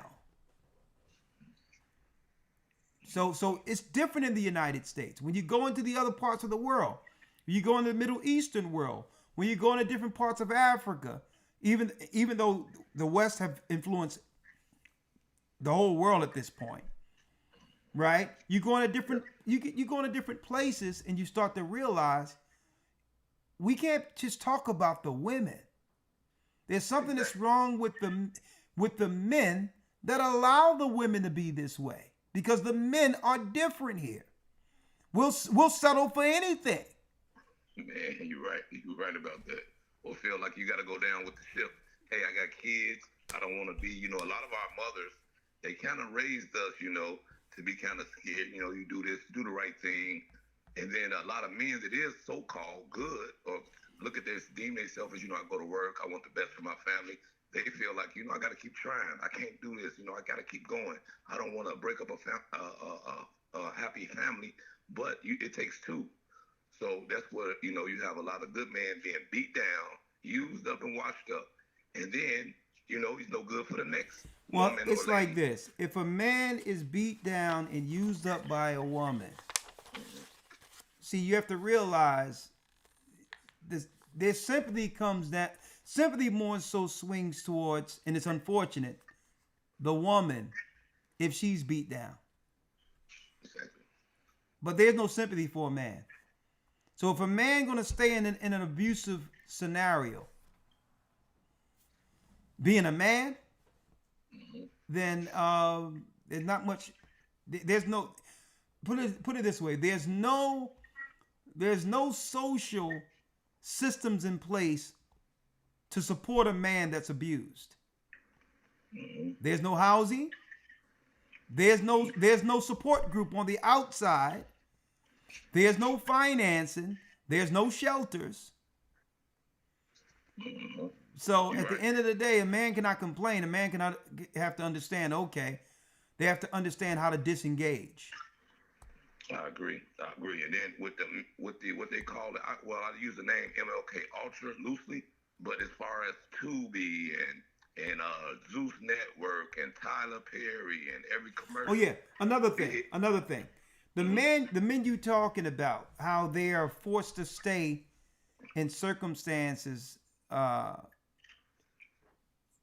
that's really uncomfortable, that really to stay in emasculating situations, right? Exactly. It's like this. You know why? No, why? Because the majority of men where we grow up at, they go live up under a woman with her name on everything. Yeah, I 100% agree. So there's really no options for that man because the roles have reversed. She has the power. So men got to learn that they cannot live up under a woman where she already have produced a life in a house for herself, and now you're going to come up under that? No. She's the man. Okay. So men got to step up and say, well, you know what? Nah, I can't, nah. Because getting a house and doing all these things is the reward and goal that I set to be appreciated as a man from my family. So there was a reason for men to go get a house, because they would have wife and children in it, right? So these were achievements. But now they've taken that achievement away, and now the man goes up under a woman without that achievement, and you wonder why he's lazy. You wonder why you're looking at him to do something. Well, hold up. You've already achieved what was set out for a man to achieve for a family. Exactly. So now that drive to get it from the mud isn't there with that man. So it got to be a role reversal where men are willing to say, you know what? I'd rather stay in a studio by myself until I can afford to have my name on something, right? Yeah. And now a woman cannot use property over me to emasculate or take away my manhood, because at the end of the day, it's in the back of my mind that at the end of the day, I have to leave because this place belongs to him. Even in biblical days, that was unheard of. How can a man be living up under a woman and she owned the provinces and he's living up under her? So at the end of the day, men have to change their minds with this. They have to stop moving in with women who already are established. Right. And that's, you know what that's going to do? That's going to force the women, because they're not going to be able to afford that stuff without the man's help. It's going to force the woman to go back to her original nature, to need a man to sustain, and that's when it will begin to flip. And he'll be like, well, listen, hey, I can't move in with you, but we can sell that and you can move into my place. That's right. How it's supposed to be in the first place. That's how it has to be. And I think, I know you probably got another call. I just want to end it off with this. I think two things. I think they say, you got to stand for something or you'll fall for anything. That's what comes to mind. And I think that standing with the Most High, Messiah, is standing for something, so we won't, as a nation of men, fall for anything. And the mental health when it comes to a so-called good man, I use that loosely. The mental health, sometimes you may, have a man that goes, out of work, he has some fear of the Most High. He trying to do the right thing, but the mental health is still not there. Like you said, if you're not knowing what you're worth, the mental health is something mental going on there. You know what I mean? It's not just the woman dealing with mental health. it's actually the men too. Well, And I think that I think that mental health thing, they've been moving that into the ground, and it's really to a degree where there's no end to it. Mental health is only means people are operating out of the orders of the Almighty, dysfunctional. I agree. That's all it is. All it is, when they say mental health, it's usually dysfunction. Yep, that's exactly what it is. It's opposing the normal establishment or the established life that people were meant to live. Yes. So in a nutshell, now there's a role reversal going on, right? What happens is, and this is what happens, you get a young boy who's used to living in his mother's house. He's not encouraged to do anything, right? Yeah. But then it's the daughter that's pushed out into college, understanding what the world is well before the young man, while the young man is encouraged to stay next to mama.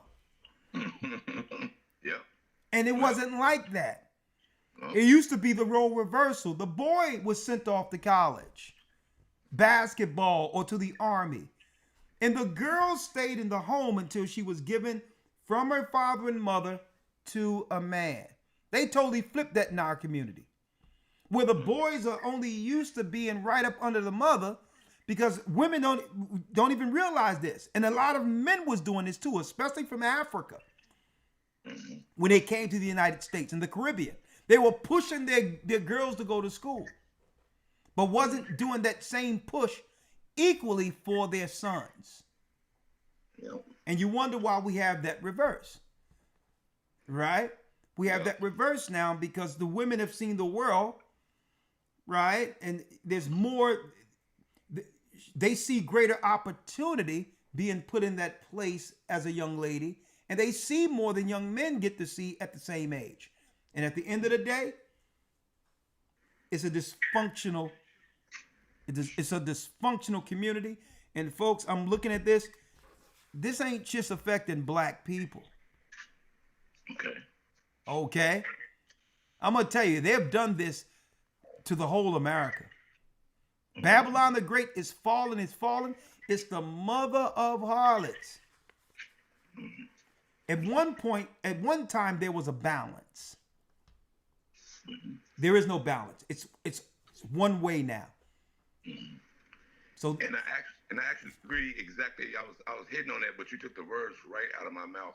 That when we speak and we hear this mental health thing, it's been over 80, 100 years, maybe 70 at the least, that they've been harping on this. And guess what? Ain't no fixing no mental health, especially here in America. It's only with the Most High. Only with the Most High. So but again, I had a lesson on this a long time ago, speaking about demon possession. They use these mental health terms to hide the fact that people are possessed with demons. So they use these scientific terms so that we don't get to the root of things. In a nutshell, to make it simple, we are living against the will of God. That's the dysfunction. At one point, being gay, when it comes to the terms of the psychiatry in its DSM-5 book, being gay was considered a mental illness only a few decades ago. And the mental illness is what? Your mind is wired against the traditional sense of a man or a woman.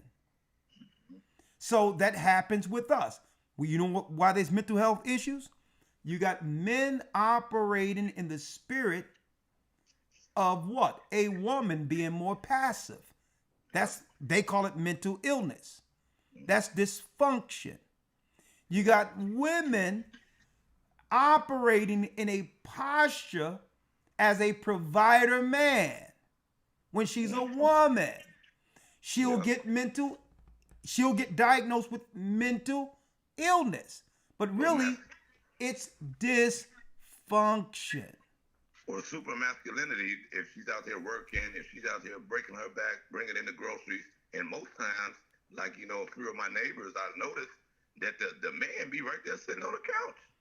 And I'm carrying the groceries in for this young lady and this, that, and the other. And I'm sitting there, and the man is sitting here. I'm thinking, like, what Well, brother, I got to go. I think I drove it home. Yup, you did. I'll talk to you soon, my brother. Yes, sir. All right. Thank you.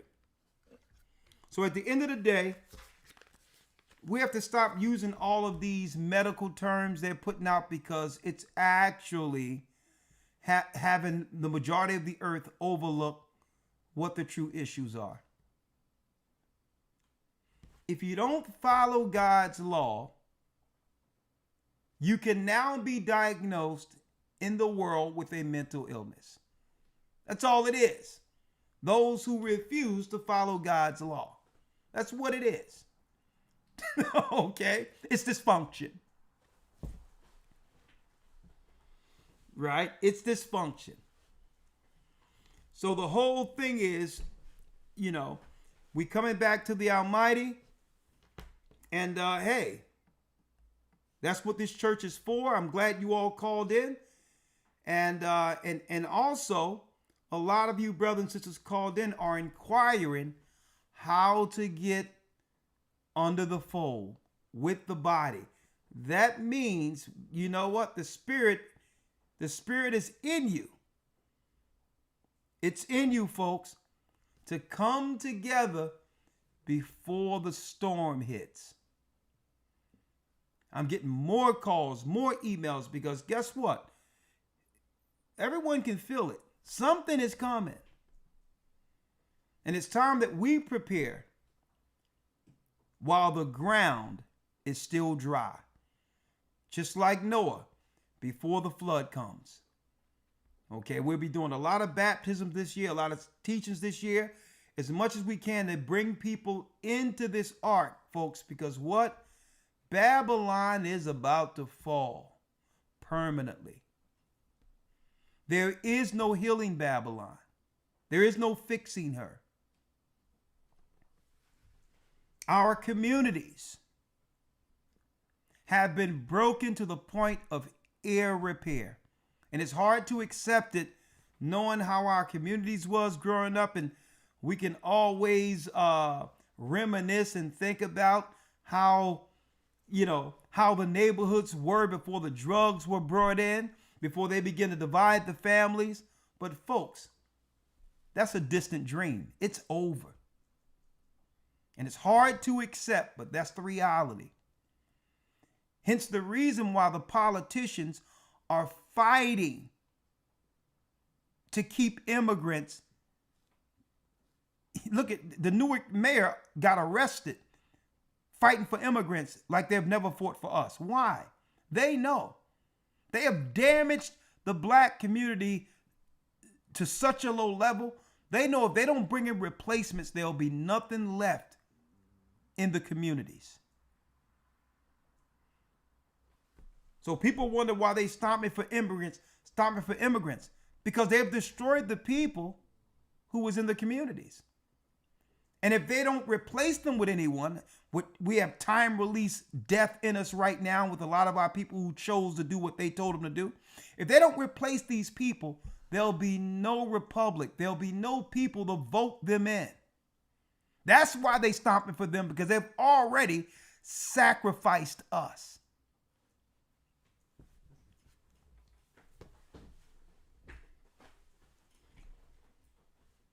So it's time. Babylon is a sinking ship. Christ is the ark. We're the gathering of Christ Church. And you know what? We're on our way to Zion. Thank you, Other Lawyer. Yes, sir. Thank you. Have a great night, and I'll speak with you tomorrow. Yes, sir. Shalom. Shalom. That concludes our broadcast. May the Most High be with you. Stay prayed up. Sin not. And keep in mind, the Most High is calling back the children of Israel. We are the children of Israel. Yes, and we're back. Good night. The Arabs and Africans told us together our wives and children then sold us in the belly of these these great ships we traveled in fear. By the rivers of Babylon we found our brothers here. Together in Colombia, Reuben from Australia, Issachar, the Mexicans, is gathering Israel, Judah, the Negroes, Benjamin, the West Indians, Levi, the Haitians, is gathering Israel.